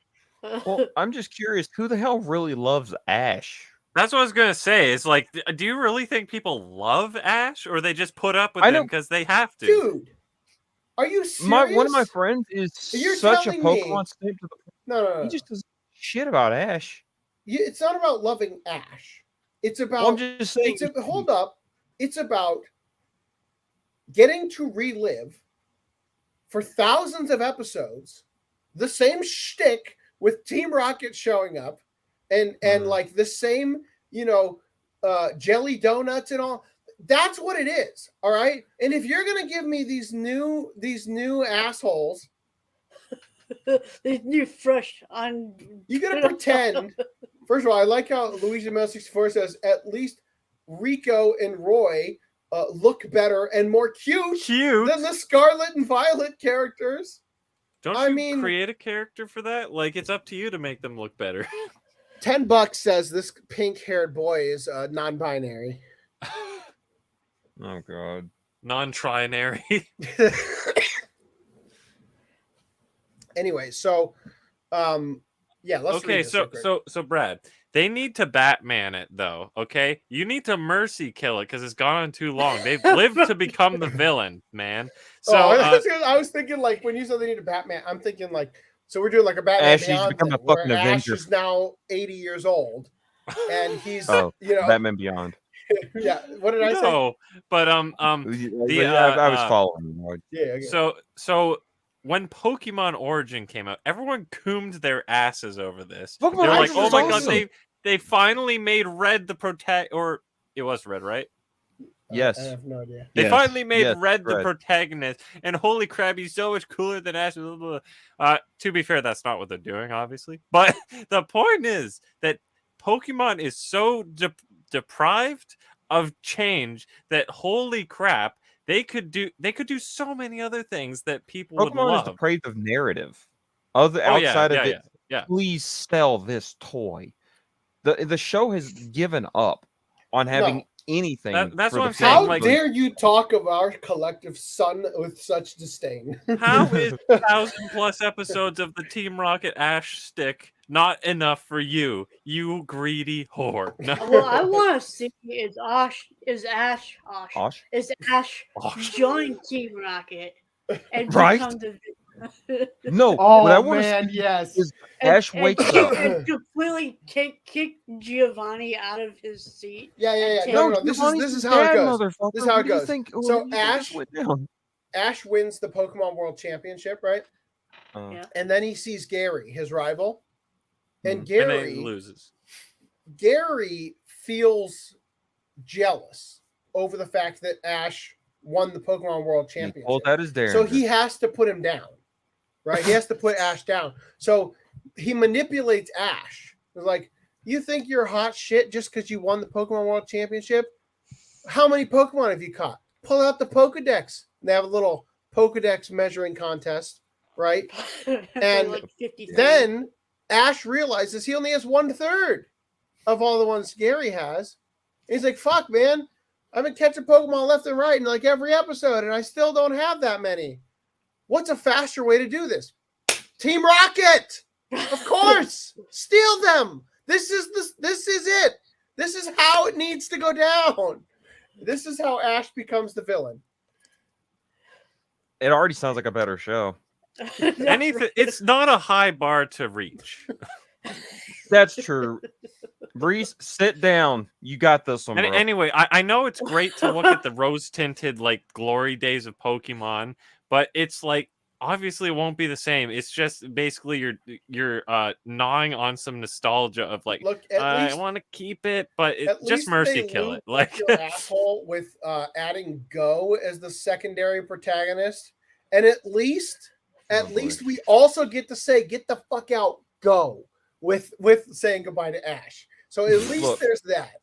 I'm going to say this, and the reason that these new series will not be able to keep up with the original, that theme song set the pace for years to come. And how many here's the crazy how many thing. new songs have they had since Here's then? the crazy thing. They have dropped the ball more times than I can count on keeping it hype at the very start. And I'm just saying, Here, let me the pull speed up at which the, you accelerate can legitimately affect when you hit the finish line. And they have dropped the ball on that, let alone other things. Let me pull up. In this version, Dropped Pokemon in black and white. first of all, I love the fact. it tickles Well, me. there's the ass so spread. Yes, it tickles me so much that an all new Pokemon Well, AC, series now you is can coming. design a sphincter The model. literal first frame of this announcement video is a Pikachu's anus. Fuck me. Oh. So Okay. in this thing, I'd Calm like down, to point out. Greenline, please. You might want to admit something. I'd like to point out that at 1 seconds in this is the Japanese announcement, right? At 41 seconds in, they're playing the instrumental version of the US opening in this Japanese advertisement. Mm-hmm. They're playing the I Want to Be the Very Best Like No One Ever Was song. Yeah. Watashi wa want to be. Here,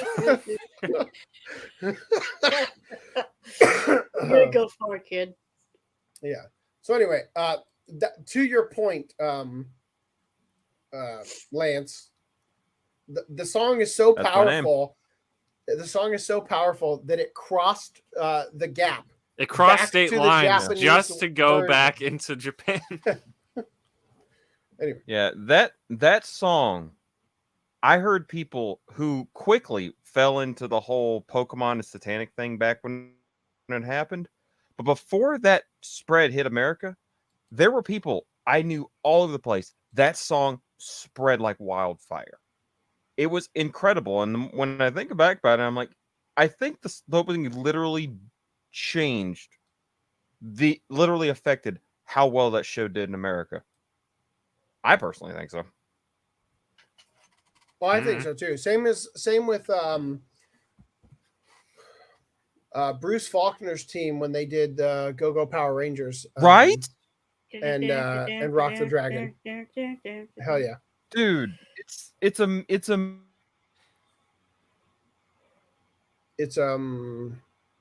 a cutout. It's great. Faulkner did the Go-Go Power Rangers. Mm-hmm. His team. Well, you know what? You guys did miss out on the Dragon Ball Dragon Ball Z. Dragon Ball Z. No, the Canadian Dragon Ball Z opening was great. No, the Canadian Ocean dub was great. Opening was also great. No, did the Canadians also come up with the Escaflowne, like a crappy Escaflowne opening too? I think so. Wow, Probably. Yeah, Canada got a different opening for Escaflowne that was Am I about dog it, shit. Did the Gundam Seeds I get? Is their opening going to be Gundam Seed? pretty much the Canadian way of doing it is like, all Just right, say the show title. dust off the old track. All right, you ready? It's like what's like a really long time. The arch villainous fell in love with the Duchess, like reincarnated as the small town boonies. You know, like, I can't even come up with. I can't think of a single long anime title now when it's clutch. Anyway, so yeah, these are the new protagonists. I'm guessing this is Rico, and this is Roy. Some outlets translated it not as Rico but as Lico. So Lico and Roy, or Rico and Roy. I got a friend of mine who swears the one on the left is going to end up being a boy. Oh no! Please no. I'll be surprised if the one on the right turns out to be a boy. And I let it go. Huh? I want it to be Rico and Loy. There you go. But Goku and Pico. I think she looks a lot like Dawn still. I guess that's true. He looks a lot like Cringe. Go, I guess. No, he does not look anything like Go. No, he looks like he looks like a Diglett pretending to be a real boy. Like, oh my god! No, I see it. I just hate that tiny patch of red hair on his front. Yes! That's so bad. And the hat with the huge brim. By the way, E. Castro says I had to step out for a bit. What's with the hat? I don't even know how to answer that question, my friend. He's going to arrest us all later. Don't worry.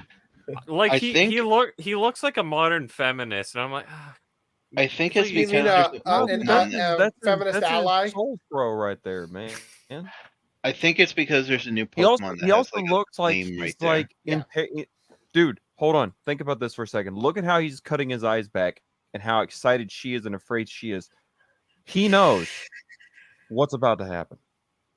And he's afraid of it. Pokemon battle. That's why his eyes are all bugged up. They're She's about ready to have for some this. jelly donuts. Get that So we're donut. assuming that she's gonna be the main character and he's gonna be like the sidekick character. Honestly, or... I'd No, we're prefer that assuming that the because he one you looks keep so calling cringe. is a she. Honestly, my kids watch the most recent season, and I just hate the fact that Go is even there. You know, like I hate the fact that Ash's head looks like a goddamn beach ball. I hate Anyway. how his what are they again? It looks like a mustache. His what's them called? I'm gonna just go ahead and skip reading this now because it seems like it's not gonna happen. Self-explanatory. Well, I'm gonna skip to the Skip to the good part. sure enough, there's already a teaser trailer for the new series Pocket Monster debuting in April 2023, showing new main characters Liko and Roy, but neither Satoshi nor Pikachu. An eventful changing of the Poke Guard was, in many ways, inevitable. What are you talking about? You telling me he can't be 10 forever? Though the Pokemon anime characters don't appear within the Pokemon video games, the two branches of the franchise do advance more or less in unison. Every time a new mainline Pokemon comes out, Satoshi makes his way to the new region and encounters the new Pocket Monster species featured in the game. But now that he's a full-fledged Pokemon champion, there's not going to be all that much drama to derive from him trying to catch Sprigatito. What are these real? Are these real Pokemon? Fuecoco and Quaxley. The You know what? Pokemon He for the never recent- caught the legendaries he encountered in the movies. So or rip. the one he saw in episode 1. Ho-Oh flying How could across. he? Dude, how can you throw a Pokeball that far? No, I didn't need to throw it that far, but like you foreshadow some shit. Look, You do I've something waited to set a 25 story. years for this piece of crap to actually do something worthwhile. And all he's done is throw a sissy punch at Mewtwo. And that's And why the fucking I'm saying GS ball, Mercy too. Kill I it. fucking hated that lost plot point. Which The one? what? Oh, the goal. Yeah, The GS ball. I'm the green line Oh, on yeah. that pissed me off when I finally found out that they're just like, no, it's just it's there. It's there. Cells in it, guys, from Dragon Ball. Don't worry. Did we actually find out who his dad is?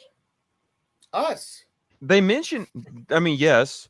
Yeah, that that's why circle from he's Dragon leaving Balls happened. Pokemon because we're his dads now. He's like, Dad came home.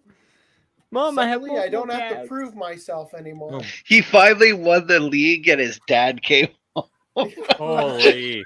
I made this joke last month or last week. Like, Did I was you? trying to run I with made that this word joke last bad week. It's for the amazing what a young boy can accomplish when his fathers are in his life. Oh, No, I'm saying his that right dad. there His was dad came hard. home afterwards for the money. Because he's worth it. So anyway, the next This episode, AIDS fest side. there's no longer any higher level Pokemon trainer accomplishment for Satoshi to chase. Great, so we get to start over with these fuck faces. And will they rename them this time, or are we gonna have continuity finally instead of Ash, so Satoshi? Satoshi?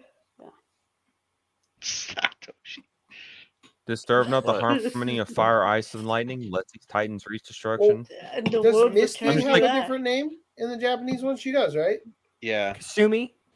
Kasumi, yeah. Does Brock? I don't know. I Probably. forget. Also, Brock's look, you name. have to change Satoshi's name because it's so cringe because that's the name of the creator of Pokemon. It is. It's even worse than the Rent-A-Cuck, Well, the man. whole It's like- thing was him wanting to like bug. One of the stories. Yeah, because he's horribly autistic. He puts me to shame. Hey, look. At least he spent like 25 years as a 10-year-old. I'd like to see that come up. But I know this is completely off topic, but does Satoshi mean Ash in Japanese? Japanese. Oh. So in the line in the second movie when they're like, we turn to Ash. Yeah. We turn to Satoshi. Yeah, we turn to Satoshi. Well, let's. We have Okay, to look here's at the another kanji. question. If his last name isn't Ketchum, the whole Ketchup episode It that they means had back clear in season thinking, 1 makes a quick-witted, lot and less wise. sense. They obviously made it catch them in English for marketing purposes, so you quick-witted can catch them all. And wise. And also, I hated Yeah, that that last doesn't name because I'm like, ketchup?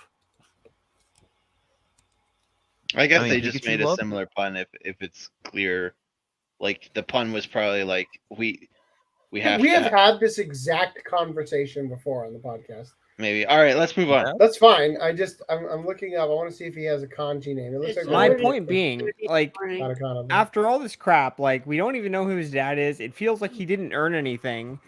Like, he didn't I make don't know his if way it's- to be a Pokemon master. It's like, I feel very disappointed. Like, I don't know if it's coming up Green in Line. this I have article, a but- question for Green Line, since you seem to care about this decently. How did you feel when he won the Orange League?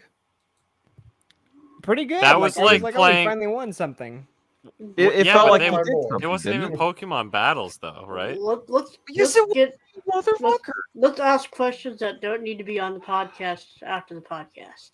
It's an anime podcast. How does this So- not fit? You want to go back to talking We about wanna all the get- whole- We're not even halfway through articles and we're 4 hours in. So I don't know if it's coming up later in the article, but they're going to be doing a few more episodes with Ash, and then they're going to be moving into this. Yes, you're right. thing. They're doing one more season with Ash. Well, it's like airing right now. 11 episodes. Yeah, 11 It's not a full episodes. season. Another quote. But so in those episodes, he's going to be going back and finding like old friends and shit. Apparently, No, I think it's just going to be almost like a clip show where they remember his journeys. Yeah, just watch that recap episode. In fact, for if the you whole look at season. this thing, like they dusted off the old reels and showcase like really old footage from. Remember when Ash analed Pikachu? Remember how Ash had all these. okay. Well, maybe if it's Yeah. just clips, then maybe that's. Yeah, so I think it's going to be something like that where they just like remember the good times with Ash. Well, because we're IGN, taking him like- behind the barn and killing him because Liko and Roy are going to tell you about their new Pokemon. Small. It just small seems like spoilers. honestly, doesn't it seem like a bad idea to have a new protagonist every single season just so that you can sell another game instead of just having Ash go to those regions? Dude, Okay, all they have for to do is clarity. what Digimon does. They have a new cast every season, but they have a new story every season. For clarity, Ash is not in the games. Doesn't matter. No, Ash is duh. not your character. You've missed But out. you're saying the games. You said it a couple times. No, because That's the not him. games, what we were just reading is that what they would do is every time a new game would come out that would have new Pokemon, they had Ash in the anime go to that Choose region the journey, in order to introduce the new Pokemon into the anime. And what I'm saying is, because they're suggesting that they couldn't do that forever, so they needed to have a new protagonist, so that new protagonist is already in that town, right? And so that they can have the new Pokemon there, right? But it doesn't seem. It seems like a bad idea because people have built up a relationship, or rather, not a relationship, but they have a history with Ash and Pikachu building their relationship over the course of 25 years, right? And it doesn't have to be 25 years. You built up a relationship over the course of 25 episodes, right? And so it just seems like now you're throwing that The one away. downside of doing it the way you're saying, where they keep Ash, is they're gonna. I haven't really kept up the seasons, so I don't really know how they've handled it. But I know in. All I'm saying is everybody Hold was on, hold fucking on. pissed when Hold Brock on. left. Okay. Well, yes, losing the Because side he's characters. He was the best constant character. But so Yeah, when make him the new they protagonist. did the Ruby and Sapphire thing, I believe it was, they basically said like he's gonna he made a vow almost, but like he was like, I'm gonna leave all my Pokemon behind and go with just Pikachu. We're starting fresh, and that's what he did. And to get over the fact that like, yeah, I mean canonically he's still 10, but he's been through all of this shit. He should have experience and strong Pokemon the whole. Yeah, but it's a hard reset each time. Level 99 Pikachu, go! No, seriously, and then the idea becomes like, how do you give complaint. Ash any challenge in a future season when he's supposed to be in the from the past season to show him like winning? Clearly, you need to involve the God of Destruction and have Ash become Super Saiyan God. You just got to keep raising the stakes. Don't you know anything? The power creep. That's the answer to Ash's Pokemon. Pikachu, after all they'd been through, just to show you how little they care about continuity, lost to a fucking starter Snivy.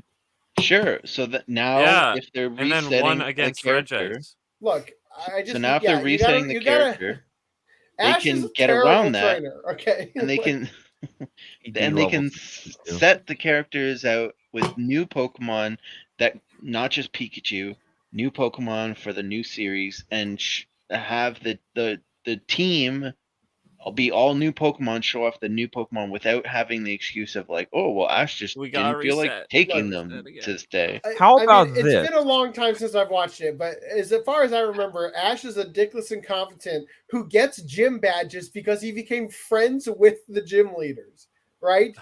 Like he ends up like he fails hardcore, but then because of some relationship thing with Brock and Misty and owing her a bike, he just magically gets gym passes. Like, well, I mean, he kicked the shit out of Koga, but like it would have been better. How about this? How about actually remember how they had the Battle Frontier, where Ash actually fought competent trainers? I remember a that here? Sandshrew that beat the shit out of his Pikachu. Oh yes, thanks. That's what I remember. Bondage Sandshrew. Yeah. So it really was. I don't know where Greenline got this inkling of hope that it was going to become competent at some point. Because the moment he got rid of his Pokemon every single season, I'm like, this is a joke. Like What should have happened is it should have just been, oh no, Team Rocket got my 11 Tauros. You know. Like, oh my. But and So the other thing is how.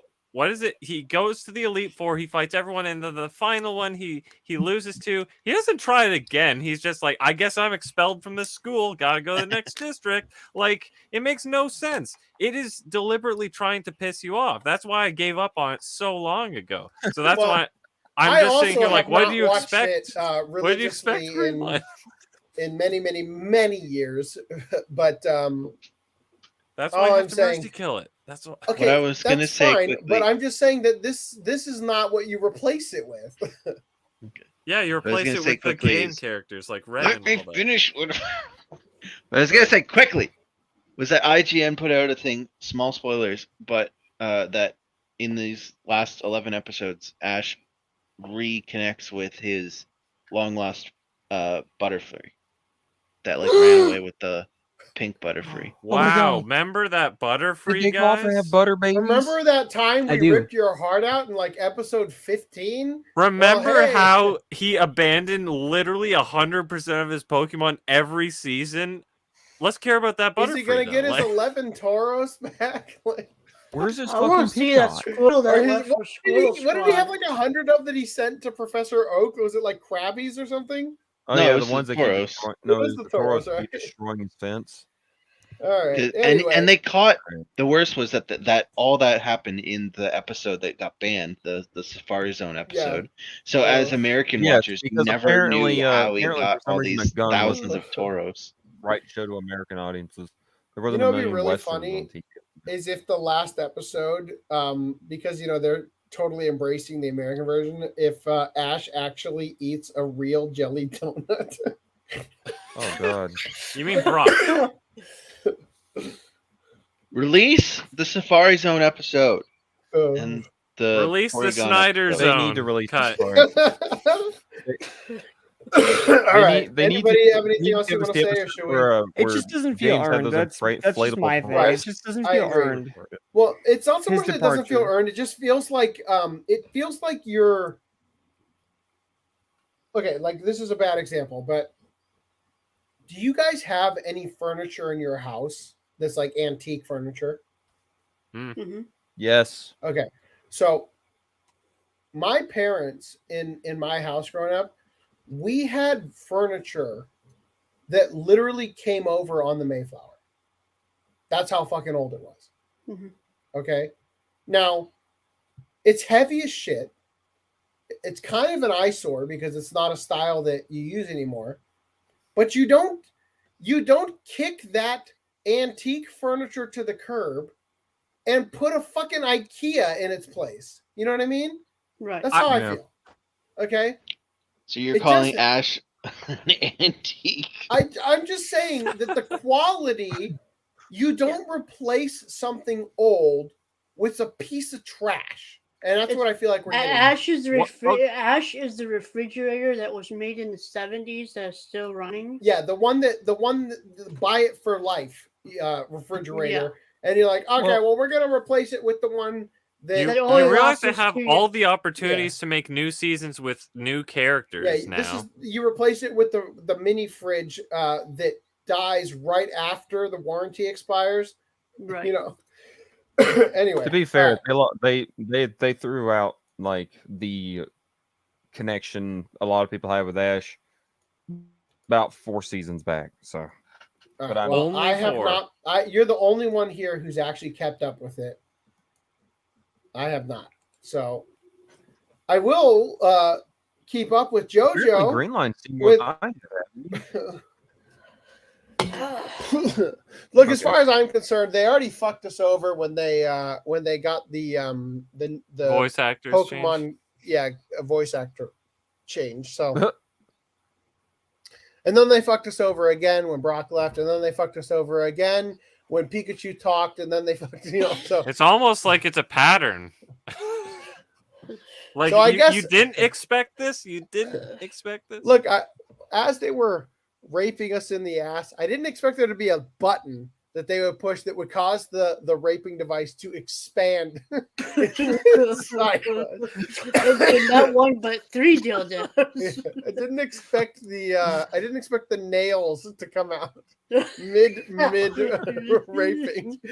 Anyway, so JoJo's Bizarre Adventures 9th manga part begins February 17th. So the JoJo Lands part 9. That's coming. Yay! Can't wait for it to get an anime adaptation.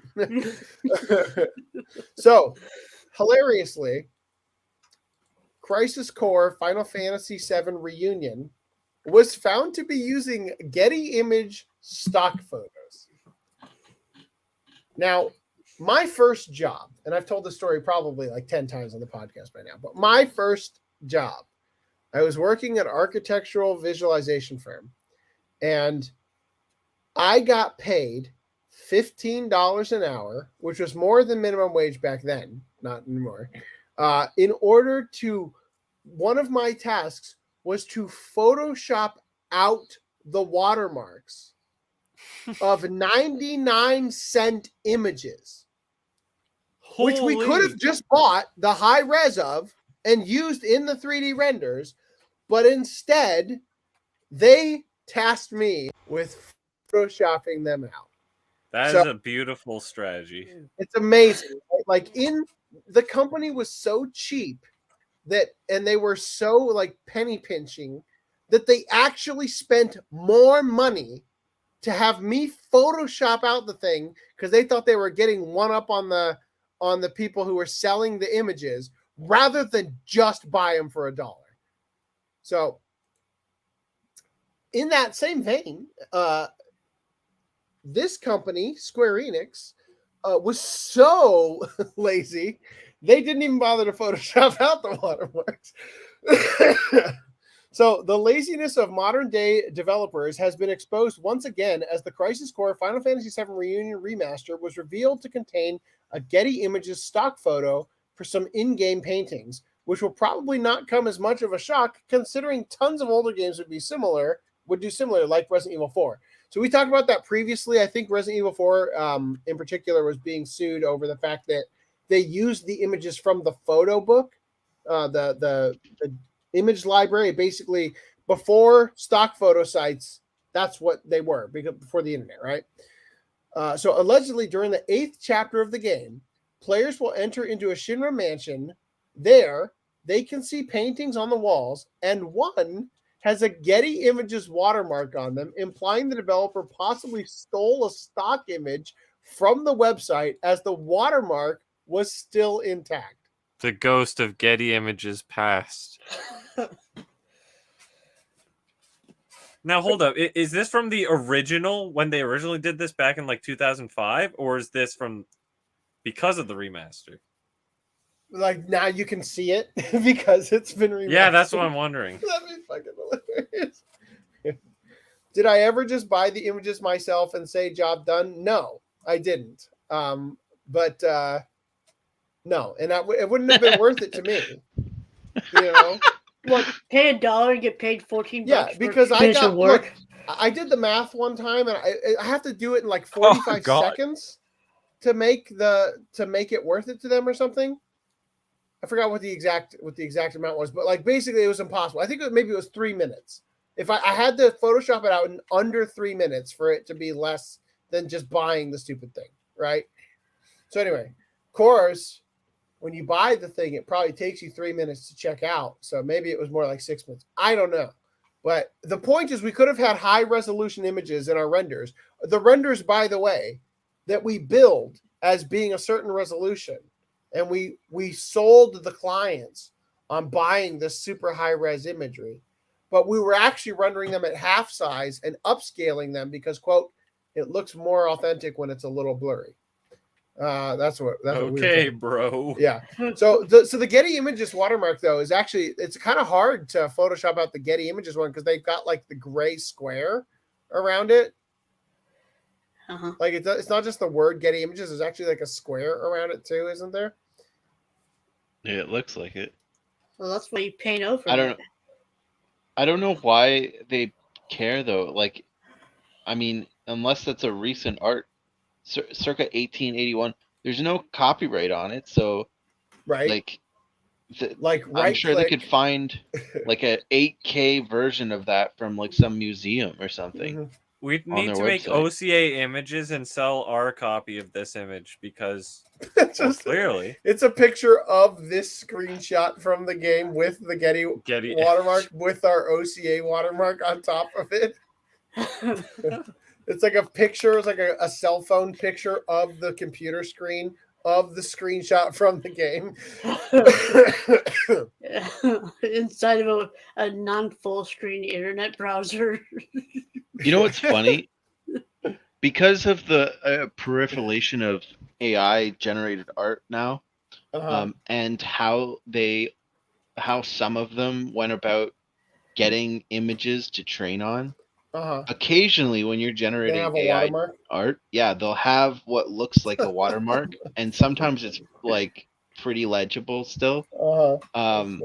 So when we start moving into a world where game developers, like I sent you guys that image of the Blender has now, I don't know if it's an official plugin or if it's an unofficial plugin, but it has a plugin that lets you generate the textures for a 3D model on the fly.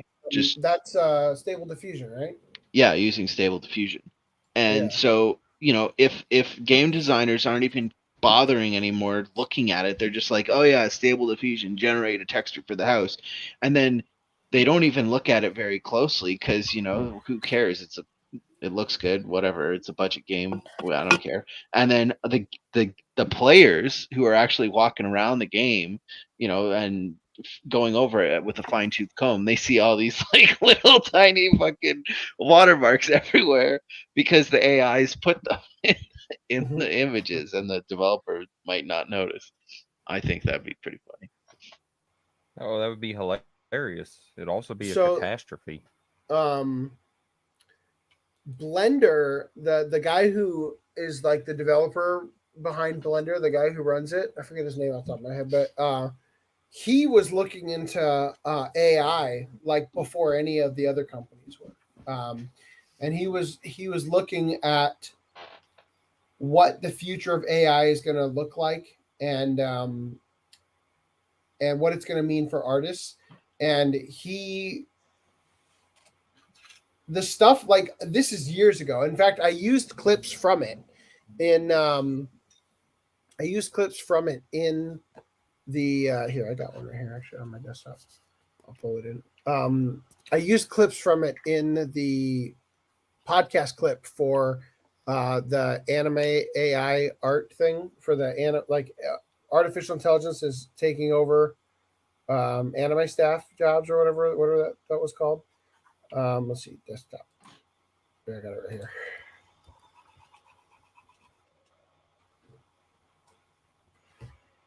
So this was a GIF from it of how they were developing generative adversarial networks to create iterative, throw stuff out ideas for model generation and whatnot, right? And so he talked in that presentation about utilizing it to clutter up scenes. Like you could click a button and it might throw a box here and there, or just papers on the ground, kind of shit like that. And I'm not surprised to see that Blender is embracing this early on a little bit more. And it's funny what you're saying about the watermark shit, because I wonder if the AI developers are going to get raped for training them on these images. Anyway, it says the offending painting is said to appear at least 3 times in the immediate area. The actual painting was said to have been made by an artist, John Crowther, and showcases the Ludgate Circus of London circa 1881. Oh, okay. Crisis Core Final Fantasy VII Reunion is available now, blah, blah, blah, blah. Hold on. Anyway. Before you go. Hold on. Yep. Go back. John Crowther. Okay. Well, maybe this is a painter. Are we going to look up my point is, I thought the painting was from 1881, but Right. this is a painting The of event London happened. from 1881. Okay, John Crowther died in 1902, so most likely problem. anything his I found shit the was- exact painting. You've got to Yeah. be fucking kidding me. Most likely- I found the exact painting without a without watermark. Oh, it's a Yeah. different watermark. Never mind. I could If could get it printed for $25 on art.com. Dude, If he put died it in on a 19 shirt on one of our merch.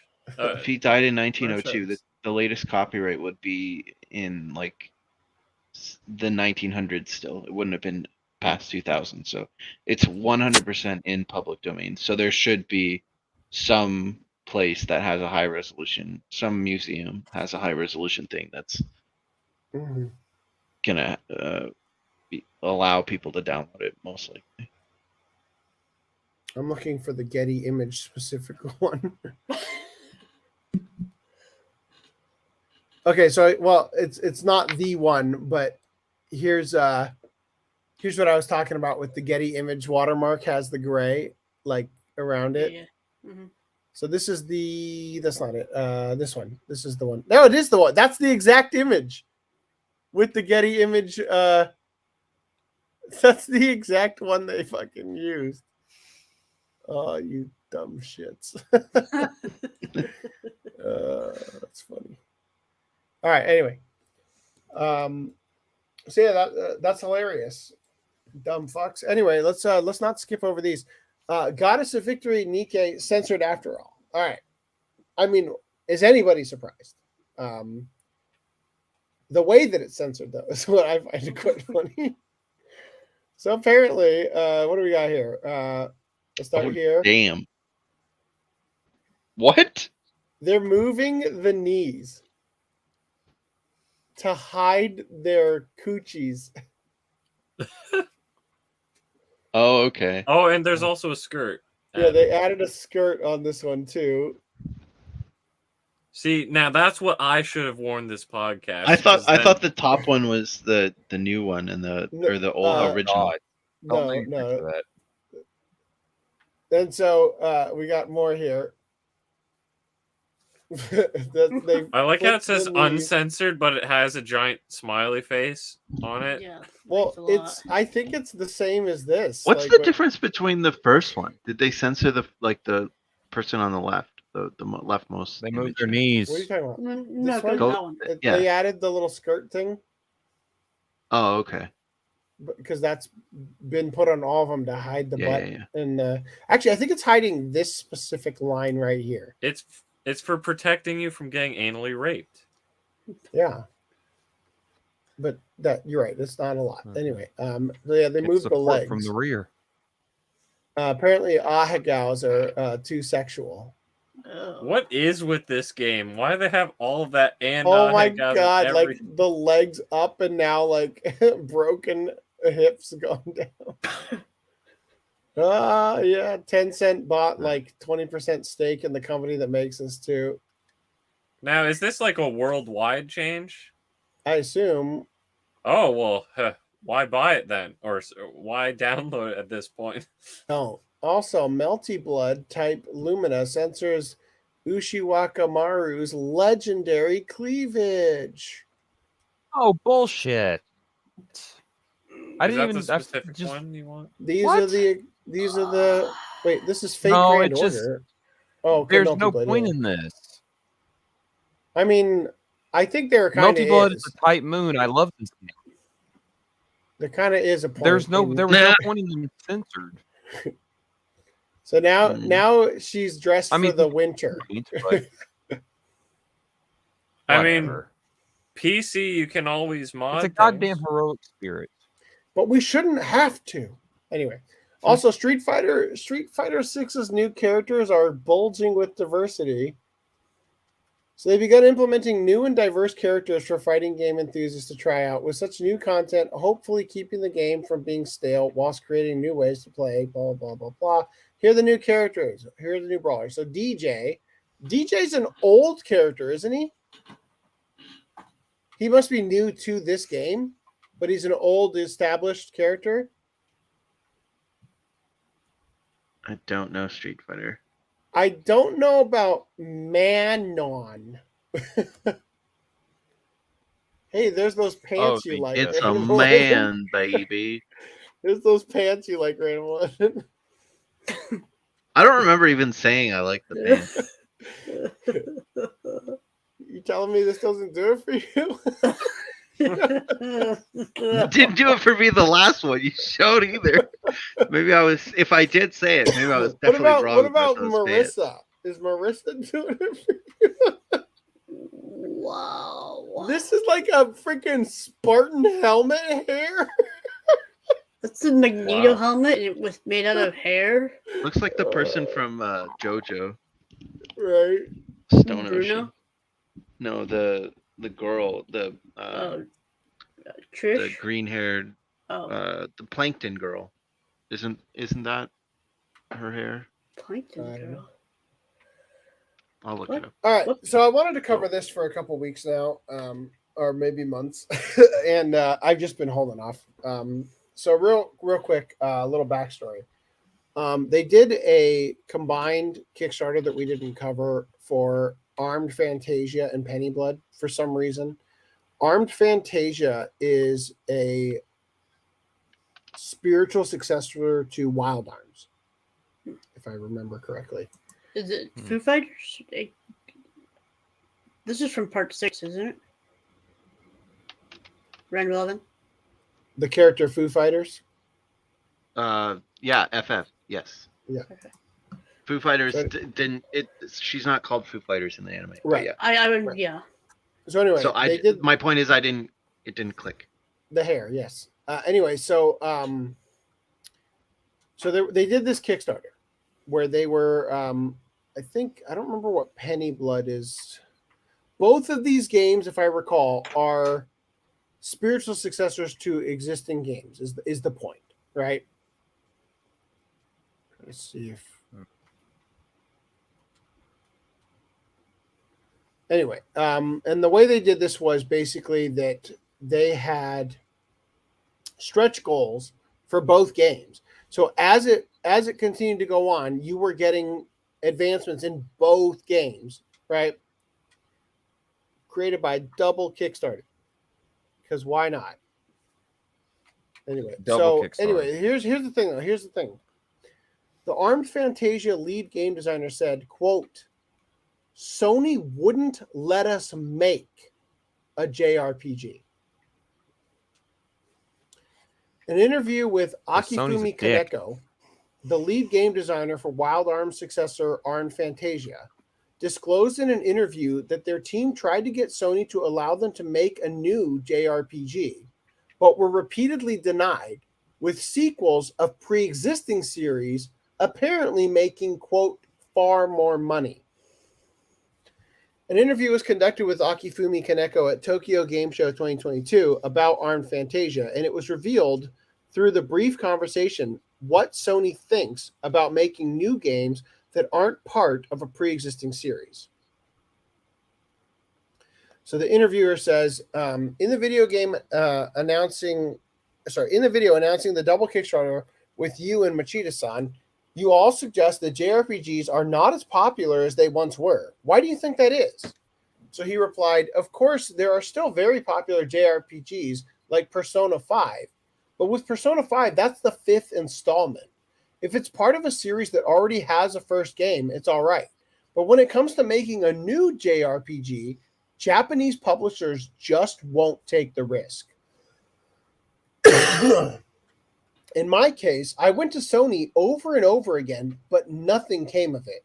It's not so much that JRPGs aren't popular, it's that publishers won't let us make them. So they said, what do you think would be necessary to convince publishers to make more JRPGs?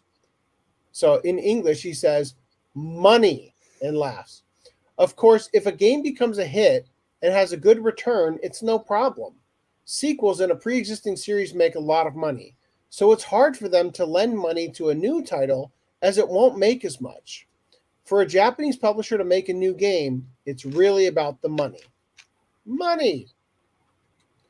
So anyway, as if we didn't already know this, and it's like innately obvious, right? But I just thought it was worth bringing up at some point on the fucking podcast that Sony, again, everything is a cash grab. Everything is lowest common denominator.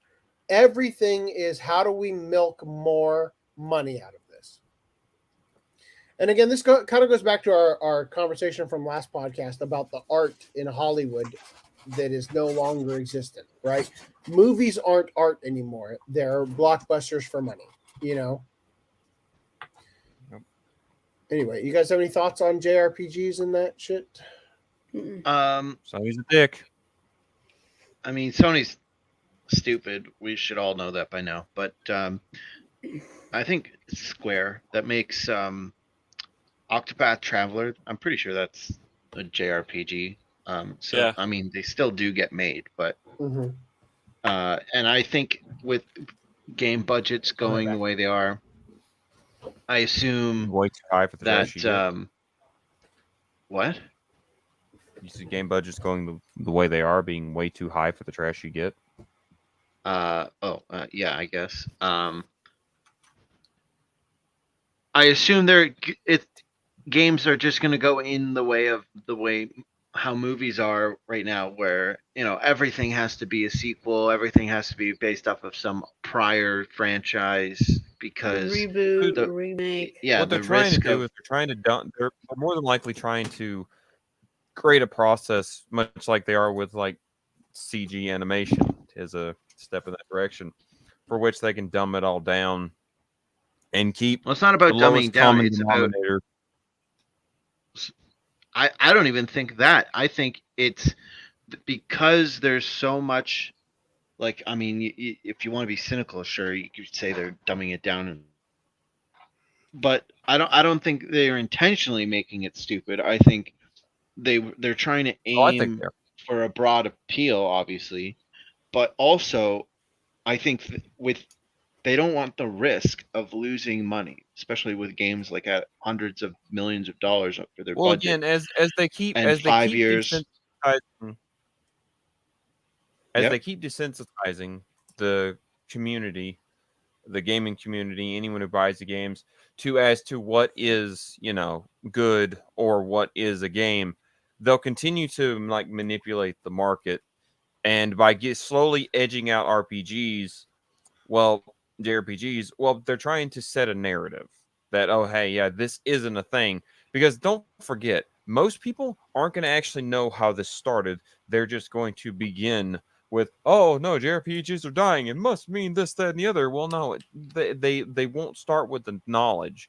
of, no, people still enjoy this. It's just a big company is putting the hammer down. They're not going with the narrative that JRPGs are dying because they just want you to do an existing one. So that's why they mentioned Persona 5. They're trying to move away from a lot of the old, like, harder, more meticulous kind of game styles. Like, find out how many people have played La Mulana. Play what? La Mulana. Look it up. It's an amazing game series. It's hard as fuck. Well, never heard of it. Well, that's why you see a new Tales sequel every year or two. And the Tales sequels keep getting fucking worse. I like, since Berseria, I've been disappointed. Velvet Crow is great, but the game mechanics are like, yeah, we're gonna fuck you. How many games have come out since Berseria? Arise? 2 or 3, I believe. I've literally stopped paying attention. Developers I can only think of one. Actually, publishers, not developers. Publishers are going to want to focus on Zillion. pre-existing properties. So Zillion came out before. Not to diminish the fact that Cecilia was before Berseria. Whatever. My point's not important. Go on. Please.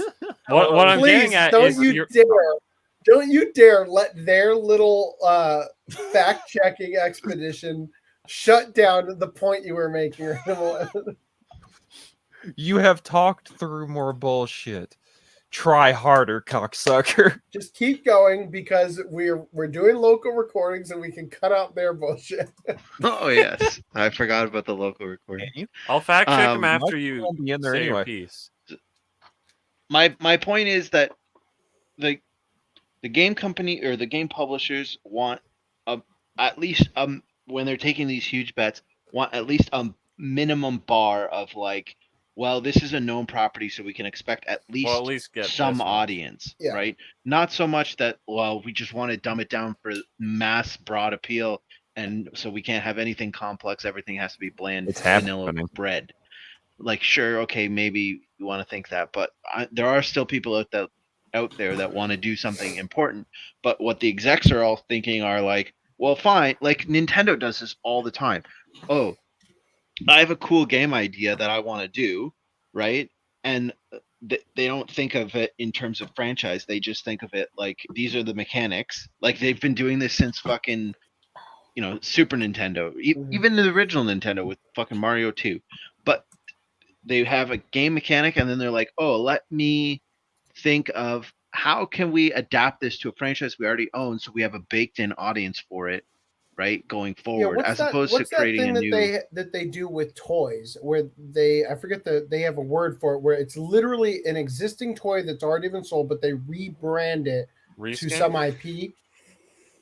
You know what I'm talking about? It's effectively a reskin. I don't know specifically. I know that, like in you know products, what I'm talking about, right? Like, yeah, you the can product. white label things. Yeah, like so basically, like here's a razor, but here's the razor that Gendo Ikari held in a drawing. Oh. Kind of thing. Like it's like IPs are more like when you spend 25 years with Ash, he can sell you condoms, right? It's still, you have to understand that they are manipulating. I mean, Sailor Moon. They do have a Sailor long Moon condoms are a thing. Do you remember the STI campaign where they had Sailor Moon themed condoms given out for sex sexually God. transmitted infection awareness. I was watching. I think it was the toys that made made our us? lives or whatever. Yeah, the toys that made us. Or maybe it was. I don't know. They were talking about GI Joe anyway, and they were like, "Look at this like crappy GI Joe toy that has nothing to do with the cartoon at all, and it's like." A squirt gun or something. I don't fucking remember what it was. And they're like, it's because we literally couldn't make this shit fast enough. So we couldn't get like Joe's gun or whatever. Like, I don't fucking watch G.I. Joe, but like we couldn't get the army vehicle toy. So we have Swap like that on a frisbee and it'll sell like hotcakes. yeah, exactly. We have the G.I. Joe frisbee. We have the fucking Barbie and Ken's like vehicle. Just put a G.I. Joe. Put a G.I. Joe logo on that and sell it. My other favorite. God is damn. this Oh my Spider-Man. god, is his cap in his ass? Like to fill it?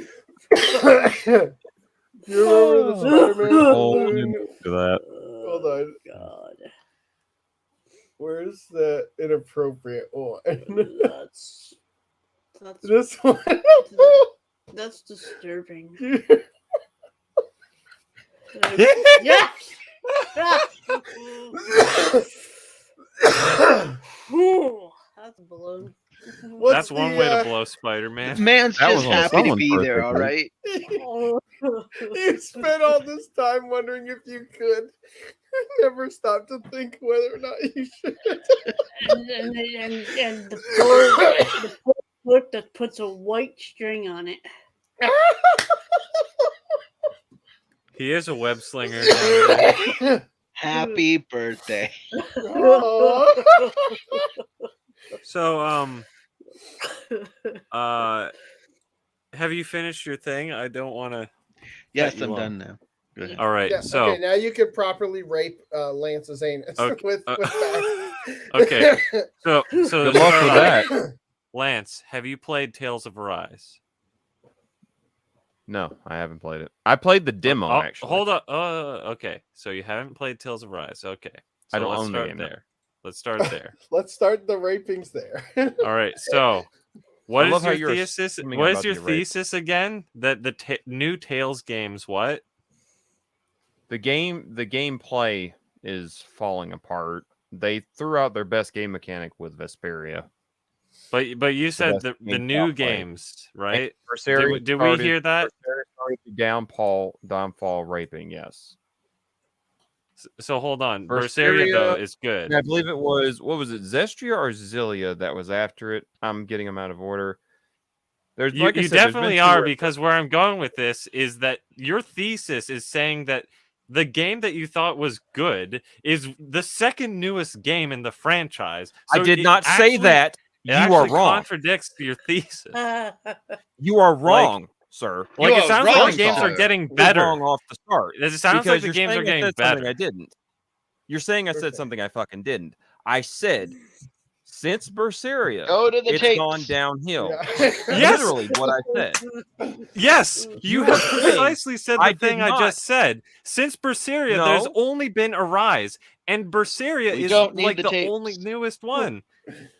Other than Arise is the newest one. Berseria is the second newest one. So ever since it's gone downhill, what? There's virtually no ever since. You know, I'll be honest, I was a little shaky on where this raping was going, but I think it was worth it. Anyway, all I'm saying is it sounds like they're actually getting better because Zilia and Zestiria comes before Berseria. All right. In other news, Getting for Berseria? Oh, God. Yeah, they came out before Berseria. Berseria is literally the second newest one. They came out in 2016. This hat is so goddamn tough. What about let's see. It's a good look for you, I think. You know, honestly, like I think I somehow am making it work. And like I think the vest really sells it. But it is goddamn uncomfortable. It's like sandpaper on my forehead. All right, anyway. So Sony is going to replace the PlayStation 5 and PlayStation 5 Digital Edition consoles with a new modular PlayStation 5 option. Seemingly, they're going to be releasing a PlayStation 5 with a detachable disc drive. So that's kind of Or interesting. it's probably going to be a digital only one, but you have to buy the attachable disc drive. Yeah, so they're going the Apple route where they can sell you all the dongles. As far as I'm concerned, Sony can just eat dicks. Anyway, that's the news. I thought you would enjoy hearing about it. All right. Now we go to Right Stuff. I'm skipping 2 articles, just a heads up. We'll cover them next time. All right. Right Stuff. We have... God damn it. Oh, no! What?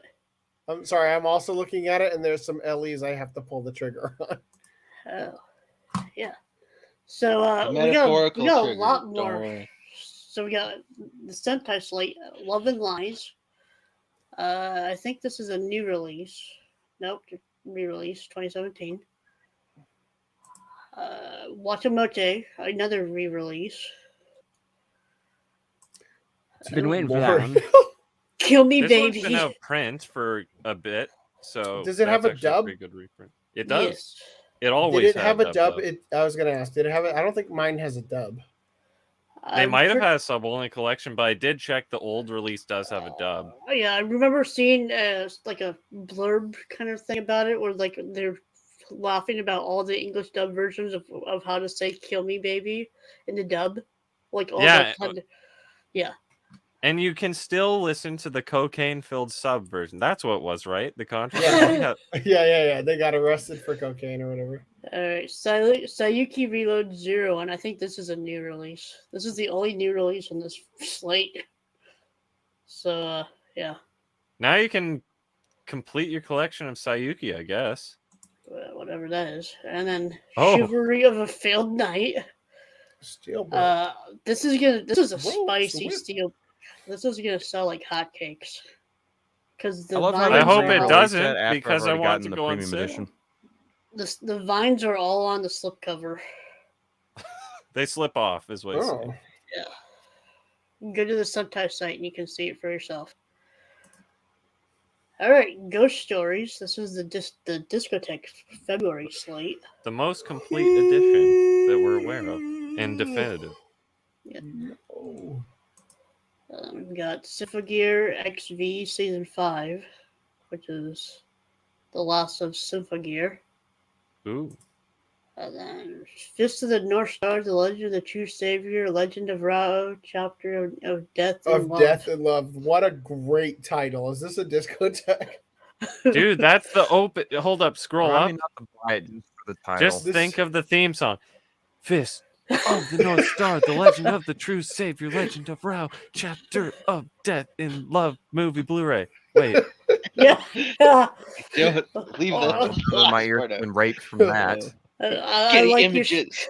I like your. No, it spirit. would be more like Fist of the North Star, The Legend of the True Savior, Legend of Rao. Like Chapter of Death in Love. Is this actually 2 movies? Legend I of- think it is. Yeah, it is. Legend of- Yeah. Like Oh, pretty short Realistically, movies, it would just be North Star repeated over and over. pretty North short Star. movies. If it's only Star. 95 Fist, minutes fist, total. That's unfortunate. Oh, Aim for the boy. Ace Blu-ray. What's unfortunate about it? She looks like she's sneaking. And then Kamen Rider Chojin. Masked Rider. That's another one. That's another one. Yeah. The fucking opening was just Masked Rider. Masked Rider. Don't shoot, he's not black. Masked Rider, and then the end word like off in the distance, like Oh, no. They need to re-release Masked Rider on DVD. Come on. On Blu-ray? Next up, Or we have the Blu-ray, whatever. Funimation March slate, or Crunchyroll March slate, I guess. So sing a bit of harmony. You could get 10% off. This is a movie. And Jujutsu What is the movie? Kaisen Zero. Oh, I'm pissed. Like, I'll have to put this separately with my movies, but like, why is this Crunchyroll and not Viz? Ooh. Oh well. So getting The standard rankings will continue. Wait, so those people who complained about not getting paid enough, they're actually bitching at Crunchyroll, not Viz. I kind of like this image because he's like half-assedly flipping me off. He's almost fingering, you. you. So they changed the voice cast for this movie? Yeah, I don't think so. Why? They didn't. No, Oh.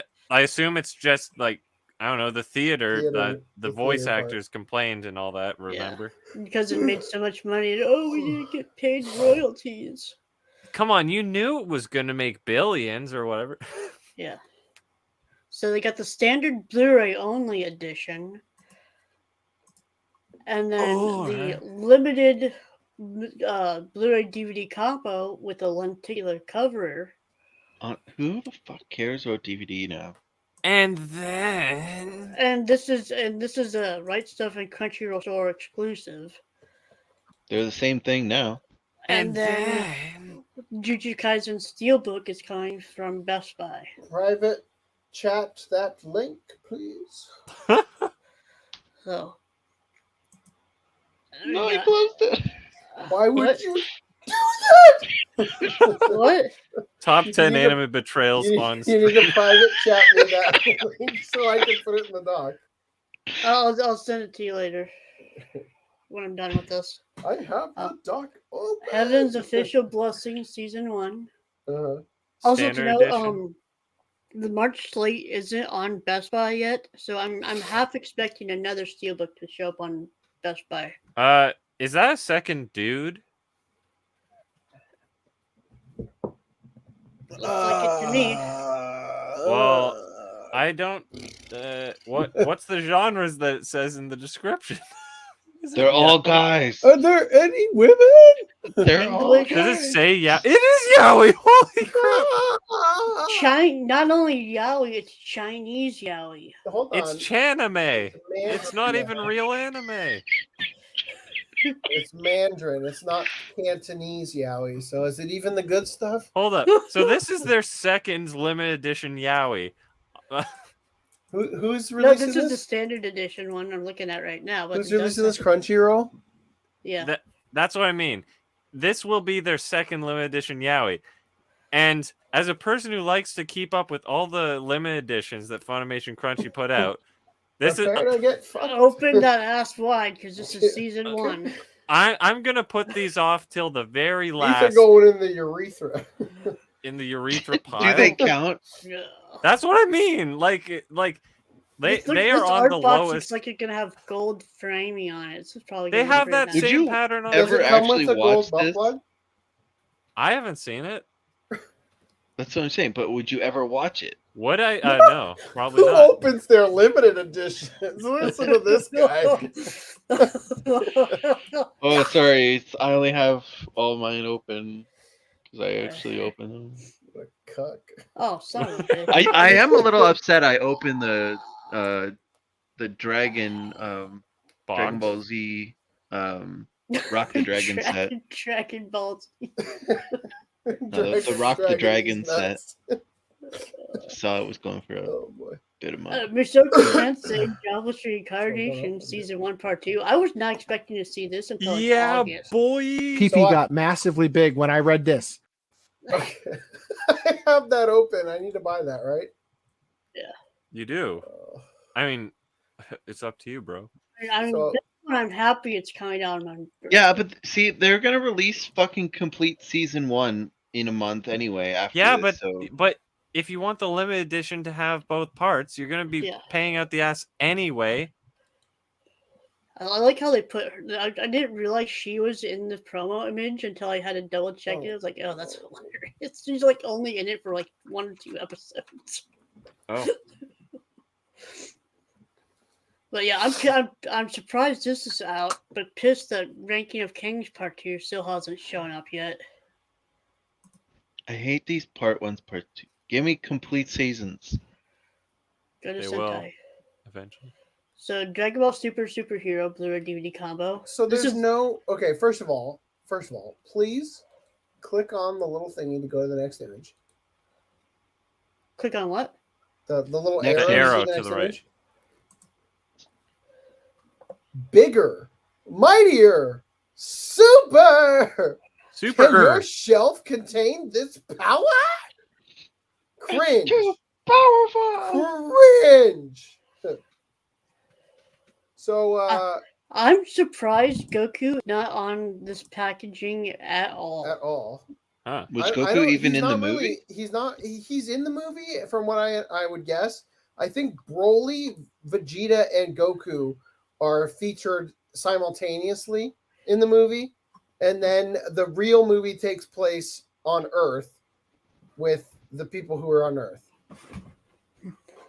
So Goku couldn't be bothered. the Japan has a 4K of this on pre-order, so I'm holding off until And so- potentially Crunchy puts out a Seriously, 4K. Crunchyroll couldn't be bothered. There's not. Okay, look. Same day release Crunchyroll. I wonder That's if it all would be an upscaled 4K or if it's native 4K. I would not be surprised if this gets a steelbook at Best Buy and it has a 4K in it.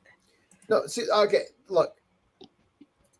Resurrection F has a fucking LE.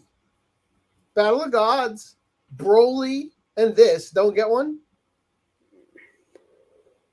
Who would want one? Like Broly My had this, sources on Blu-ray.com state it is Broly an had a upscale. steelbook for Best Buy. It is an upscale? Here's my evidence. But you cut out is or is not. Is an upscale. But hold on. If it's anything like Your Name, it will look better.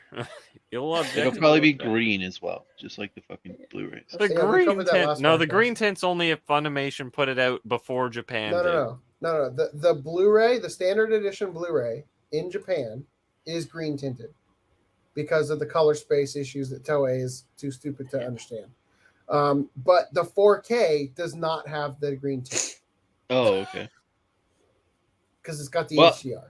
It's an upscaled thing, which is stupid because with them doing it in CG, like Yeah, freaking render just it. render it at 4K. Like It's how easy it is to render cell shaded shit in 3D. Takes like a half second.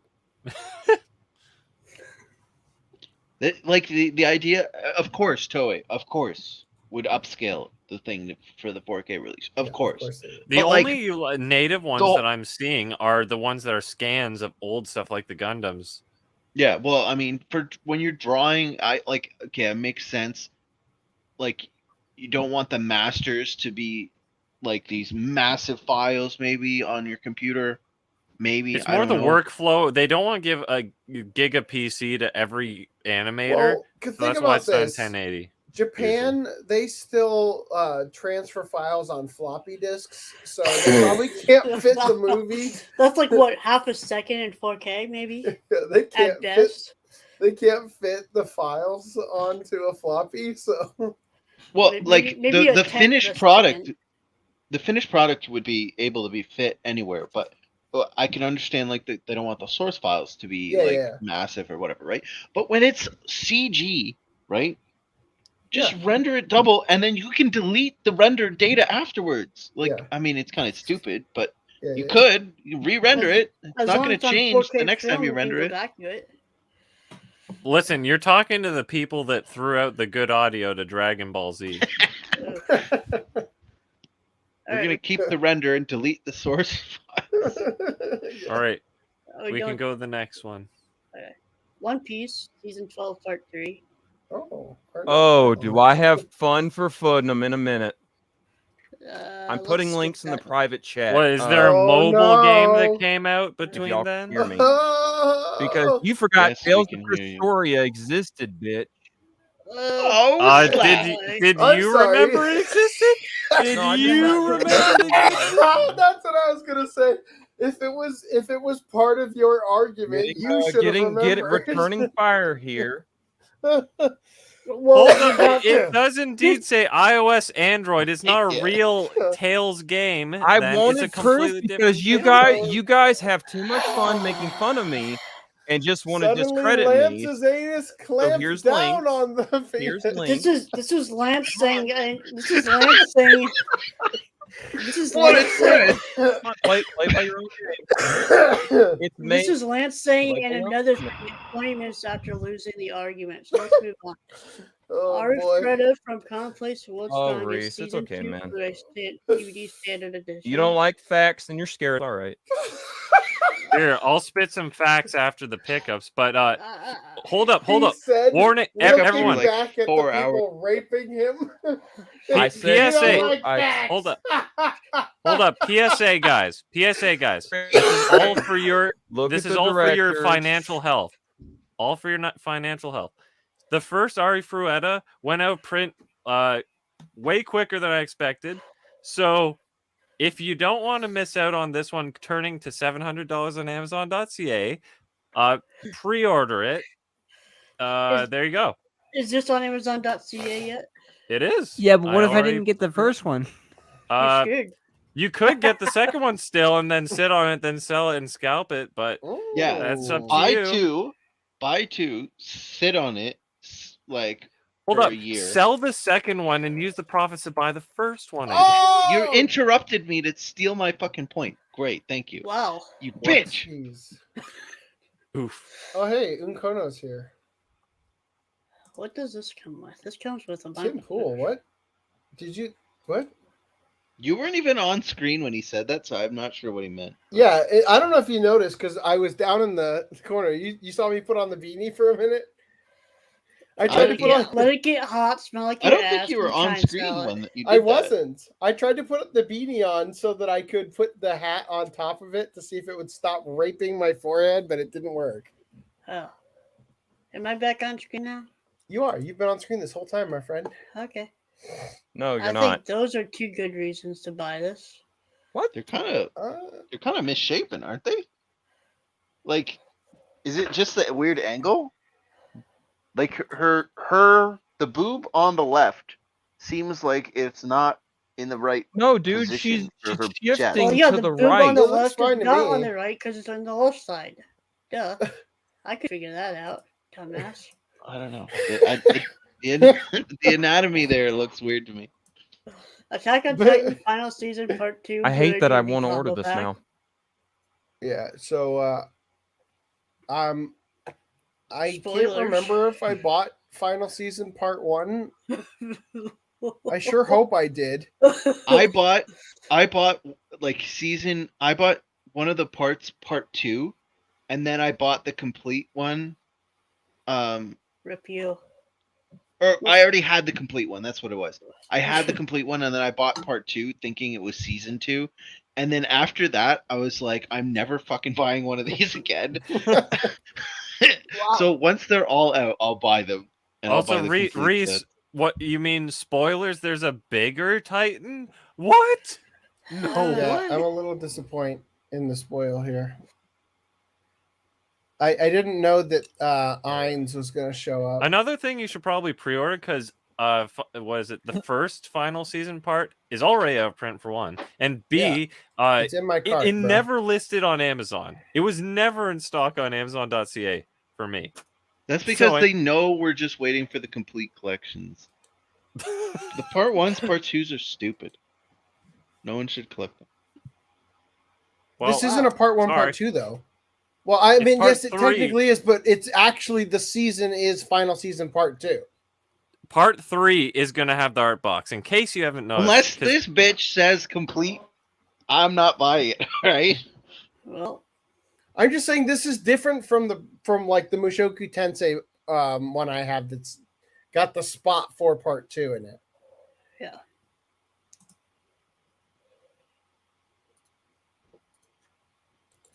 At least these releases Kenny are Lauderdale consistent. is not among us tonight, or has ever been. Kenny is welcome on the podcast. If Kenny but he, says- he declined our offer the one time. he declined our offer on the grounds of I can't do Long streams my long neck. streams. Yeah, he let us down easy. He was a true gentleman all the way through. He posted a video that said like, "I'm demonetized," and then deleted the video, and I never got to watch it. And then he posted on Twitter saying he's taking a break, which sucks because he put out some good videos. I think truly, if he came on the podcast, he would have been putting out more videos. No. Yeah, he's been putting out disavowals. I'm so sorry. Reese, we can move on. I just like the framing of this on this cover. Yeah, well, we see I that just you're love like, the massaging it. spoilers. Oh yeah. Okay, someone correct me if I'm wrong, but isn't this the show where like it's like supposed to be creepy, but all the shots of the girl are like tit shots and ass shots, and it's like This is from the studio that brought us Interspecies Reviewers. So this is the show So what you're saying where is yes. the girl can see all of these like ghosts and stuff, but the way she deals with it is just to pretend they don't exist or something. Yep. And so there's somewhat lewd things happening. Mm-hmm. LE. I'm surprised it got an LE. I'll be honest. Like, I'm looking at it right now, like I want to buy it, but I also don't want to spend $63 for it.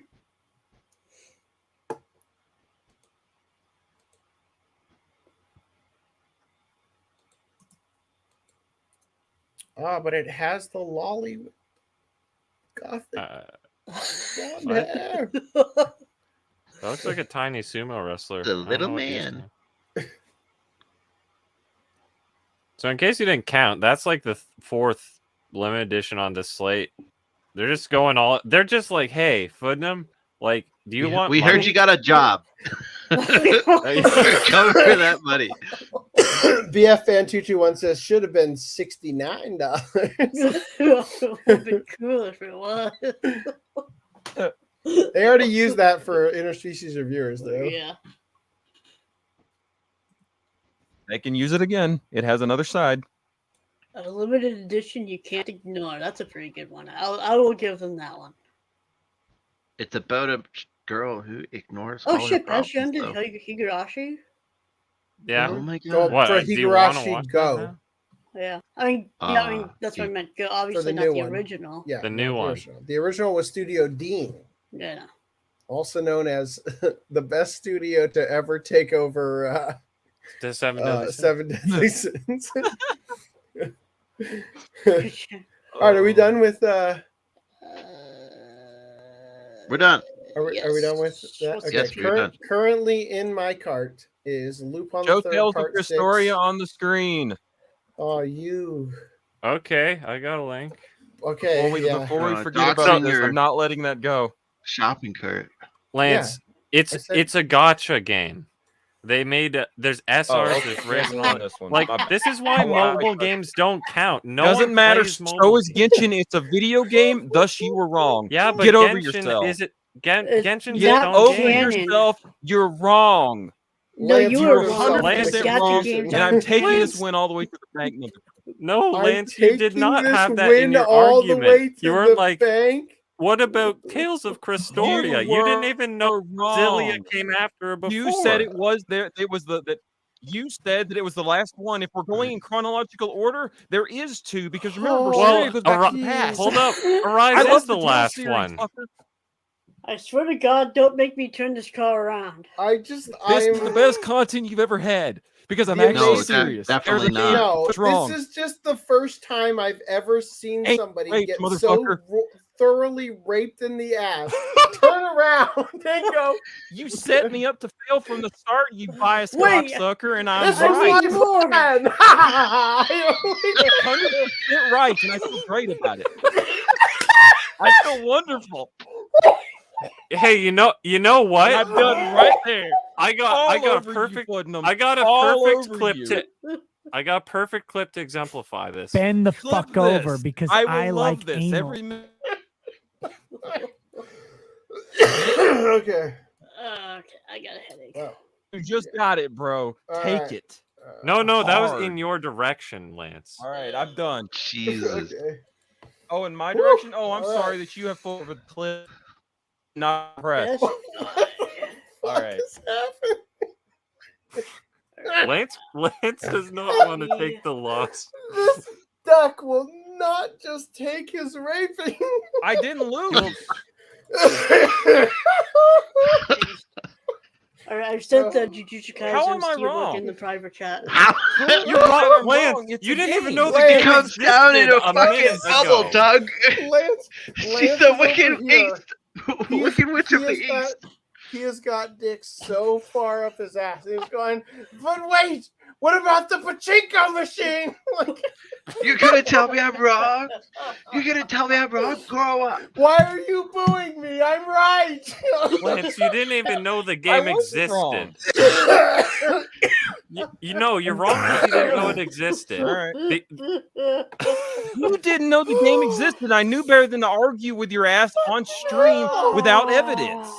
Oh. if you knew it Because I existed, know you'd how you'd have evidence for your claim. Jingle bells, jingle bells, jingle all the way.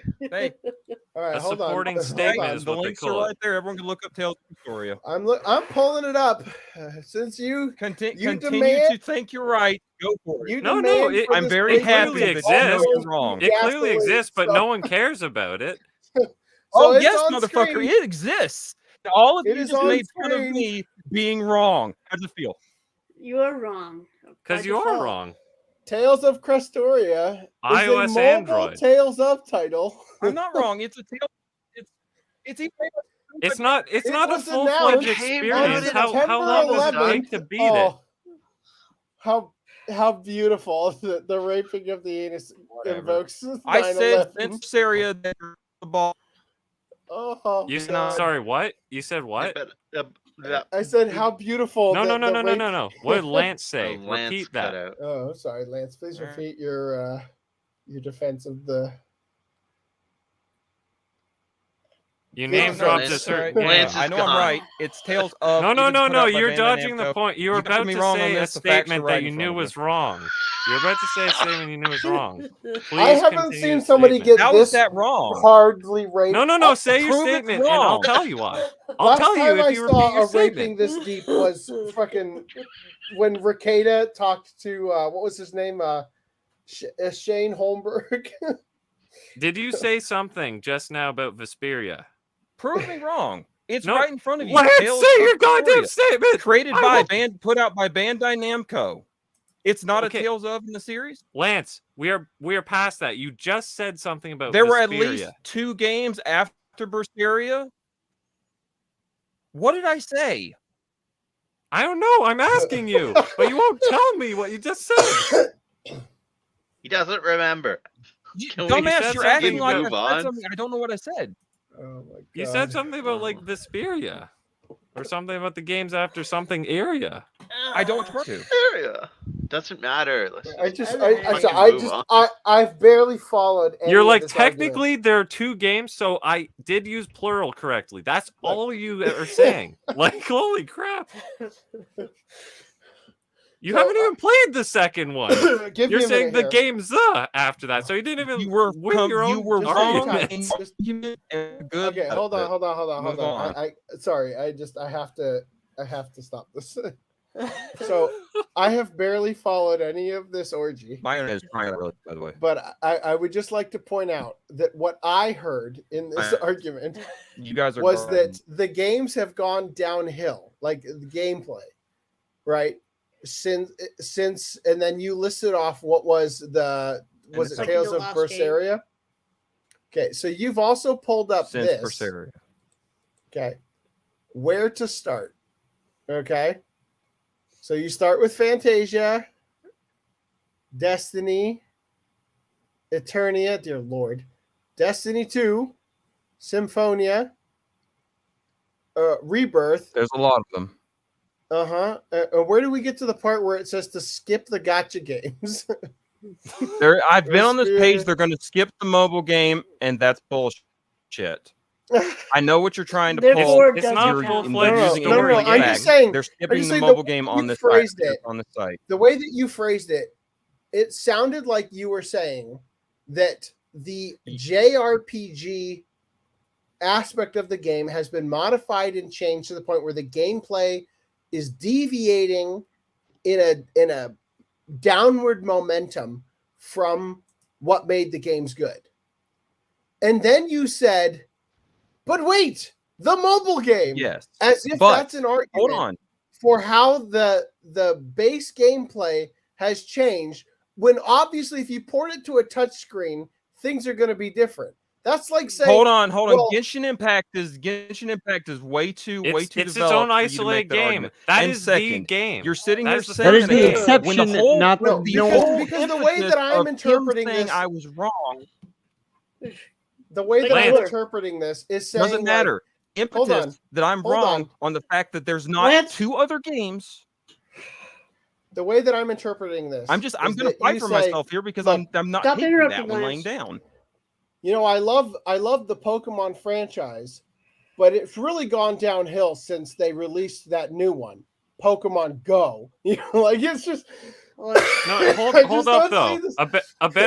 A more clear way to put it is, Lance, the supporting thing you gave to your statement was 2 games that came out before Berseria. You did not give Chrysoria. I got them so out of clearly order, you yes, didn't. but you're incorrect still in what you said. Yeah. No one cares that there's two You are games incorrect that came still in out what since. you said. I And know, just but because that of the wasn't bias, the thesis of what I was refuting. So of you your literally statement. used that as your Hold on. impetus to No, try to I make fun didn't. of me. I I'm not made that taking as it. a side point. I said there's All a right, name in the guys. 2 games. Guys. This Hold site on. leaves off I have to know. Do we Restoria. have dates on these? AC ended up 2017. So Berseria was released in 2017, which means that Chrysoria is after Berseria. It is. Is it before or after Arise? yes, It's before and then Arise. Okay. Yes, 2 games, Tales of. All right. Great. That here's wasn't what even we'll what. give you. I love this Here's series. what we'll give you. Okay. I'm being The legit. raping finished. I said I know. He came on your I got back Zillia instead out of of the way. in your butthole. Okay. That's I'll take it. I'll take it. It's in your hair. You're going to work the next day. It's still in your hair. No one's going to work tomorrow. Fucking up Hey, and here mine's all over yours. arguing over nothing. You rolled I'm going to work tonight, I guess I should say. All right. Well, you drop anyway, a piece of pizza on your pillowcase. You pick that shit up and you still eat it. Okay. I have some other news. So, in release news right here, fucking France is getting a 4K UHD of Secret of Mamo. Jury is still out on whether or not it won't look like dog shit, because apparently the Japanese one looks like dog shit. But if anybody could undog shitify it, it's Savakis and Brady. It's good there. Well, I mean, Brady literally has said that it's unlikely that Discotech will do a 4K of it. Did you get the express written permission of the NFL and Discotech to tell us that on stream, Reese? Yes. Was that said in confidence, Reese? Yes, it was. Well, the Blu-ray.com says native. So, Hoshino Kirby is also getting a Blu-ray box in Japan. So, I feel like Discotech is going to release this. And I feel extra like Discotech is going to release it because the anime box set warns that contents may be inappropriate by today's standards. And that just seems like something Discotech would do. Because of all the sucking. So a new box set is coming for the Kirby anime from quite some time ago, and many realized there was a warning on the official sales page saying that content in the series may be inappropriate by today's standards, which will have many curious what content the warning is referring to, considering the overall tame nature of the series. Well, that's unfortunate that they have forgotten the blackface Nazi episode where Kirby killed all the Jews. No, I'm sorry. That's not the punchline. Where Kirby sucked up Kanye West. That's how that should have gone. Damn it, I ruined it. So anyway, thank you for coming. That hat, I think, is there a place on that hat where it's missing a badge in front of it? No, there is no badge on this one because this is the sex worker hat, not the police hat. That's another hat. I was making a Nazi swastika badge joke. BDSM Nazi edition. All right. Anyway, so yeah, I guess the Japan decided that it was important to let people know that Kirby is inappropriate for weak snowflakes. So it says here I can't put too much. Too much is not enough. Keep going. It's Destroy Dick December, right? It is, yes. You still got 10 days left. Yeah. Oh! You got to do it 21 times right now today. So it says here on the Value Mall page, this product contains anime footage that originally aired between 2001 and 2003. The footage, structure, and dialogue of this work contains some depictions that may be considered inappropriate when compared to the values held by modern society and today's human rights awareness. Yeah, so... did you guys know you had rights? Did you know that there were slaves in Kirby's Dreamland? Kirby dreamed of taking over the world, and... That's why it's called Dreamland. It's a sex slave paradise. Kirby's Wet Dreamland, porn parody wet. Dreamland does sound like a place that if it is an interspecies reserve. God, why is it so funny? Wait. However, please understand that in the interest of preserving the originality of the work and the historical background of the time during which it was produced, no alterations have been made. Yay! At least they left the blackface Nazis in. No. Oh boy. All right. Anyway, I'm gonna just move on before that joke gets a little too stale. All right. If you would like to support us, once again, you could shop on Self-Lead. Wouldn't you know it? I actually produced some new merch. I am thinking of making. Yes, you did. Yeah, totally. No secret techniques involved. So it comes in all these amazing colors. I'm thinking about making this one have the pink text like her shirt now because I feel like I don't know, white. Is there one that's a good? You have a gray variant. I just feel like the character's name is Power. I can't have the white there. It's a little white power. Oh my! What were you saying, Reese? Is there was I didn't see you going through all the different colors. Is there a gray variant? I guess I just clicked on PayPal. Hold on. Because apparently the shirt shows up in the lace ending, and the ending is in black and white. Dark gay, yes. What about? Like gray. I'm sure everyone will buy it now. Yeah. You've said it that Well, I'm way. just saying that like you could get one in the ending variant as well. If you get like a light. All right, gray. now here's a very important thing you need to know. Look, this is a new product, blank, that I'm using on the store. Why can't you see my fucking mouse? There it is. It comes in gold. So do I, and Ben Shapiro. No. Hold on. Listen to me here. That means that a certain other product now is back in stock, even though I got to replace this image because this is the old Gildan. You can buy this with a gold shirt again. Hooray. Congratulations, everyone. I hope you pay for it and send me money. That's the thing. All right. Now, there's also, you can shop on the OCA Podcast store. You can buy such amazing shirts as It Was All Consensual. It's pretty self-explanatory, but... I'm going to try for AM. Oh, Rowan.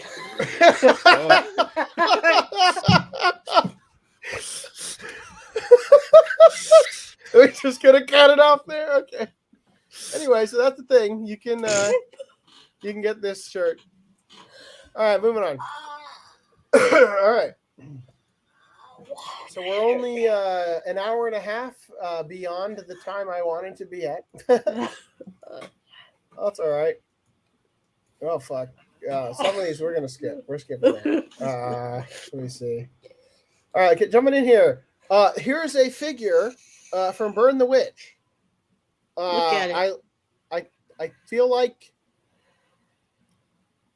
it speaks to me. Those, Yeah, it's got a pretty good cum explosion effects part. Ooh. I think I like the other figure better. Really? Oh, that's a pretty good shot. Yeah. Well, let's see. There's a redhead figure one too, isn't there? Yeah. No. Don't Oh, black-haired one. Yeah. I really like that they don't have odd stands all over this nicer figure. I was looking ballistics. at this figure, But she's got and kind it of actually a holds. dark It face. seems to the first one seemed to. She looks like. I mean, I'm not going to fight you on that, but the first one No. From this angle, it looks like she's spraying Febreze or something. actually made it look like the blast was more part of it. She's like, you stinky. Yeah. She's spraying hand sanitizer. Yeah. Is that not what she's doing? No, she's got like a wand Oh. or of some kind. It's an electric toothbrush or something. I don't know. Anyway, so there you go. That's the only one we're showcasing. Reese vetoed all the hot mamas. See that I the was gonna first show one you. looks more like it's natural. Well, I vetoed that one too, but you decided to keep I it put anyway. anyway. So City Hunter gets a new line of bullet-shaped Honko seals to sign with Authority. So yeah, 357 Magnum themed Honko seals, so that you can stamp your name with Ryo Saiba in the corner. All right. Also, Yu-Gi-Oh! Millennium Puzzle Complete Edition lights up the arena. No. So by complete, they mean that this piece comes out, I think. Oh. Well, It's when- a scale when reproduction you of put the this- artifact scene in the 2000 anime series, and just like in the series, clicking the final piece in place sets off a magical reaction. You So won't there's hurt no anyone. actual puzzle. Yeah, there's no real puzzle. You It's literally- like a Gundam model kit versus a Gundam figure. It's like an electromagnet that once you stick it in there or something, it lights up and starts playing. That's the like theme those song. new Pokeballs that they've been selling, where you can press the button and it like lights up. Yeah, and beeps, so, like, but you there's can't like open the ball.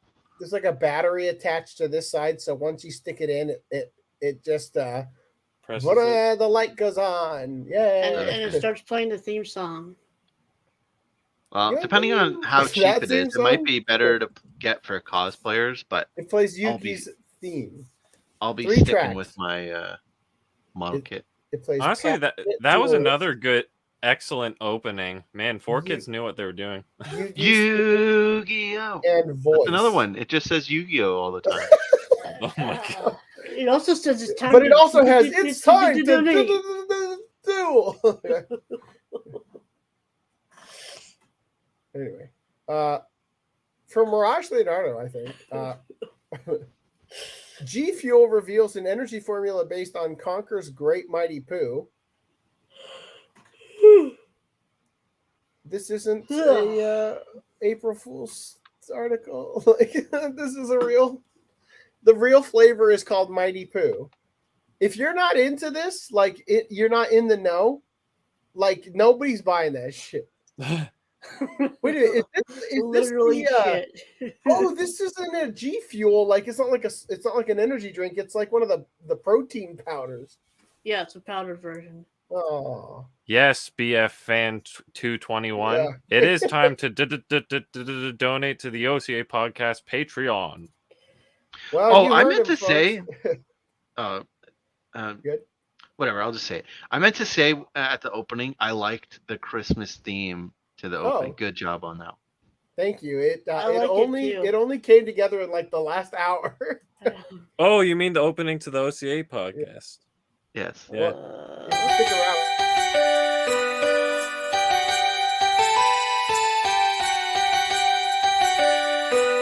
Are we just ending the podcast right now?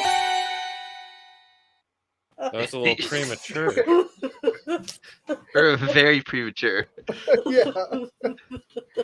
Right in front of, if you stick around, we'll play it at the end.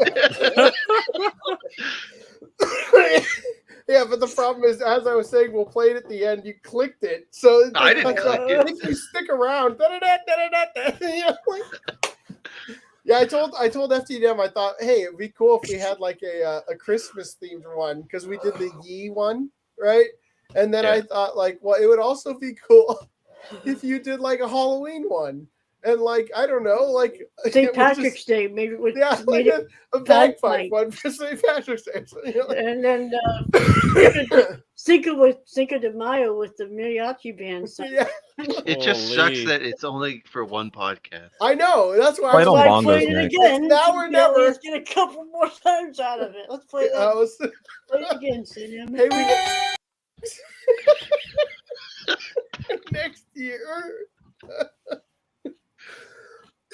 We need one with fireworks going off for. This 1812 We need, starting off. we need like a Yankee Doodle came to town for 4th of July. All right, so this company is Are selling you a taking single. notes, FDDNM? Yeah, please. I will send you the VOD later. This company is what? selling a single giant Froot Loop for $19. Look at the picture at the back. Wow. They had to call it Froot Loop with it spelled like actual fruit to not get freaking sued. Is this the same guy that did the One Piece longest book? Please don't tell me. It's the same guy. If you're looking to get me something for Christmas, Oh, you want it? You want to choke on it like this bird? let's see if I can put my arms through it. Your arm, sure. Yeah. Maybe my head. Yeah, your head. That's one big amogus, says be a fan. So it says a single serving of Kellogg's Froot Loop cereal clocks in at 1 1/3 cups, weighs 39 grams, and contains 150 calories, according to the nutrition facts printed on the side of the box. Though we've never actually counted how many loops are in that single serving, we assume it's more than one. Oh, you only want one? Okay then. Big Froot Loop is here to deliver.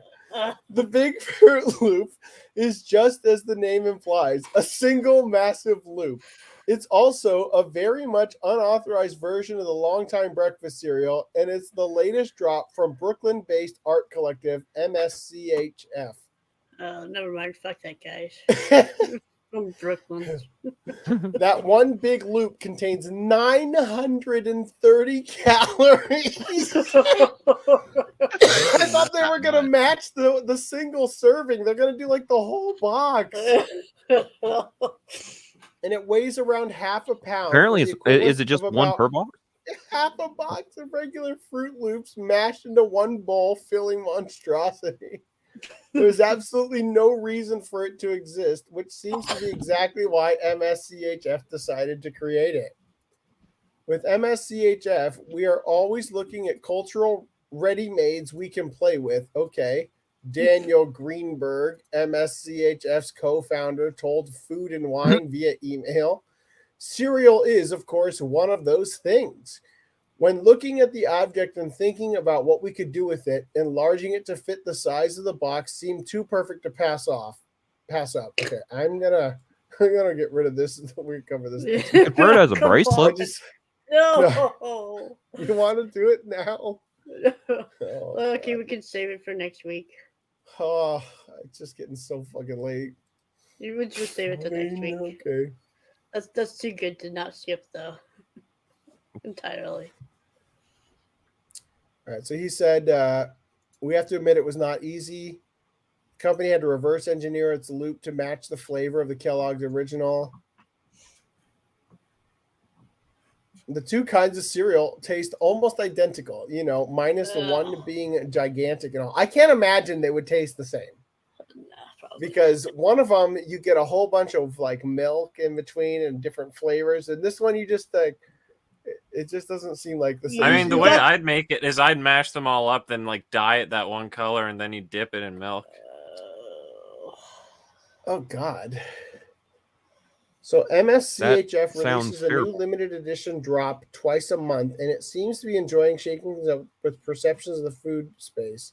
It's illegal chips pushed against the arbitrary boundaries of which artificial flavors are and aren't acceptable, selling snacks that tasted like horse meat, Sicily's Kasu Marzu maggot cheese, and potentially deadly fugu. The actual version of those foods cannot legally be sold in the United States. They've also collaborated with Rihanna's Fenty Beauty on a line of individual lip gloss packets that either held a shimmery red shade of makeup or a mouthful of ketchup. Why are we reading an article? What is there to read about an article of a giant Fruit Loop? How did I think we've how got did it go through from the something story. that was at least? Yeah, no kidding. Anyway, yeah. So you can get them on the Big Fruit Loop website. I have to see it. A mouthful of ketchup, isn't that just like a regular ketchup package? Sold out. Sold out. What? For real? Oh Jesus! Toucan Sam's trying to. They probably made 20 of them. They might not have made any of them. Oh my God! I was watching a Shitting his video. pants. I was Toucan watching a video Sam needs to go describing on the how freaking That's all. thumbnail. Look at that. Yeah. Game, the retailer Game in the UK made a product called like the Gamers Christmas dinner in a can. Christmas Yeah, or dinner. something like that. Yeah, yeah. And There's apparently it was like a 7 layers of stuff like yeah, it was like a turkey chicken gravy, and mashed gravy, potato, mashed potatoes, peas, or green all bean in a can. casserole, But cranberry it was just a sauce. marketing stunt. They never actually made any. Speaking of chicken, Japan's pigeon calculator is now I thought we available in did- English. for next week or next podcast, so we can. No, your displeasure in us not doing it tonight has struck me something fierce. Oh no! So let me just stop screen sharing for a minute and. Oh, screen did you share test that. upload? I forgot to I remind did. you. Okay. I did. I'm on top of those test uploads, bro. By the way, last podcast was already- blocked in Russia. Probably So- not something we're going to cover tonight. Oh, Yeah, good. What was that, Lance? oh, have we mentioned the Seven Deadly Sins movie? Have we mentioned the Seven Nope. Deadly Sins movie, the new one? Oh, okay. No, I did keep not I keep see cutting it. out really bad. So, But So yeah, don't worry about it. all right. So Japan's pigeon calculator is now available in English, as much English as you need for a calculator, at least. Last year, pigeon calculator Hato Dentaku was released and changed the way people in Japan do arithmetic. We often think about disruptive technology, but there is perhaps nothing more disruptive than having a pigeon coo every time you press a number or operation key. That has been the secret to pigeon calculator success, tapping into our innate love of pigeons, as well as noisy crows and eagles. That's right. Thanks to the highly adaptive UI of this app, users can select one of the 3 bird sounds, which, as we all know, accounts for all known species of bird on the planet. But Pigeon Calculator didn't stop there. In addition to pigeon, crow, and eagle, there is also a sexy pigeon option, which coos much more sexually than your average pigeon. As a result, Pigeon Calculator has been downloaded countless times on both iOS and Android, though that's mainly because my calculator keeps squawking at me whenever I try to count the downloads. Okay.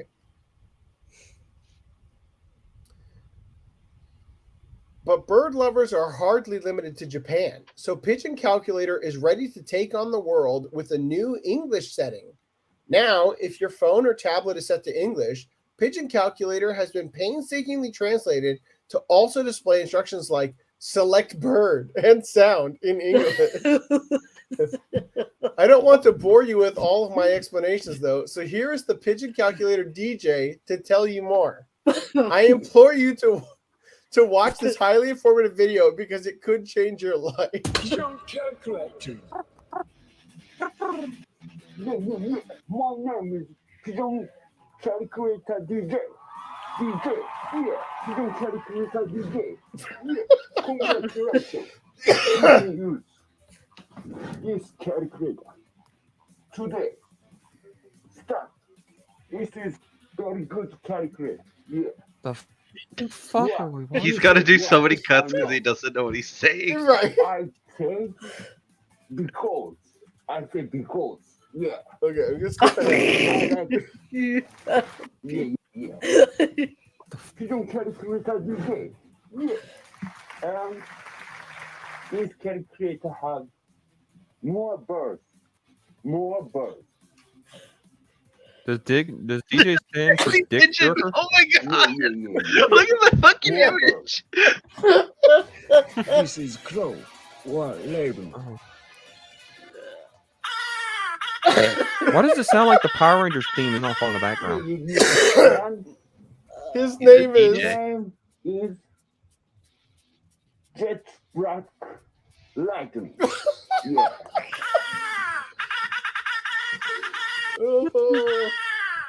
And Eagle.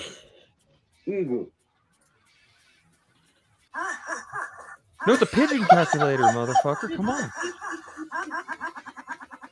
Yeah. And his name is Emperor of Universe. Emperor of Universe. Yeah. Yeah. And oh no! Yeah.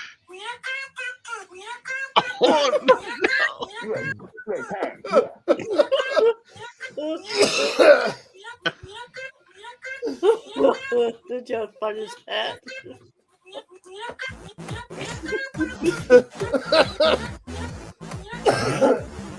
Come on.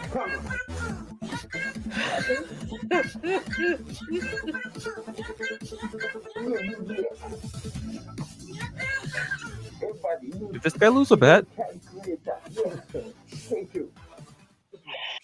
Well, there you go. I feel like this guy lost a bet. Oh fuck! There was that other thing, the hot dog jump. Is that in this video? I can't remember. There's another game he made called the Hot Dog Jump. It's basically Flappy Bird, but with more steps. And by more steps, I didn't test this one, so yeah, it's like demanding and fun experience. Our goal is to create a better community of pigeons, birds, and humans. Okay. All right, so clearly Pigeon Calculator DJ was so excited about this amazing product that he forgot to tell you. Excuse me. He forgot to tell you all the very best part about its amazing UX. In Japanese, the numbers 8 and 10 can be read as hato, which is the word for pigeon. So anytime you perform a calculation where the result is 810, it will unlock a special video. What the fuck?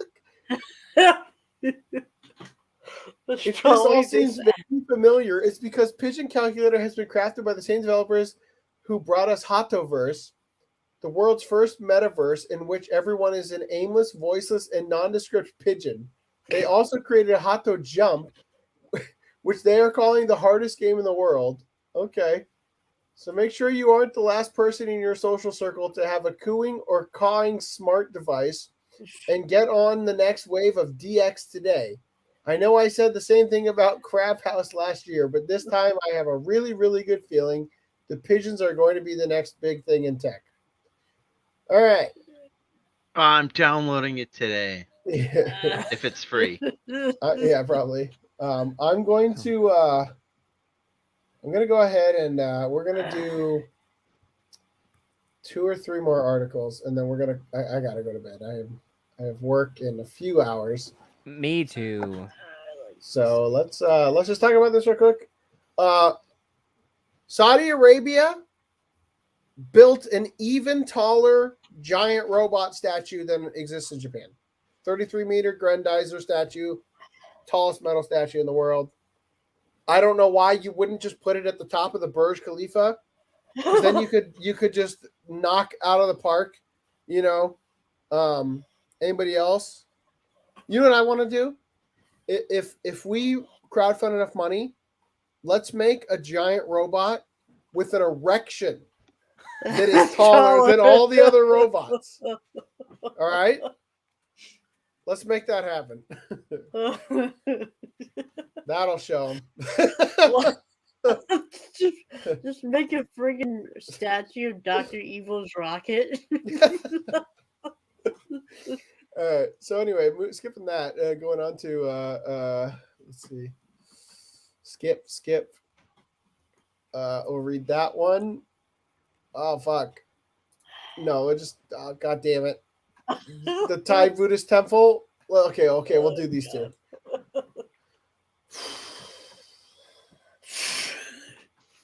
Rats in India steal 1.3 million joints worth of marijuana. That's a lot of weed. God damn. Large amounts of marijuana confiscated by police in India were said to have been stolen by pesky rats, with the rodents managing to steal 1.3 million joints worth, and sure to have some wondering if this is perhaps a convenient excuse from questionable officers. Can you imagine? You couldn't even Point smoke in the all phrasing. that. It rots, doesn't it? They Or already doesn't know like, it was 1.3 million worth. I don't know. I've never smoked marijuana, but it seems to me like it would be But it physically literally impossible to smoke that. if Anyway, they're trying so to distribute it. 441 pounds of marijuana was confiscated and stored at precincts in Mathura. Was said to have been stolen, and authorities blamed an infestation of rodents for this disaster when those at Mathura were asked to fetch 386 kilograms of the substance as evidence in a recent case. I don't understand how you were asked to fetch this when 200 kilograms was what was confiscated and stored. So, an Uttar Pradesh court was informed by prosecutors that as much as fucking what? 500 now? 1,543 pounds of weed spread across different stations of the city could have been filched by the critters. The court was quoted as saying, "Rats are small animals and they aren't scared of the police." Fuck the police. Fuck Do the you police. realize how fucked up these rats were? And If Judge they did Sanjay. that needs to be a shirt. Or rat. Just a rat smoking weed saying, "Fuck the police." Judge Sanjay Chaudhary uttered that police were incapable of contending with the issue because the rodents were, quote, too small. Chaudhary suggests Show me sending the evidence the drug police to- didn't make off with this. Right, that's obviously that seems to be more likely. Chaudhary suggests Yeah. sending the drug to research labs and medicine companies via auctioning to protect it from fearless mice, and the proceeds would then be distributed to the government. Court documents noted that rat infestations are apparently a common problem. Quote, "There's a rat menace in almost all police stations. Hence, necessary arrangements need to be made to safeguard the cannabis that's been confiscated." Safeguarded in your system, I guess. Mathura City Police Superintendent Martand Prakash Singh mentioned after the court case that the weed was, quote, destroyed by rains and flooding and not rats, reducing the validity of infestations being responsible. Quote, There was no reference to rats in the report submitted to the court. The police only mentioned that the seized cannabis was destroyed in the rains and flooding. Dude, seriously, what you have here is two cops who didn't get their story straight and blamed it on two different things.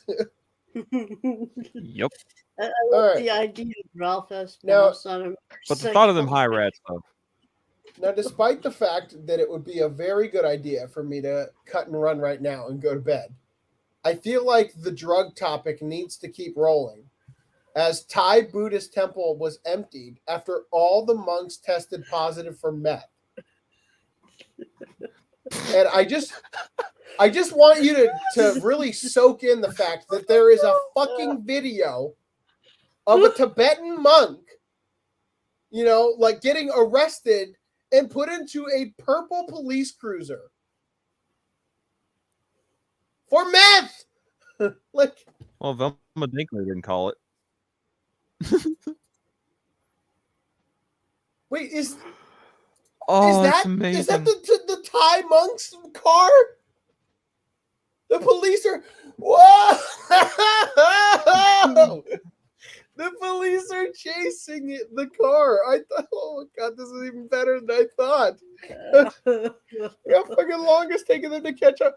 Oh my Cut and god! run.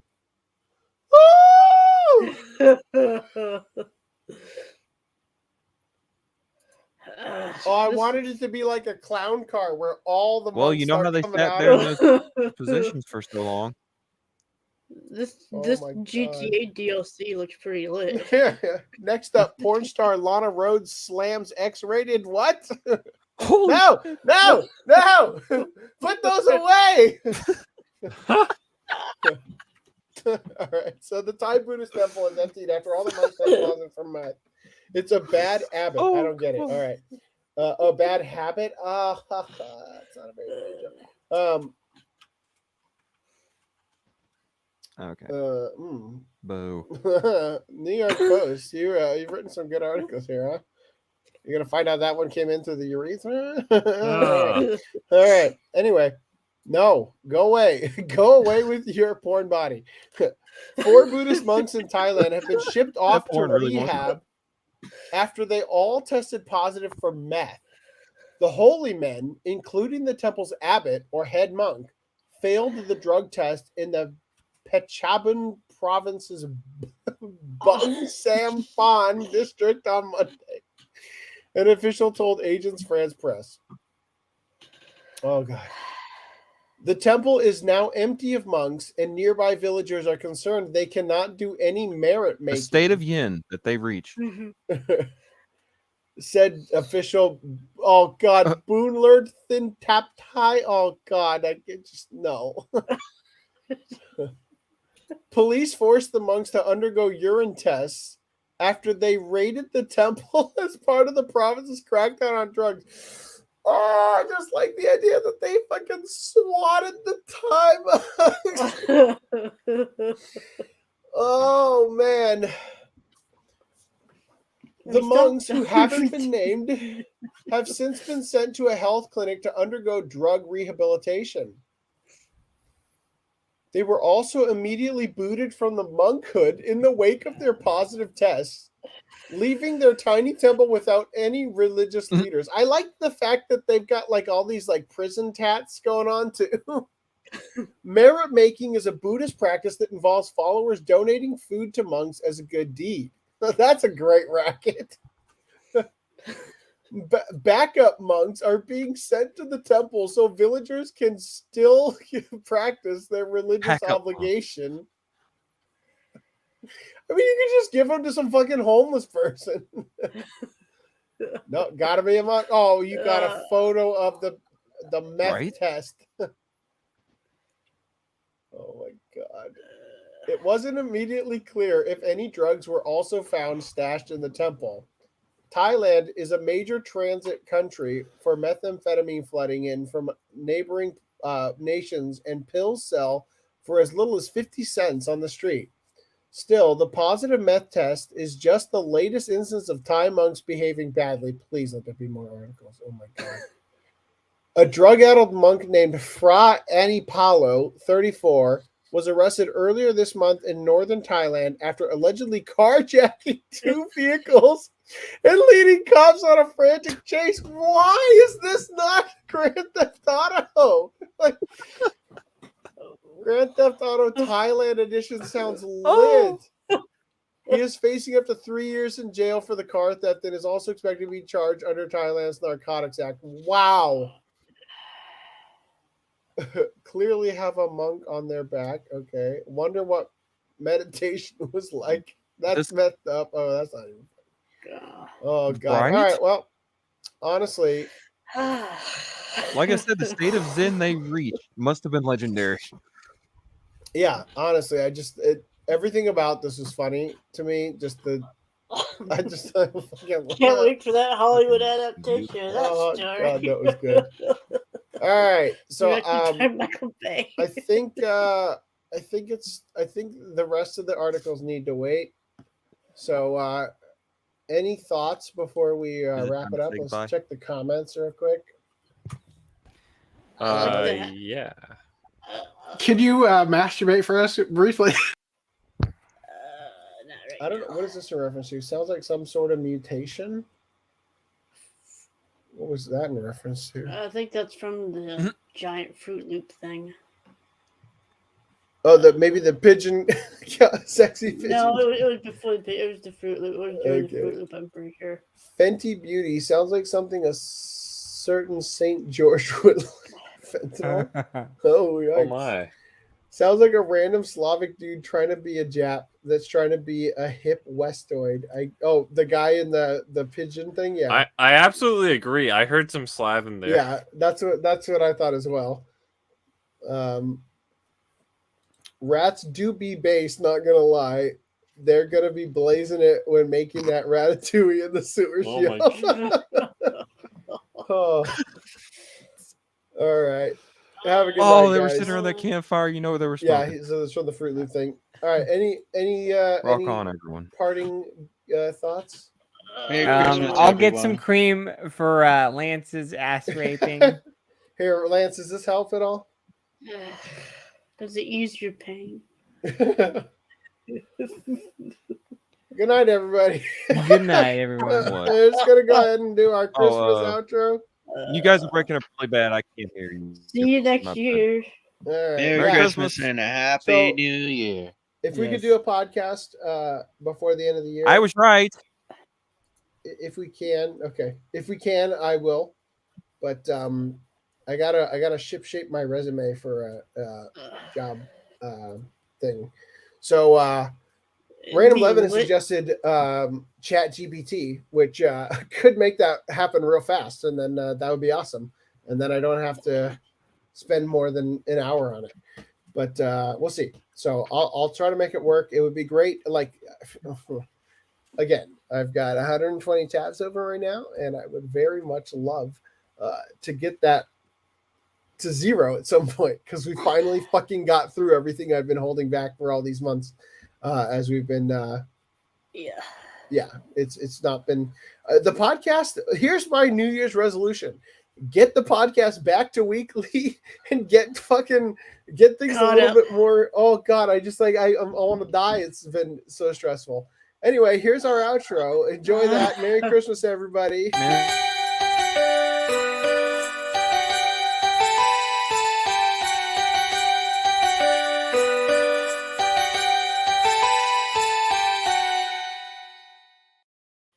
I'm sorry, I cut you off. That is Merry very Christmas, nice. everybody. Good night.